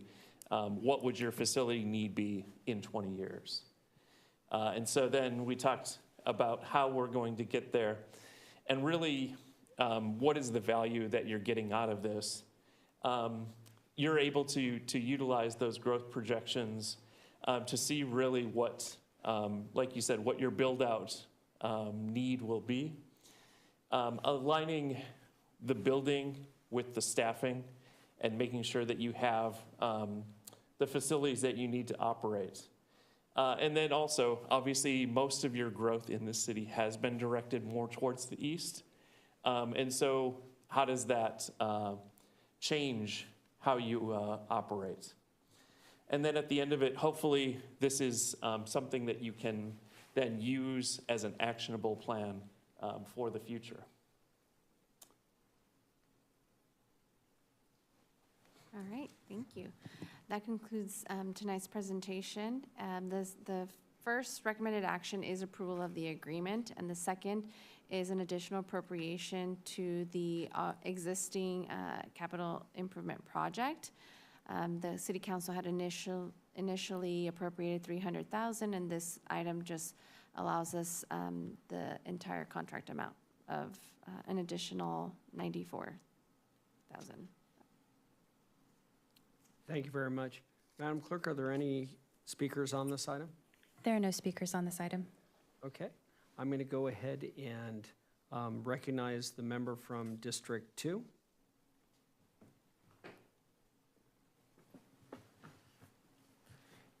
Thank you very much, and I'm hoping that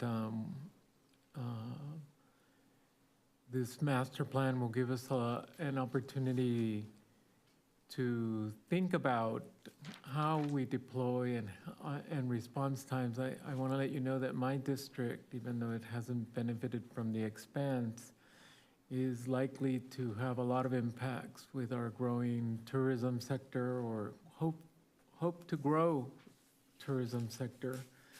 I'm also interested in the continuing challenges we face in interacting with our unhoused populations. And I will say something along the lines of support for a substation. I know we've probably reached capacity in terms of the existing main station to meet all of its functions. And so I don't know about us. I'm hoping that your information reveals the need for a substation, but I'm hoping that we can think about it as something a little broader and bigger that meets some of our needs. I know, for example, some of the evidence is being kept in a property, or had been kept in a property we're renting from the Sweetwater District. I know some of our colleagues that work in the police, in the main facility, have been looking for parking accommodations that are safer from their vantage point. I don't know how to surmise what that is and present it to you, but I'm hoping that that's part of your inquiry. And I did see that parking is a consideration in the study. But I am very interested in response times and densities where concentrations of these challenges are.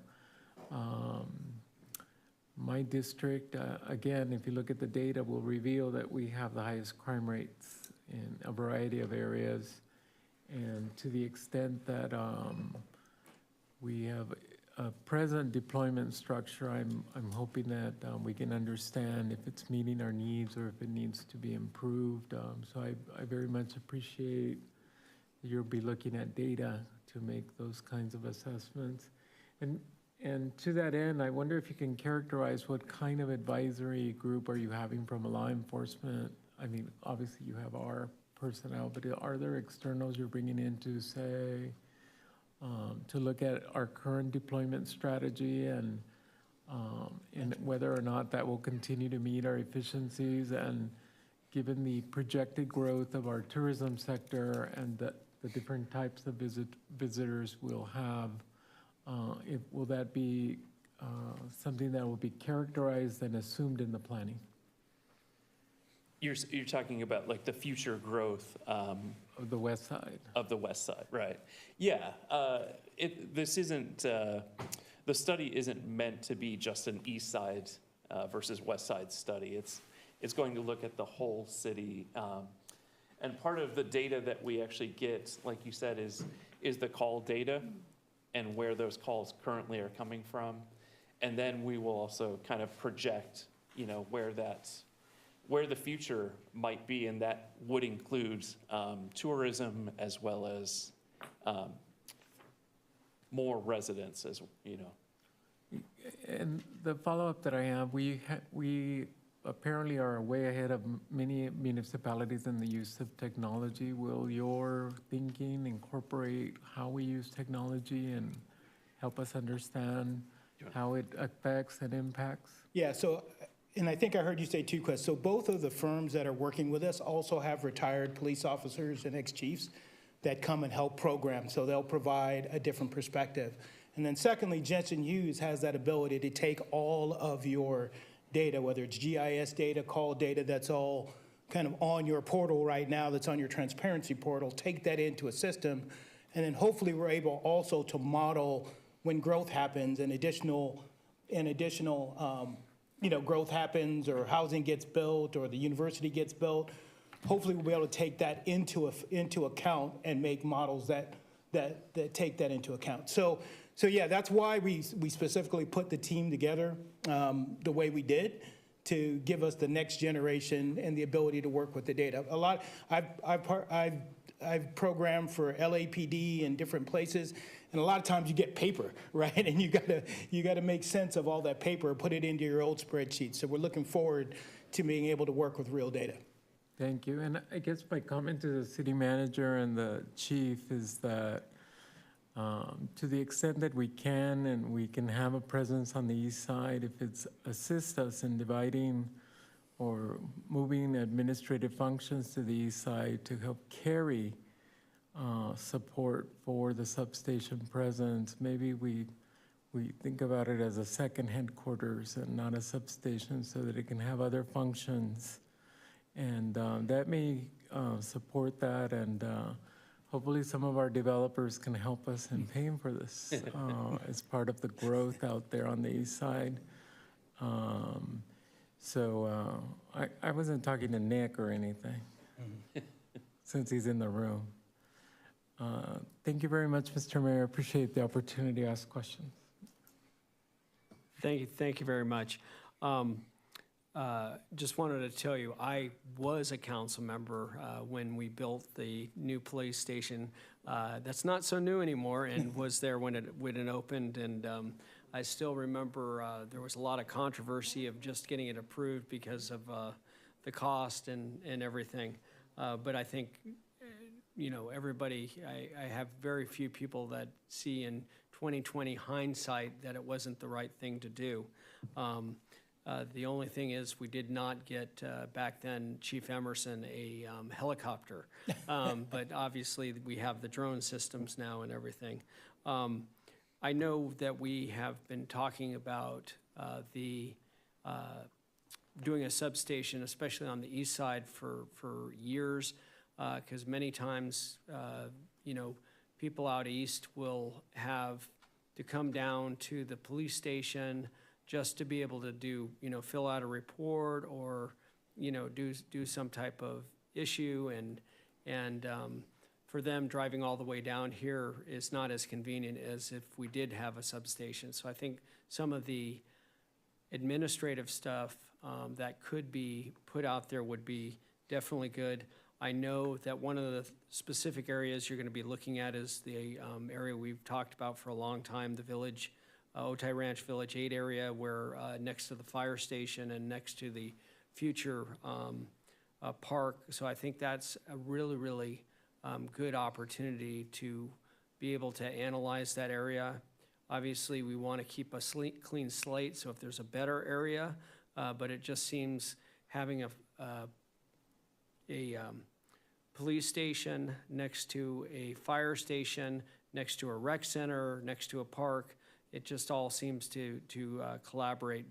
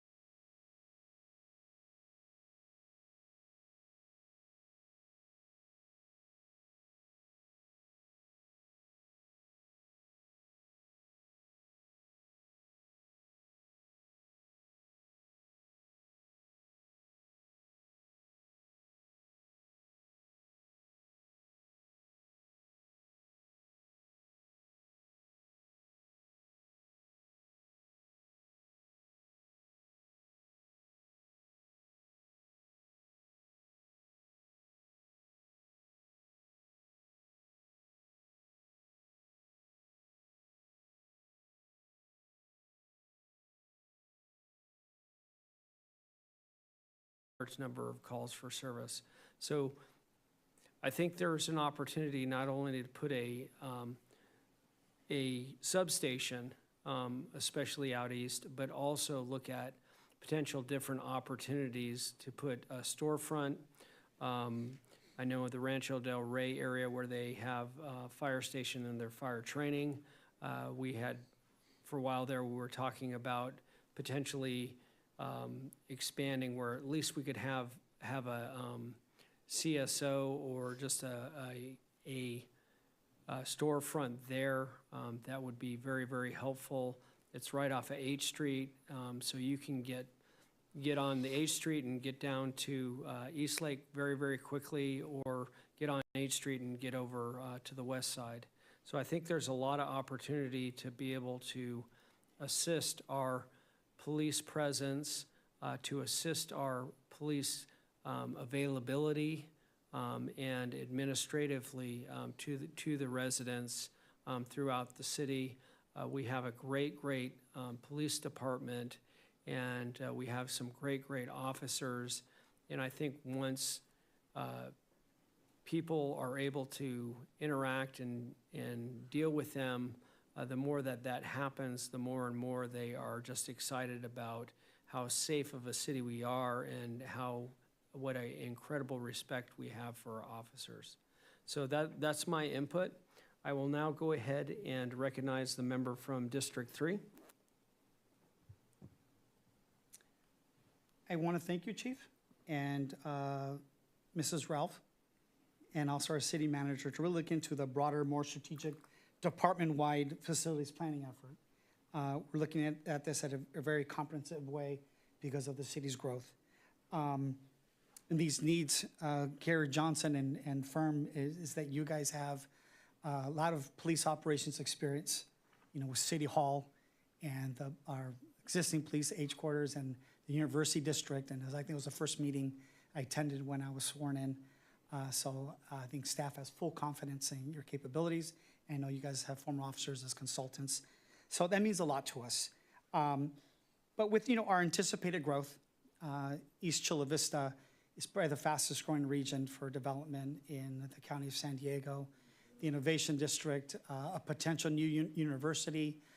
There's a lot of expansion out there. And when we're talking about deployment and response times and need, anyone that lives in Winding Walk or Rolling Hills or Escaya, it's a solid 20, 25-minute drive to make their way to West Chula Vista. That used to be 31 Flavors, Jimmy's Restaurant, I think Silver Q Arcade. I know the mayor remembers that. Those are the days I remember when I would ride my bicycle over to that neighborhood. So I really appreciate and really excited that you guys are potential on board. I want to thank our staff, and I want to thank the council for approving the consensus vote I asked for last March in spring, and then a year later to put funding into this feasibility study. And now this phase 3, looks like you guys should wrap up by the end of 2026 to report back to us with this feasibility study and to allow the citizens of East Chula Vista and the entire city of Chula Vista the possibility for new growth, for a new police department to service the needs of the entire city of Chula Vista. So with that, I am proud to make the motion to both approve the contract with Carrier Johnson and to amend fiscal year 2025-26 CIP.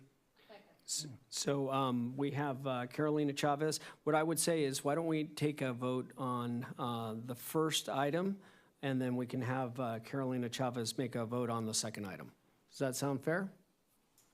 Sure. Okay, but I will now go ahead and recognize the member from District 1.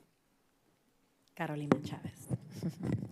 So first of all, thank you to our wonderful staff, to our city manager, and for that wonderful presentation. Chula Vista is the safest city in the county, and I can't say that enough. I'm always proud to share with our regional neighbors and partners.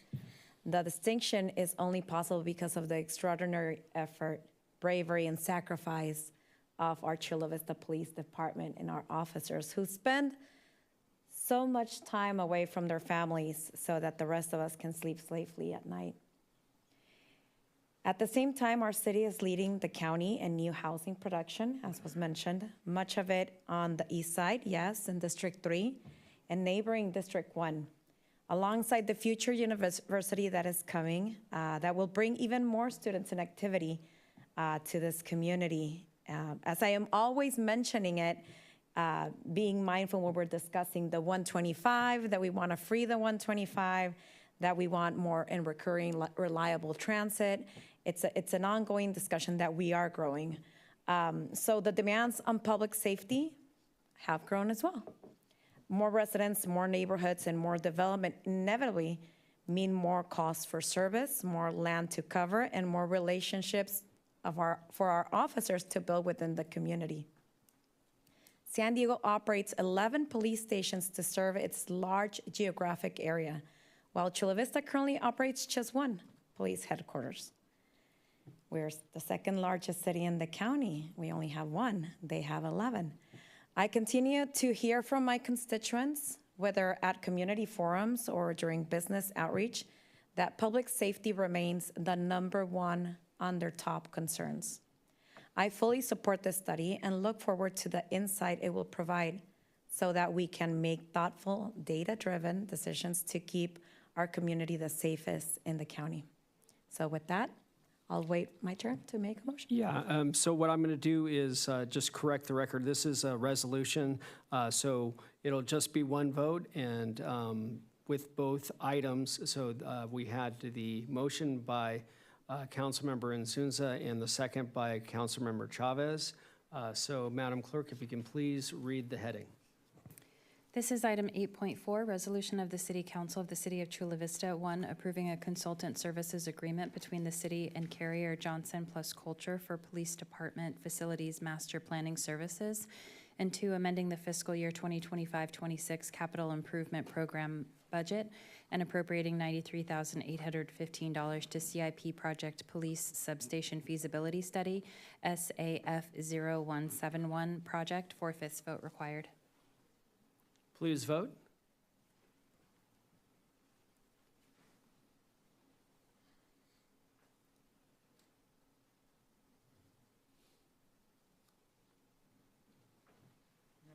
Item carries unanimously. Congratulations. All right, thank you.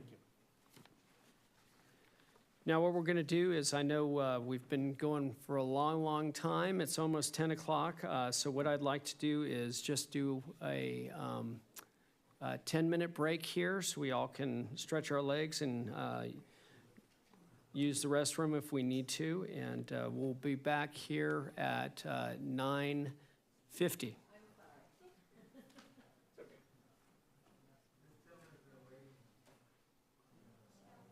I'm enjoying it because I'm getting a lot of information.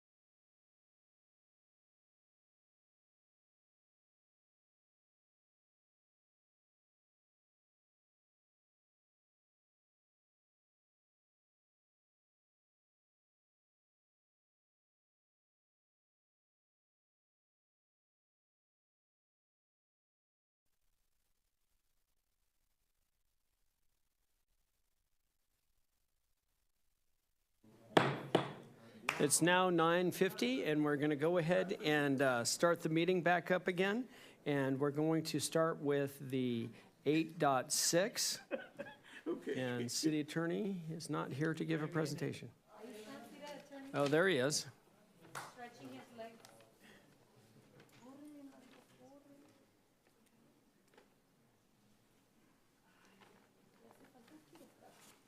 Okay, this is the item that we discussed at last week's meeting, and I'm going to go ahead and pass the torch over to our fabulous city clerk, Ms. Bigelow.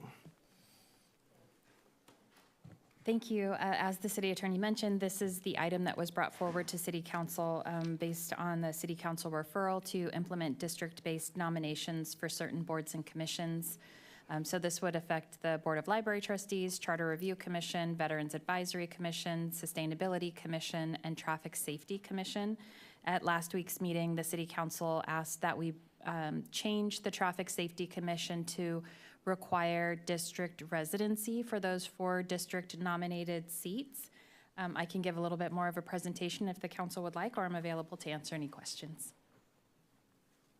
Do we have any questions from the council? I know we have a speaker, if you want to call the first speaker. Yes, Jorge Marroquin.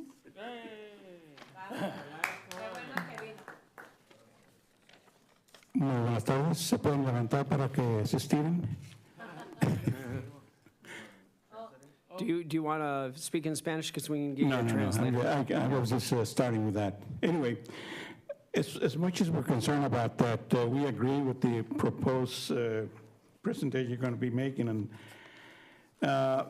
just have certain questions I need you to answer. At present, all selected commission appointees are approved by the full council. Will the district selected appointees be approved by the full council, or the selected appointee is automatically appointed? That's one question. Number 2 question, at present, if a commissioner fails to attend 3 consecutive meetings, the seat is considered vacant. If the commissioner is a district selection appointee, who will be responsible for filling that vacancy? Question number 3, for the proposed ordinance, why the district resident requirement for the Traffic Safety Commission appointees when all other commissions are exempt from the district residence requirement? And finally, question number 4, will all new selected appointees to commissions and boards be required to reside in the city of Chula Vista? Thank you very much. Thank you. Madam Clerk, can you answer those questions? Yes, I'd be happy to. So the district-based nominees would still be required to be, the nominations be ratified by the full city council. That is a requirement of the city's charter.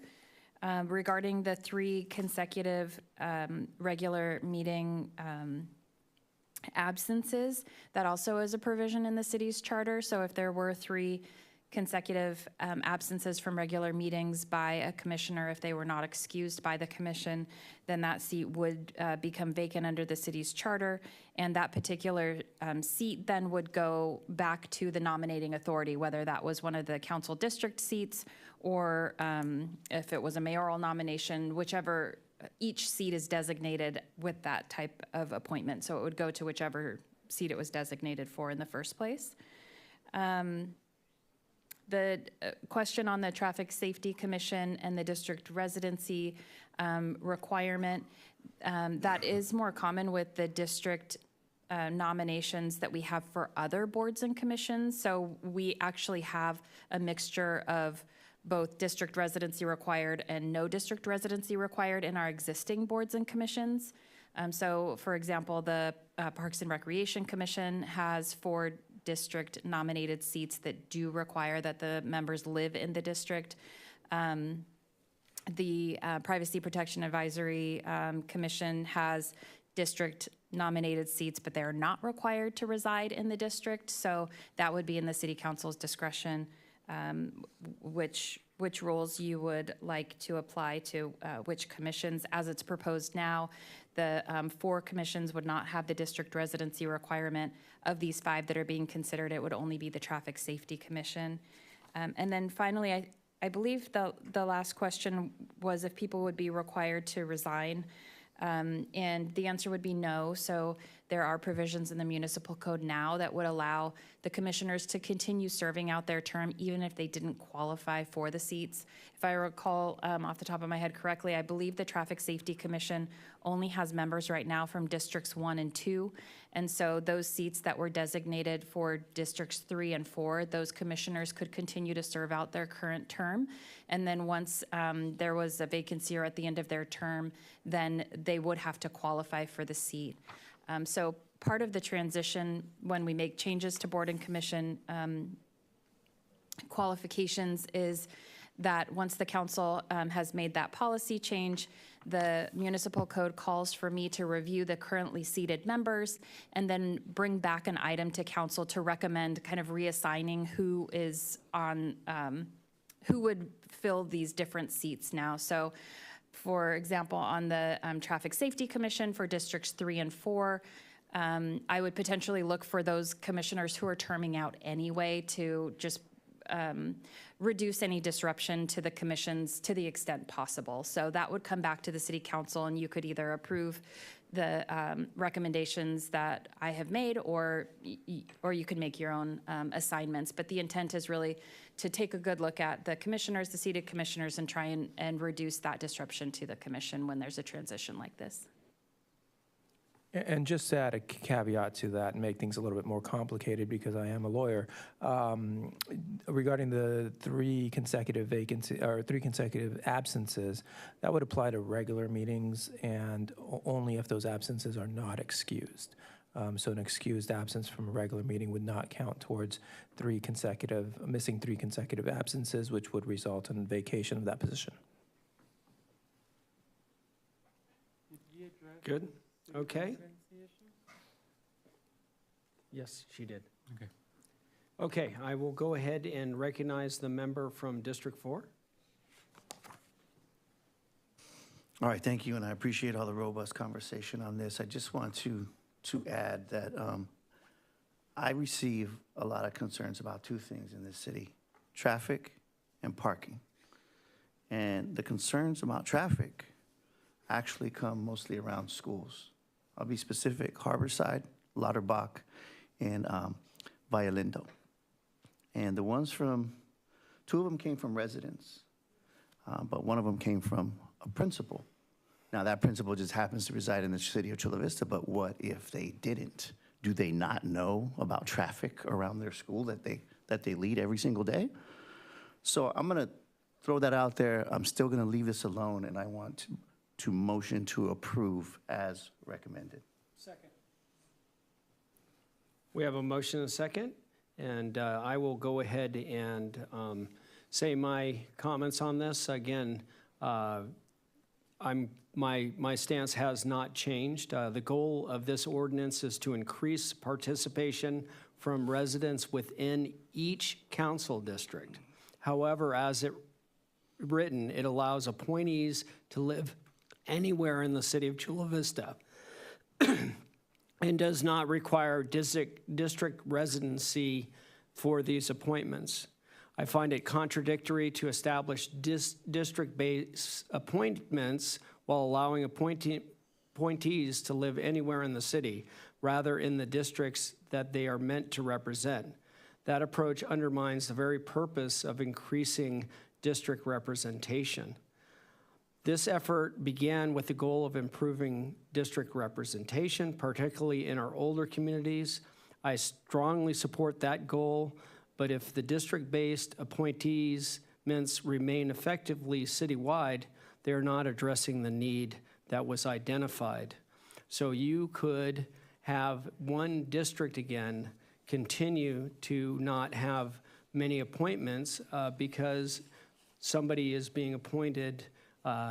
You have council members who will appoint people outside the district to represent another district, which again seems contrary.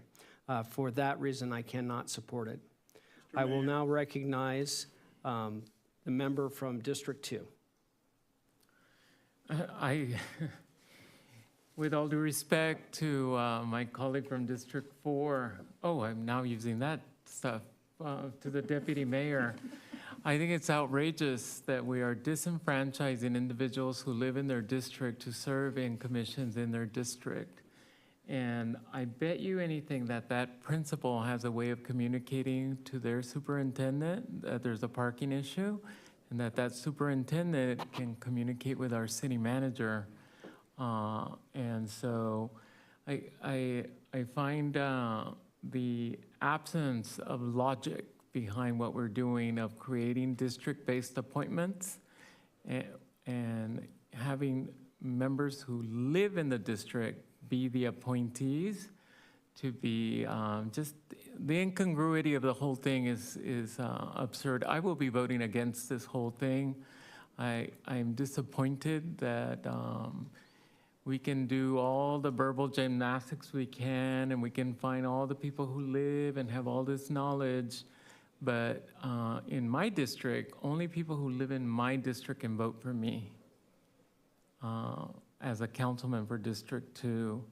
I think there seems to be some semblance of representation in our commissions when it is appropriate to appoint district commissioners that they be residents of the district, regardless of any other nexus, affiliation, connectivity, or tie they may have to the locality. Thank you, Mr. Mayor. I appreciate the opportunity to speak against the motion as is. Mr. Mayor. Thank you very much. Do you make a mention at this point? Unfortunately, the rules are you've spoke, but I really appreciate you asking.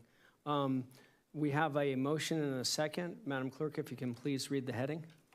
This is item 8.6, ordinance of the City of Chula Vista amending various sections of the Chula Vista Municipal Code to implement district-based nominations for certain boards and commissions and clarify the process for reassignment of seat designations when appointment processes are adjusted. First reading. Please vote.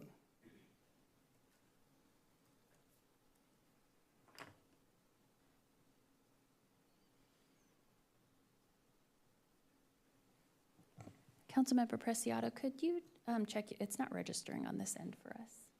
Thank you very much. I thought just by pushing no really hard, I could make the point.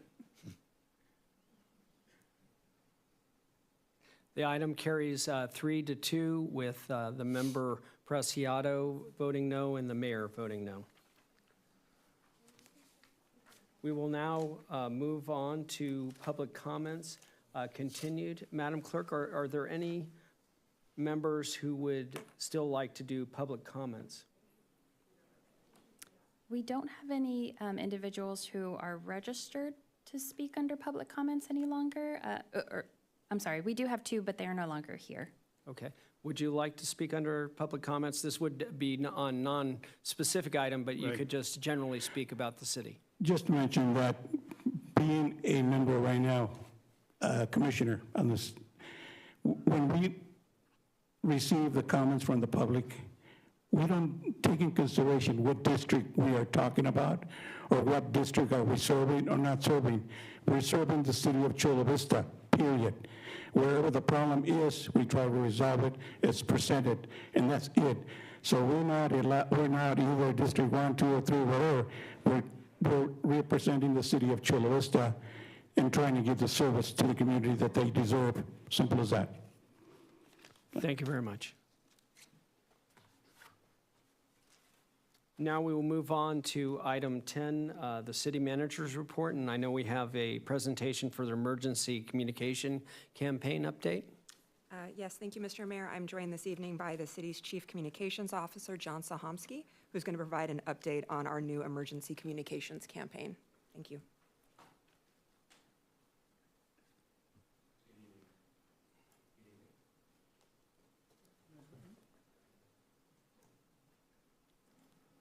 There we go. Thank you. Let me just open the presentation.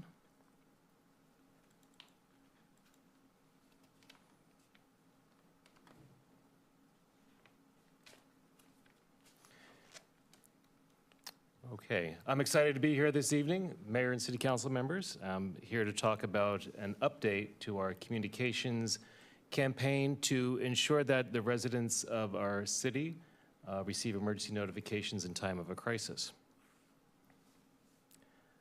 First, I'm going to give a brief overview of the system that's in place that we use. It's operated by the federal government, FEMA, managed by FEMA, and it's called the Integrated Public Alert and Warning System.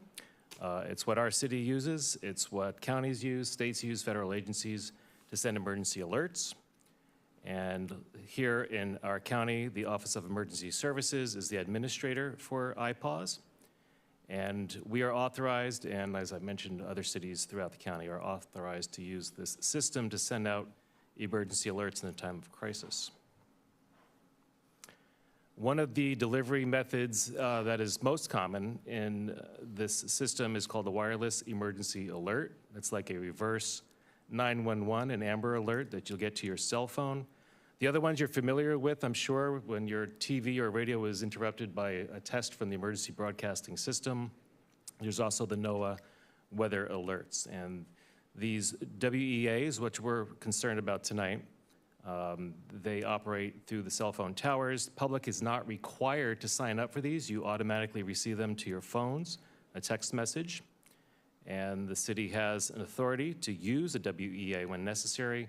And we do follow all guidelines through a MOA with the County of San Diego that governs the use of these.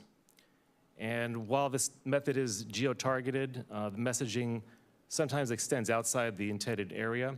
But there's other tools that are going to get into that really localize the alert to a specific location.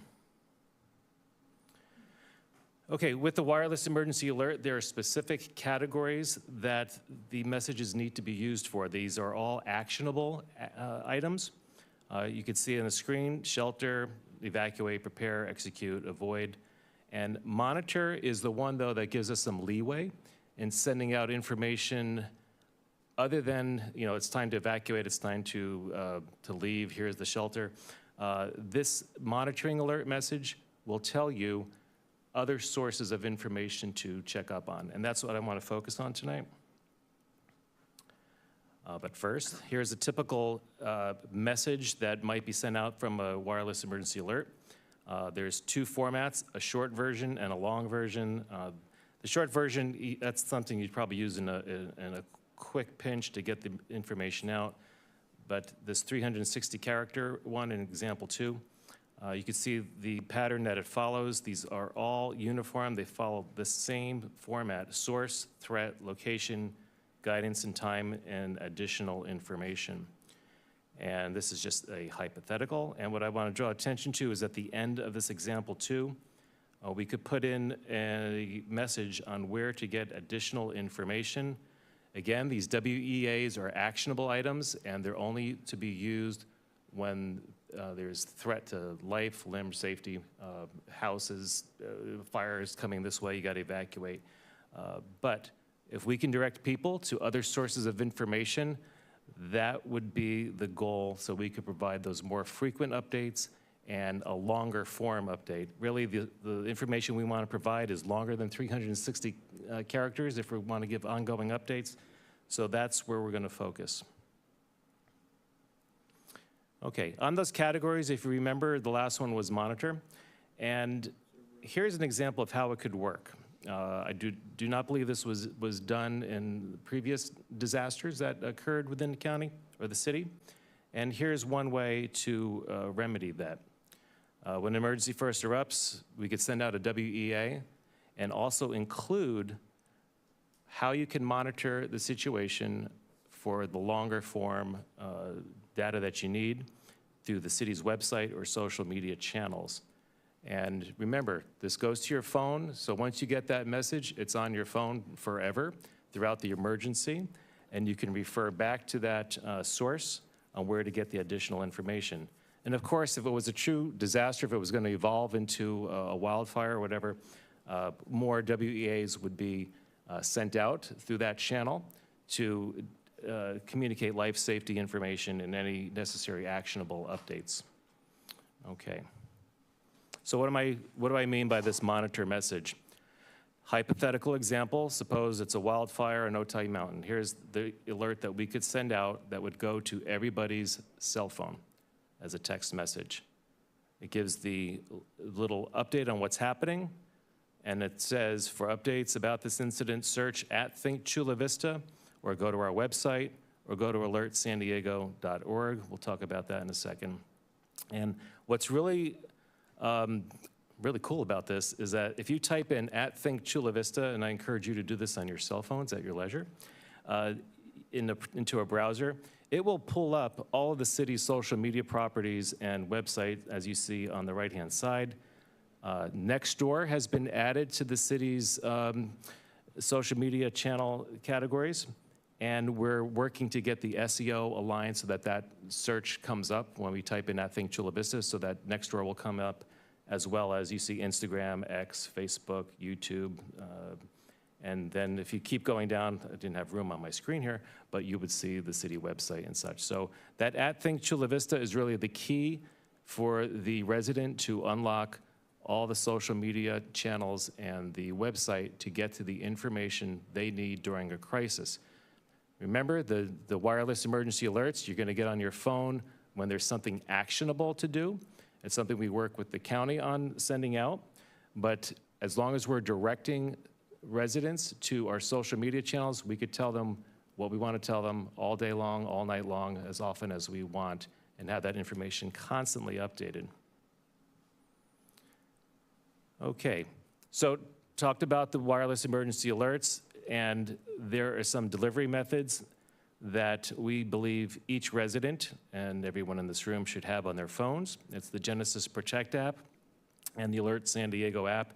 You're probably familiar with the Alert San Diego. That's kind of the county's regional hub of emergency information. It provides a wide variety of information. The Genesis Protect app is really cool. I have it on my phone.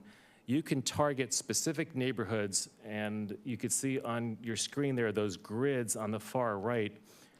Each neighborhood has a grid that is used by the Office of Emergency Services, all the emergency personnel throughout the county. It's a uniform map. And you could pick up the 5 zones on your Genesis Protect app to receive alerts about.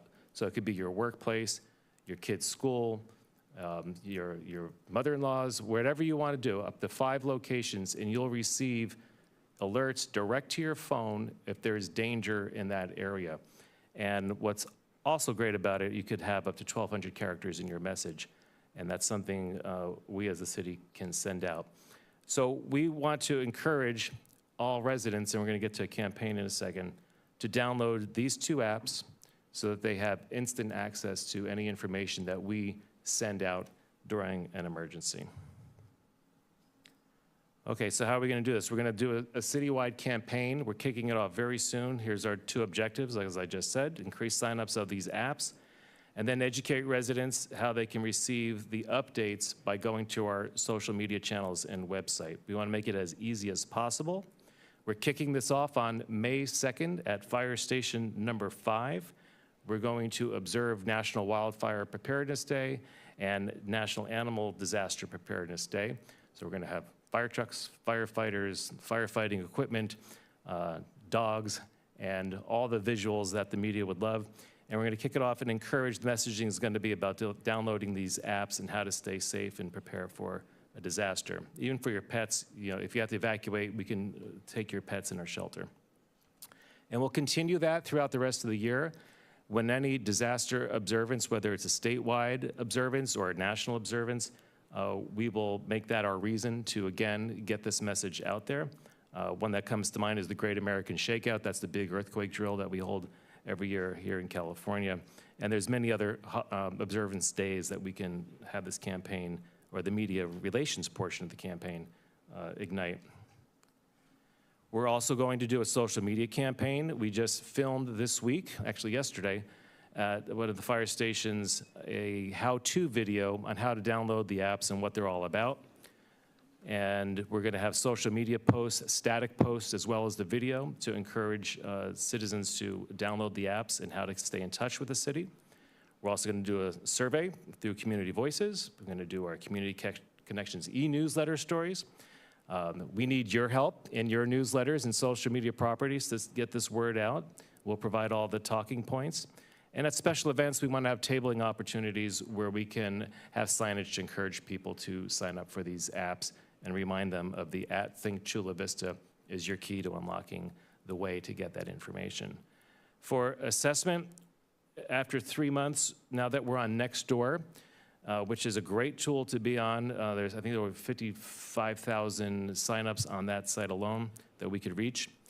We're going to do a test, and it'll be one of those messages, this is a test from the city of Chula Vista. If this were a real emergency, you'd be notified of what to do. Please respond yes that you saw this message. We just want to gauge if people are paying attention. And then also we have access to data and how many contacts are in the Genesis Protect app, which is the back end of Alert San Diego and the Genesis Protect app that I told you about. Right now there's about 45,000 records in there, and that represents not 45,000 individuals, but phone number, email, it could be multiple records for one person, but that's our baseline. And at the end of the campaign, after 6 months rather, we're gonna check that and see if we move the needle to get more people to sign up. So that was the quick run through of this campaign and this effort to get residents to sign up for these apps. And I look forward to working with all of you throughout the summer and the rest of the year to get the word out to our citizens. Any questions? Thank you, John. I really appreciate you. I have been on the council and experienced major issues. I was here during the firestorms of 2003 and then 2007, and then the most recent one, the Border 2 fire. With social media during the Border 2 fire, there really wasn't a robust communication from the city. And with social media, there were many times when people would be saying, oh, they've said to evacuate Eastlake or these different areas. And obviously I had been putting out information on a regular basis to make sure that people knew what was going on. But we definitely need more of a structured way to be able to do that, a more concrete way to be able to do that, because many times somebody either intentionally or unintentionally may have heard something and send it out on social media, and we need to make sure that we have some verified and concrete truth-telling, so we can make sure that people are getting the right information to be truly safe and have their families be safe. So I'm looking very forward to working with you, and this, I think, will be able to help fill those voids, because voids are, unfortunately, they give a lot of opportunity for people in stressful situations to start putting out information that may not always be accurate. Thank you. I'll go ahead and recognize the member from District 2. I just had a technical question, actually. So for people who are moving in or people who are visiting, how do they get emergency information? Let's say their phone number is registered in South Carolina and they're just happen to be here, or they just moved here from South Carolina. Would they need to sign up for everything, or is there like a reverse 911? Yeah, my understanding is it works through the cell phone towers and it pings. So if you're in that radius, you'll receive the message. Okay, thank you. That was my question. Thank you. I'll now recognize the member from District 3. During the fires of 2007, 2013, and January 2025, we got very lucky as a city. There are no structural fires. There's a certain amount of thanks, of course, to our police officers and our firefighters and everyone doing their diligent work. It's not if, it's an absolute when that we will have a disaster. And I hate to be the bearer of bad news, but we're going to have a disaster. the housing, just the embers can jumping the lake were very likely. We got very, very lucky that the winds shifted southeast at about 4 in the morning on the second day on a Friday. It was my second month into office, and I found myself, I canceled the rest of my day, work, weekend events. I was at Mount Hawk Park on Thursday night, around 9 or 10 o'clock. I was there till Sunday morning, and I think I slept a total of 4 hours in those 3 days.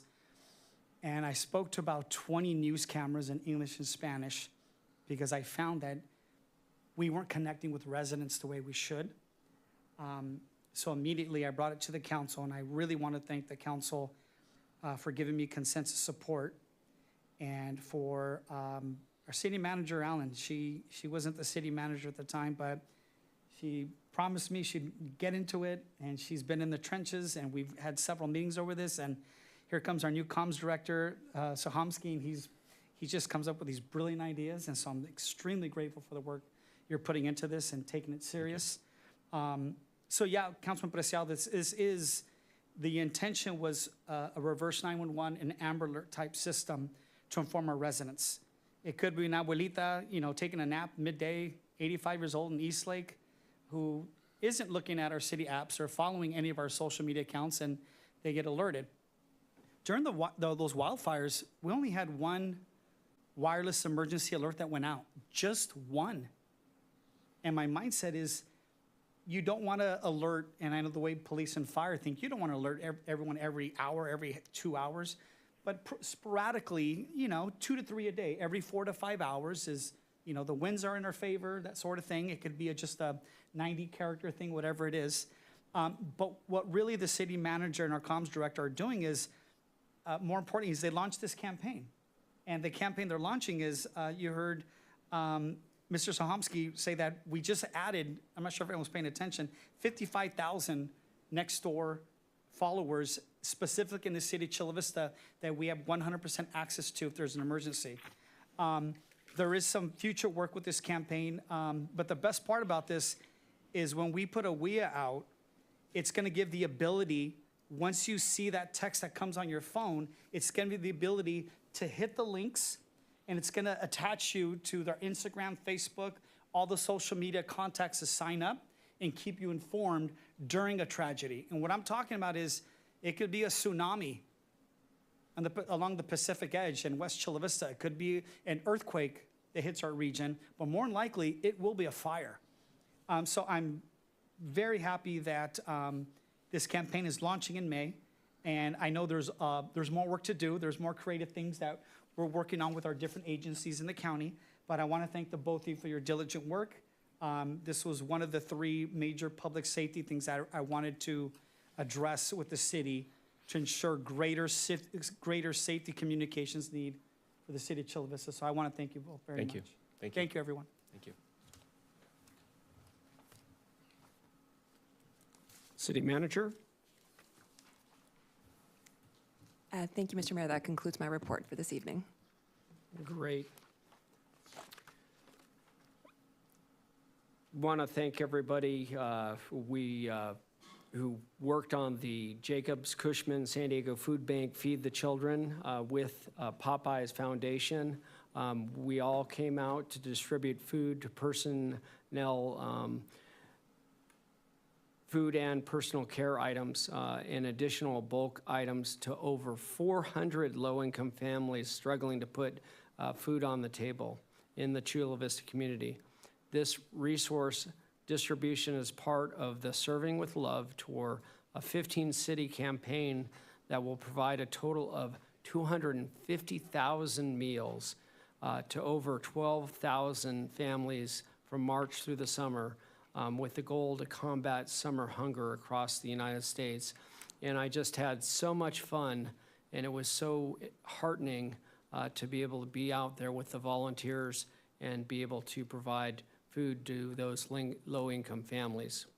I had the honor to share my experience as a military member and using that experience on how I use that for leading the city of Chula Vista with the Olympian High School students during the month of the Military Child Lunch celebration. And we had a great time We answered many questions and really just appreciate them for being able to be here in Chula Vista and being military kids. I look forward to seeing everybody at the fourth state of the city. It's going to be 6:30 at the Chula Vista Elite Training Center next week on Tuesday, April 28th. This is the 250th anniversary of the United States, and we're going to have a patriotic theme and making sure that we are being appreciative of this great country that we live in. With that, I'll go ahead and recognize the member from District 1. Thank you. I'm going to be really brief with my comments because I know everyone.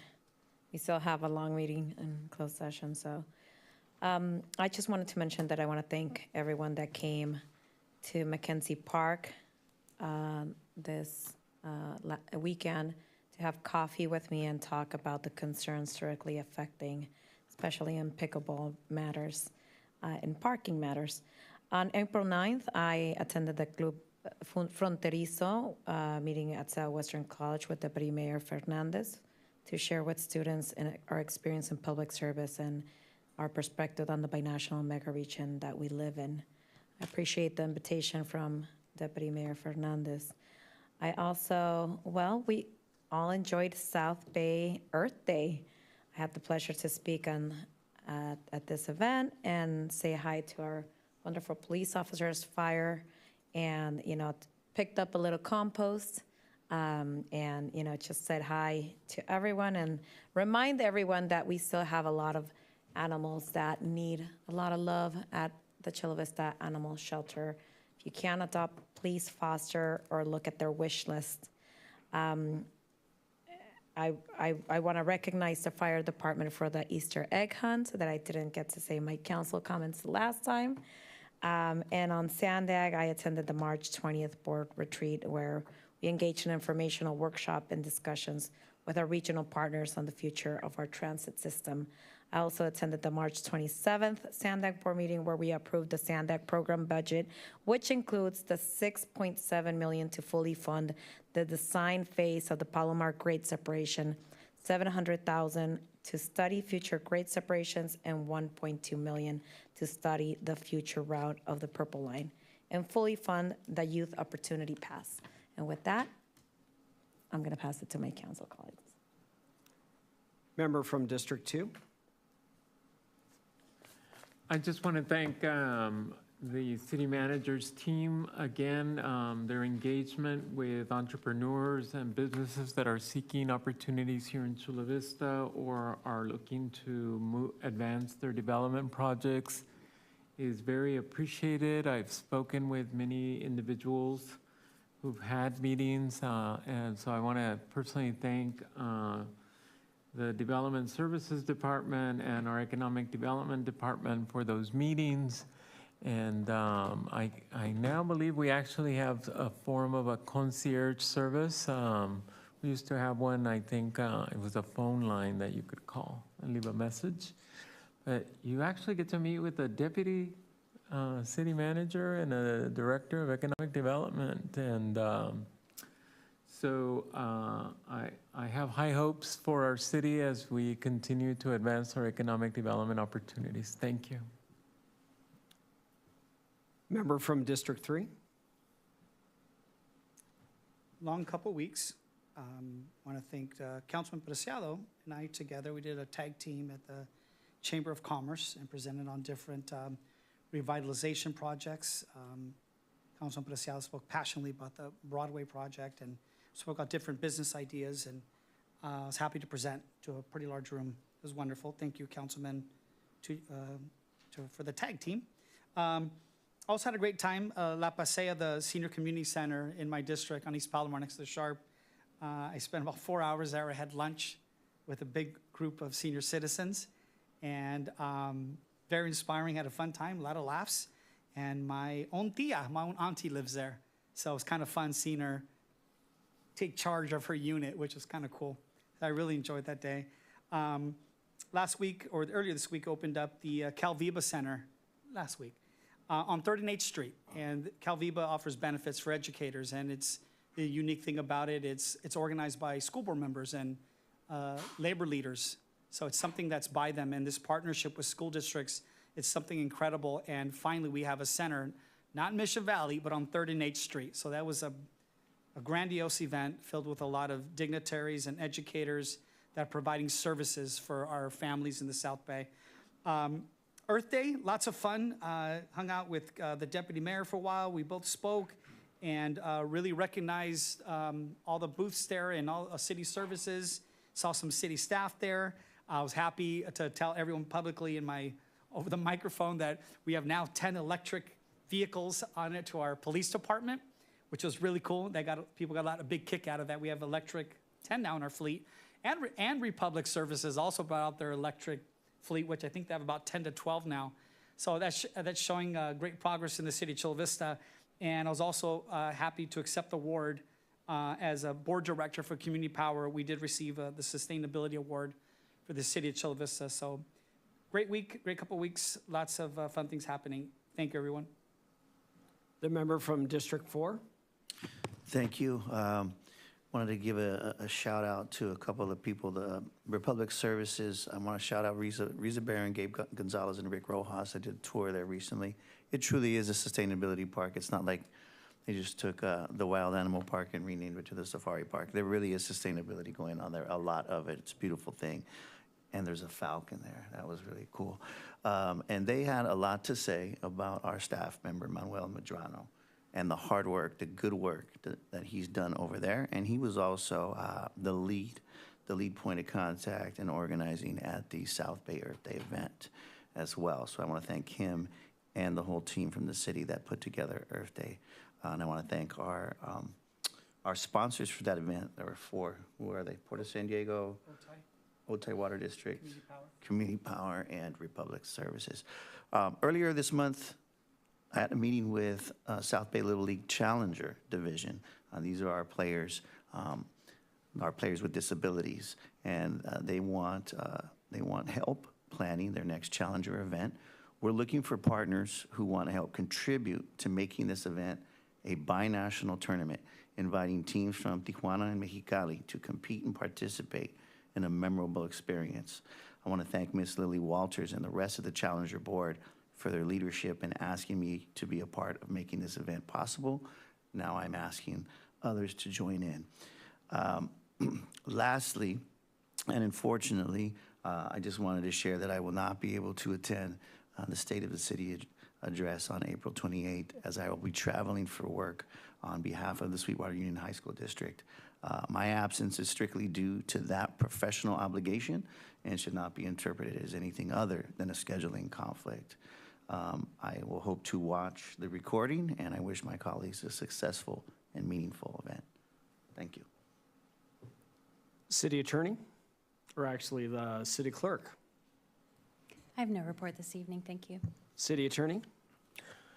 Thank you very much, Mr. Mayor. I know it's been a long night, but we will be having closed session tonight. There are 2 items on the closed session agenda. Item 15.1 is a conference with legal counsel regarding existing litigation pursuant to Government Code Section 54956.9. Item 15.2 is also, I'm sorry, let me go back to item 15.1. The name of the case is Bonita Valley Amateur Girls Softball Association, and as presented on August 15th, 2024. Item 15.2 is also a conference with legal counsel regarding existing litigation pursuant to Government Code Section 54956.9, and the name of the case is Michael Hamanaka versus the Benevolent and Protective Order of Elks of the United States of America et al., both as further described in your agenda. Thank you very much, Mr. Mayor. Thank you very much. And we will have next week the State of the City at 6:30, and then the following week we will be at the May 5th here in this council chambers at 5 o'clock for the next council meeting.